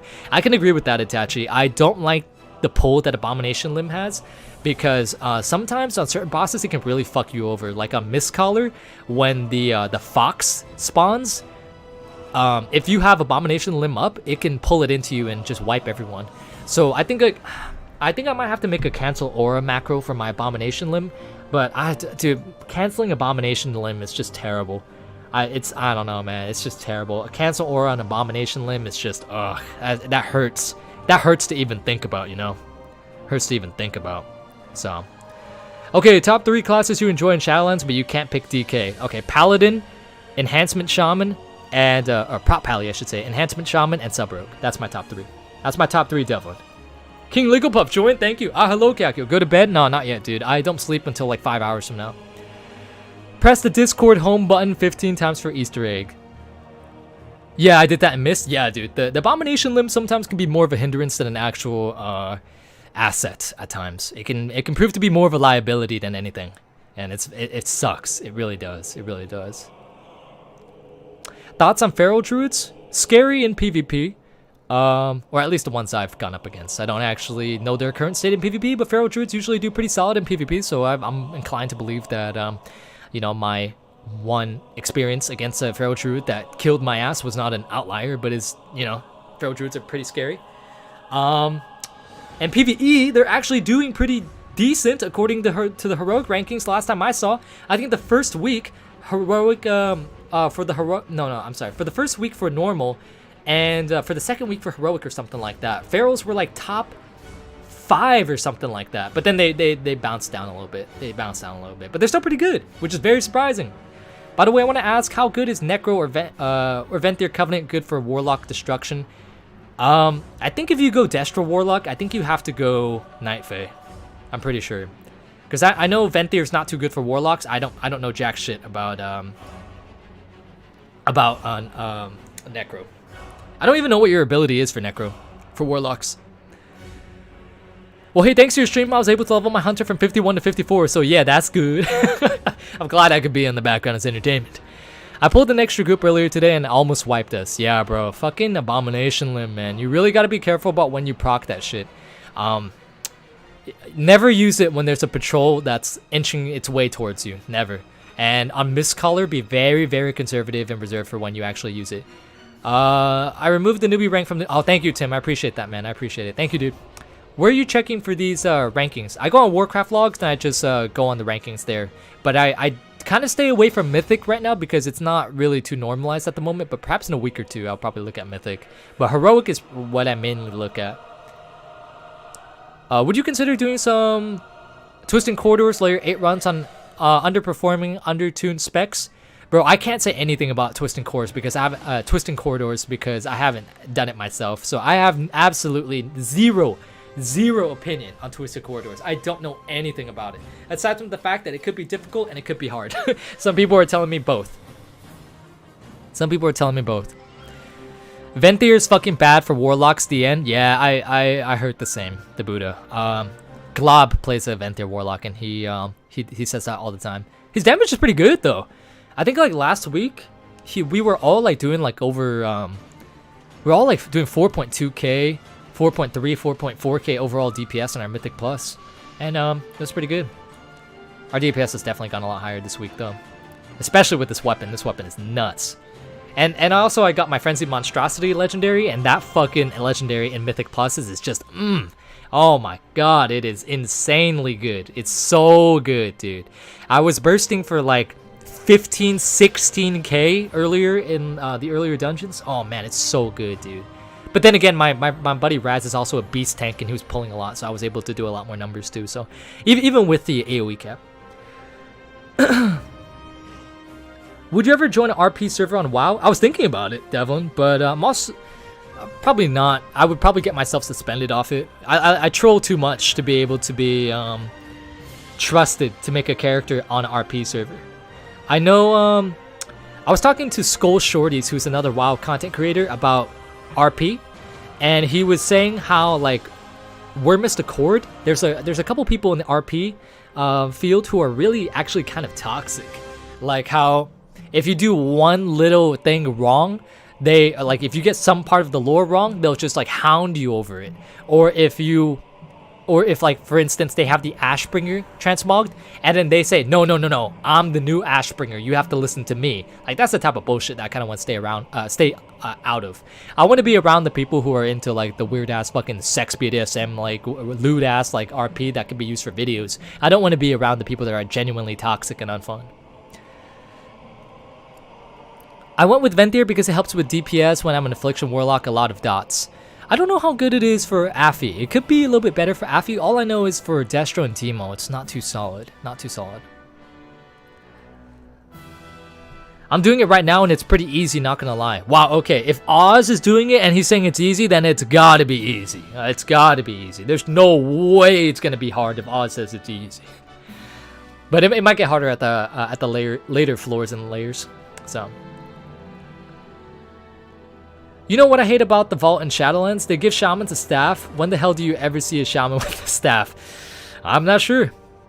Jaden, am I late? A little bit. I've been debating on ending the stream for the past 40 minutes, so kind of, I guess.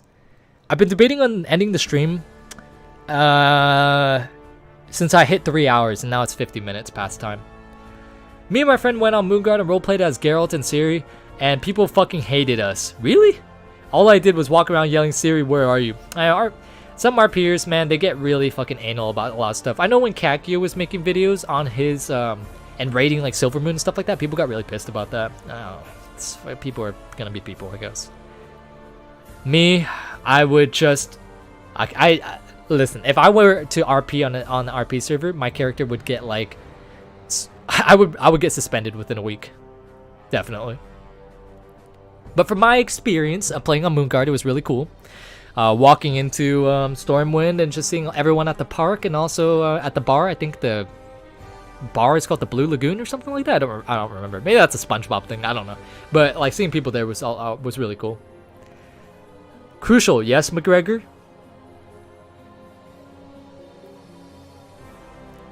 I haven't been playing WoW a lot because my sub is expired, but I saw a lot of new stuff like Sylvanas Cinematic, new Torghast questline. What's your opinion on the new stuff?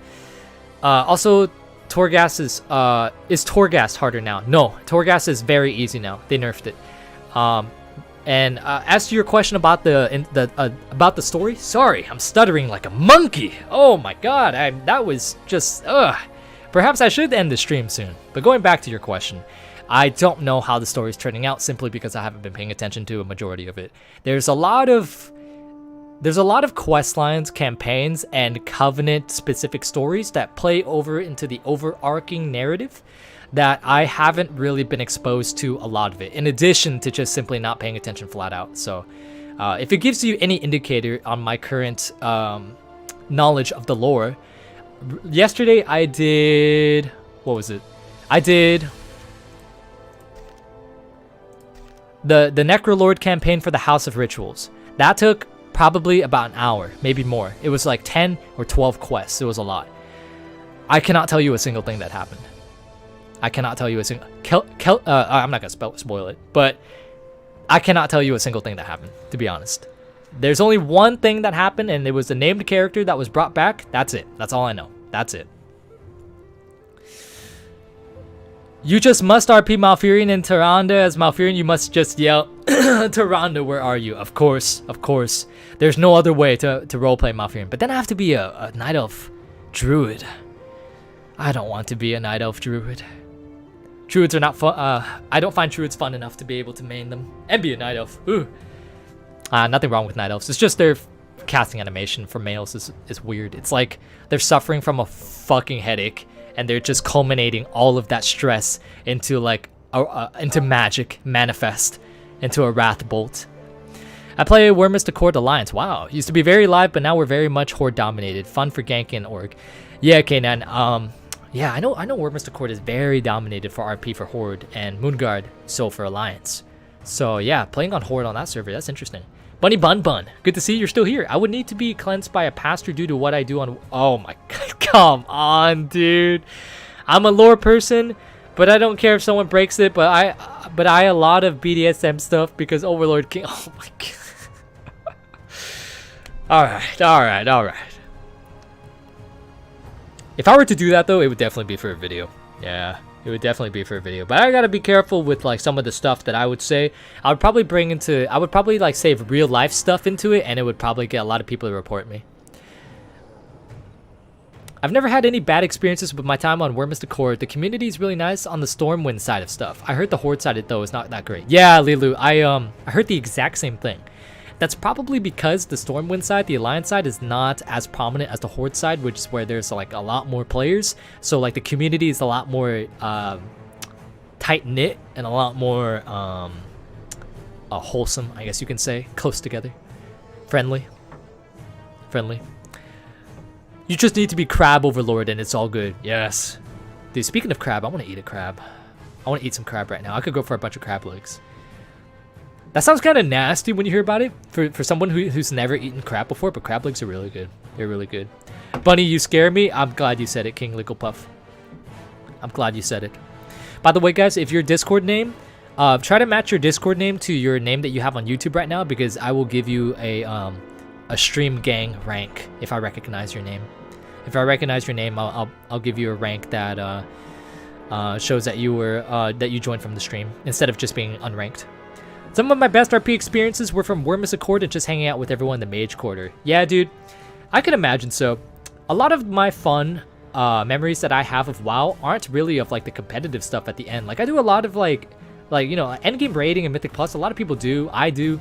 But then at the end of the day, a lot of the stuff that I remember is the stuff that I mess around doing, like the 100k gold race that we did. You know, and that's something that I'll remember for a while. Remember when I didn't recognize you? I actually don't, Nightlu. I don't remember that at all. Yo, Nightlu, how do you like that meme of that dude with the fly on the meme channel? Oh my god, it's Sushi. Sushi, what's up, dude? Sushi, I still haven't ordered your macchiato or frappuccino or whatever it was yet, dude. I need to get on that. I have the screenshot saved though. I have the screenshot saved, and I'll get it soon. But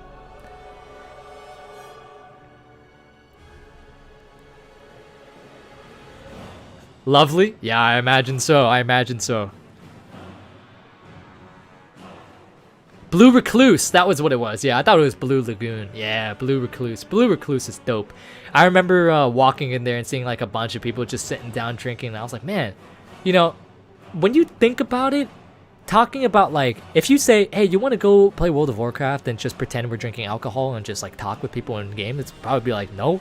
But like when you're actually there, it's like, this is actually kind of cool. It's literally a World of Warcraft in a different world. It's pretty cool. It's pretty cool. Doing twisting corridors. When does this thing, bro? I've gotten so many comments about twisting corridors. Twisted corridors. This stream. Probably like 20.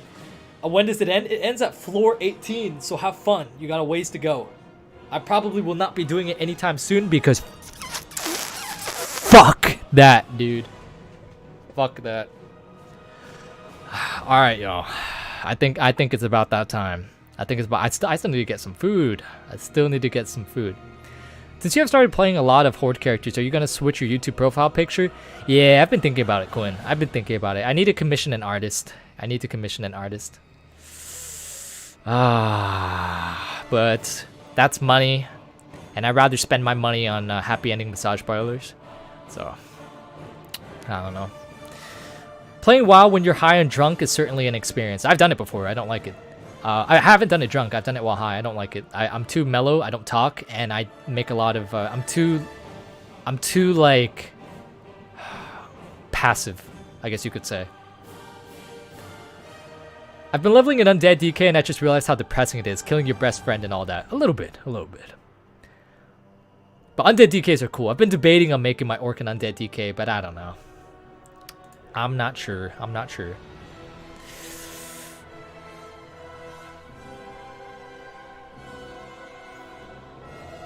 Drunk WoW is the worst. Dude, I've done high WoW while doing RBGs.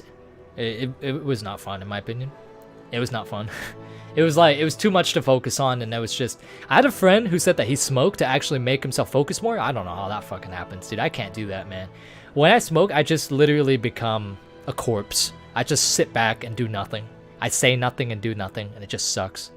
It feels good, but it sucks. Do you have any of the allied races? Oh, let me show you which allied races I have, my friend. Let me show you. Let me show you which allied races. Look at that. Look at that. Look at all my allied races that I have right here. Look at that. Look at that. Should we make a mechanome? Oh my. What the fuck is that abomination, dude? What the fuck is that? Yeah, I have none. I have literally no allied race, bro. Like, I cannot be... There's not a single allied race I want except for Dark Irons and Zandalari. And you cannot ask me to fucking do the quest for the Zandalari, and for Dark Iron, I don't plan on playing the Alliance anytime soon, so that's probably going to be a no-no. Backwoods. First time I enter a Crucial stream, the first thing I hear is I've done it while high. I haven't done it while... Yep. So... When I drink, actually, I have like a pretty significant intolerance for alcohol, and it causes my heart to palpitate pretty significantly and beat really fast to the point of where it borders tachycardia, which is where your heart beats past 150 beats per minute. And it's just not ideal for me to drink. So I'm not a fan of drinking at all. I legitimately get sick when I drink. I have the same thing Markiplier has. I have flush, which is essentially where you miss an enzyme to basically transform the contents of alcohol into a less toxic substance. But unfortunately, people with flush have a abnormal occurrence where they don't have the enzyme necessary for that to happen. And when you're drinking, you're actually poisoning yourself more than the actual person who has the enzyme.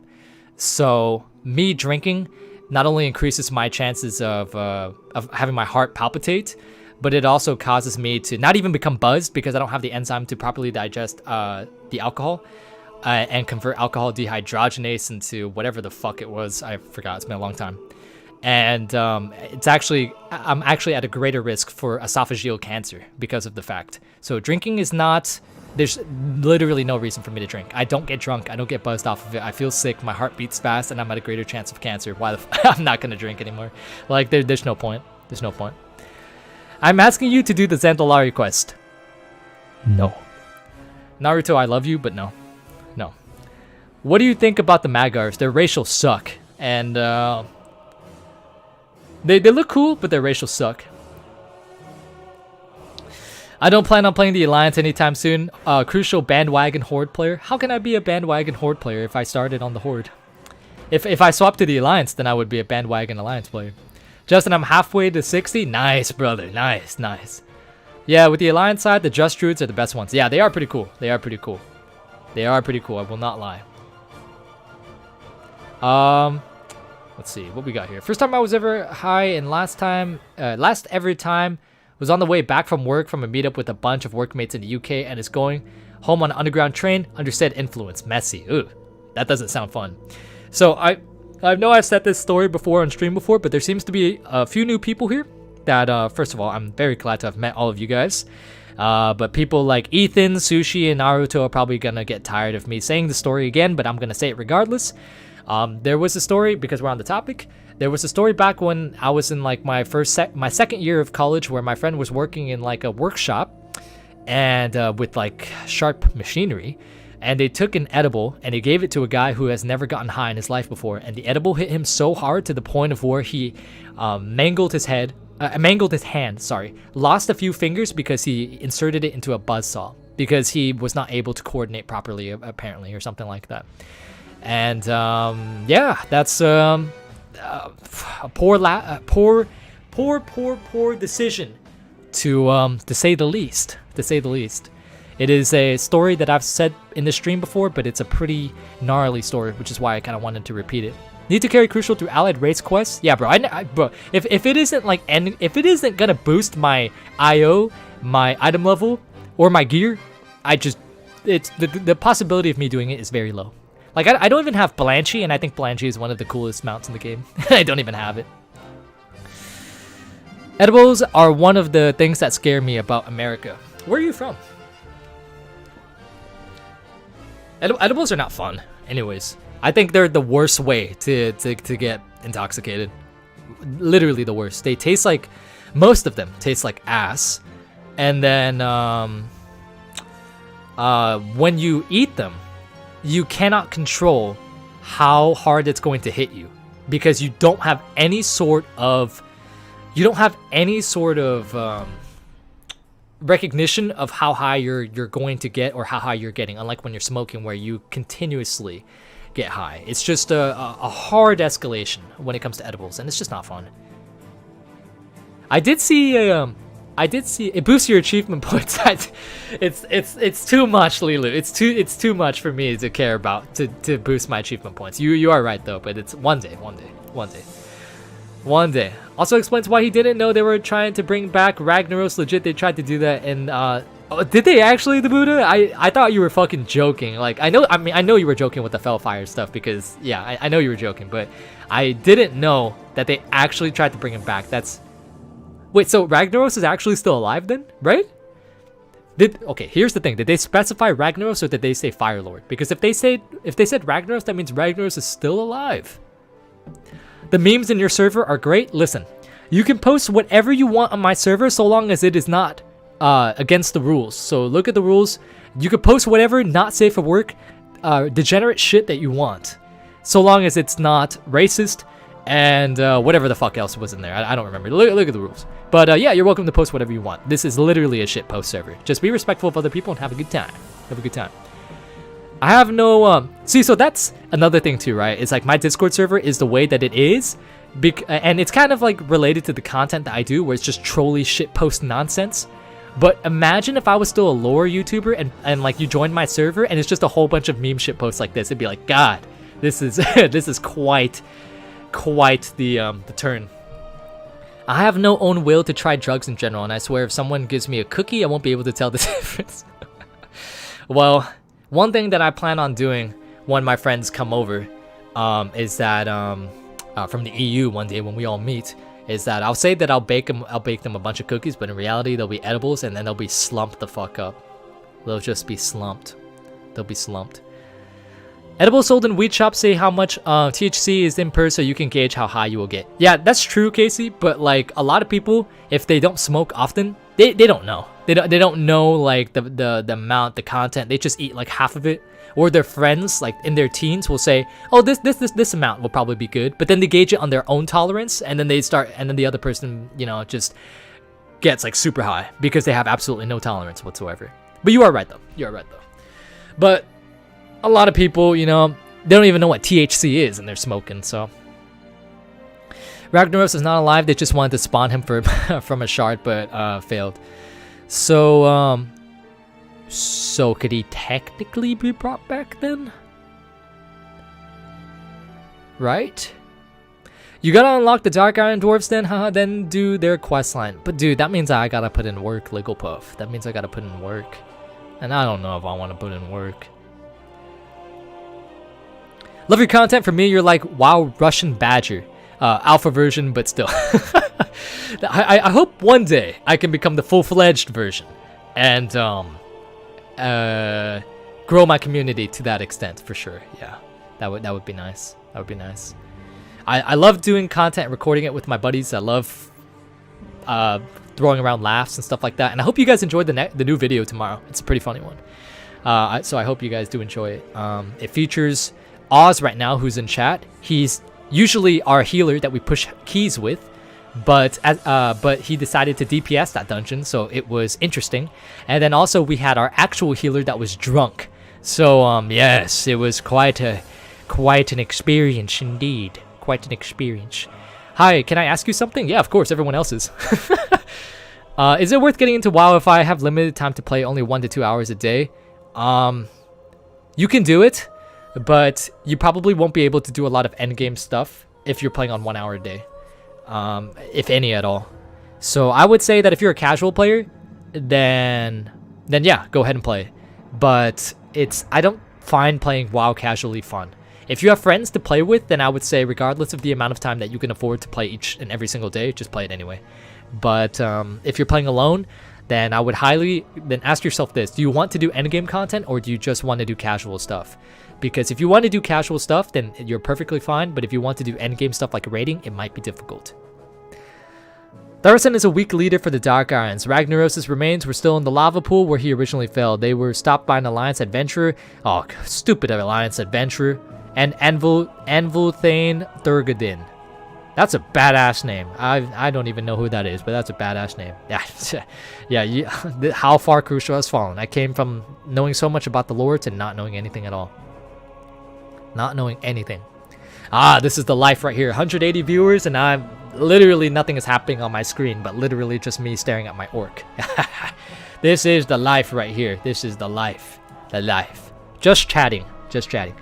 It's kind of hard to extend YouTube account work. It's hard to extend YouTube account working around WoW, but fuck it, we're in elites then.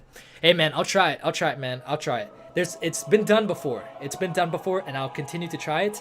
And I feel like this broadened content that isn't related solely that isn't solely confined to the lore is a good way of eventually broadening out, because it's the you know, you're watching it for the laughs, not so much for the game, but more so for the laughs. So in time, I will probably put out other videos like, I don't know, 7 Days to Die and other fun games like that. But unfortunately, I won't be able to. The Among Us train will probably die by then. So that is unfortunate. Me and my friend just reached level 60 and are not really sure what to do, so we just play old raids. That's fair, to be honest. Again, it depends on what you want to do. If you play cash, regardless, what you want to do is you want to do your campaign quests and probably do Torghast if you actually care about getting your legendary to do actual like current raids.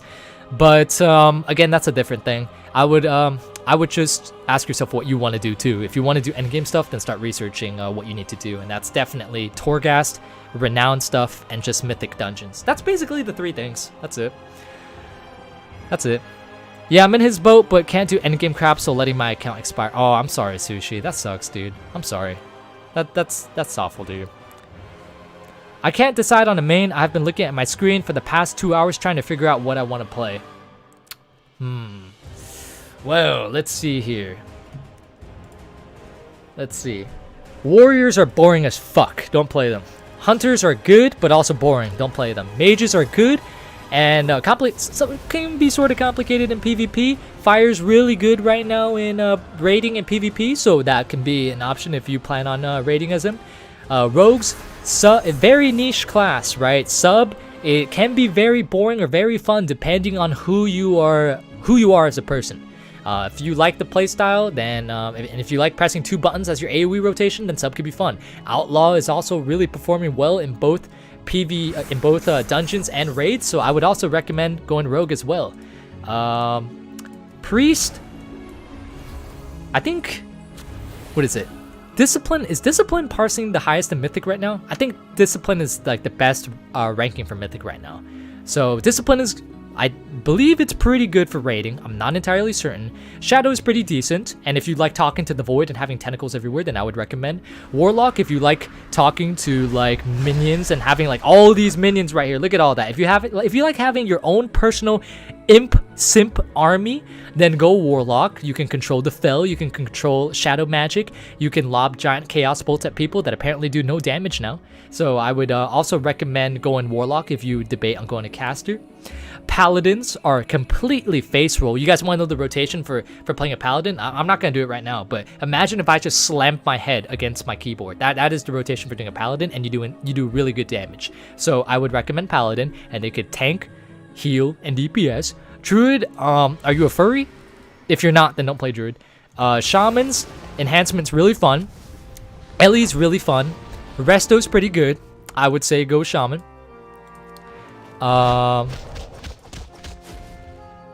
Windwalker's pretty good right now. I have a good Brewmaster tank that I play with, but I don't really know how they do, so I can't really talk about Brewmaster. And Mistweaver, I don't think Mistweaver is doing too hot right now, but Windwalker is pretty solid. So if you like punching people and summoning a giant tiger, then go Windwalker, and if you like melee. And then Demon Hunter, if you also like, if you like to face roll on your keyboard, and you also listen to Linkin Park, play Demon Hunter. And then finally we have Death Knight. If you have If you like to face roll on your keyboard and you listen to Linkin Park, play DK, and that's it.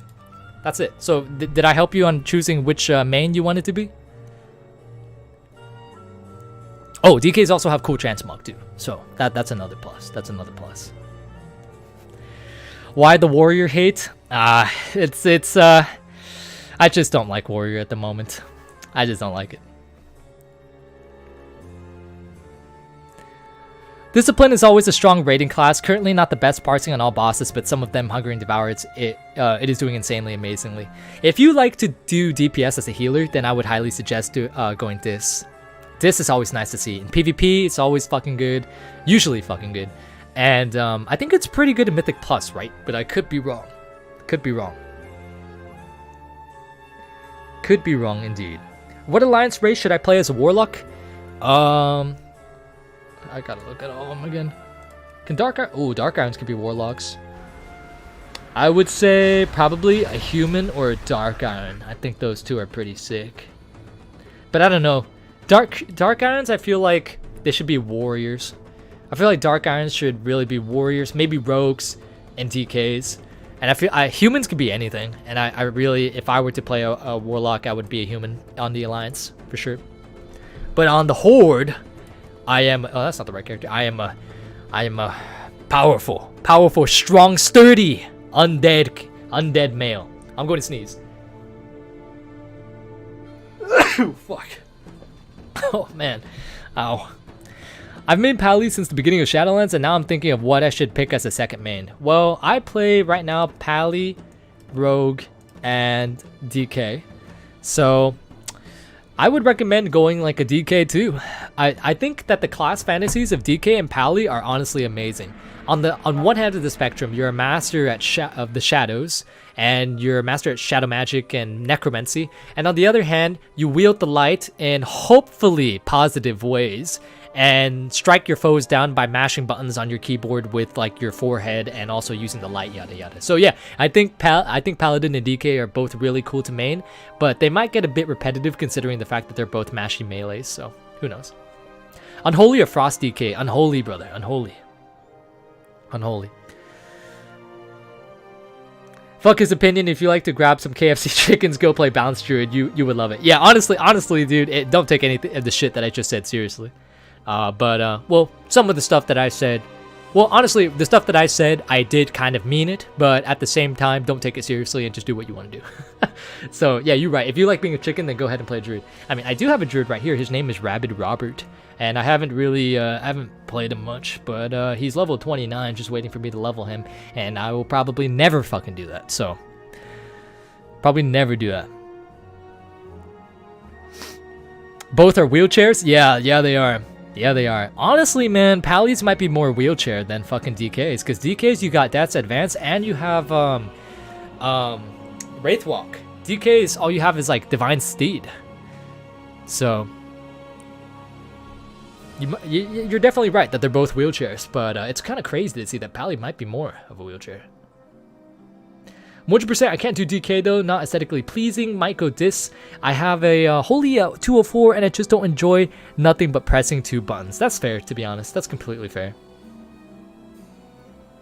Frost is good for 10 seconds, Frost is good for 10-second big burst DPS, but Unholy can do 30-second big burst DPS, so yeah, exactly. Listen to Ben right here. Listen here, if you like Linkin Park, then go Demon Hunter or DK. It's as simple as that. It's as simple as that. My man just said DKs have... Did I say DKs have the... Oh my god. I meant Pallies have Divine Steed. Bro, fucking hell. See, this is what happens when I stream for over 4 hours. I start just muttering nonsense. That's what happens. And I'm also talking like 100 miles per hour too. So there is that.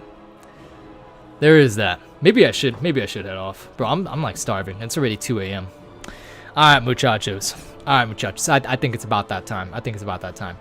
I'm publishing a video tomorrow. I hope you guys enjoy it. Thank you guys so much for tuning into the stream. I love you all. I'll see you guys next week. Streaming on Friday, hopefully, on around the same times of 9 to 10 Pacific daytime, daylight time. I will post it on my Discord if I cannot make it, but if you don't see any announcement, that means that I will be coming to stream. So join the Discord in the description, guys, if you haven't. I will see you guys all next time. It was fun talking to you guys, and peace. Have a good one.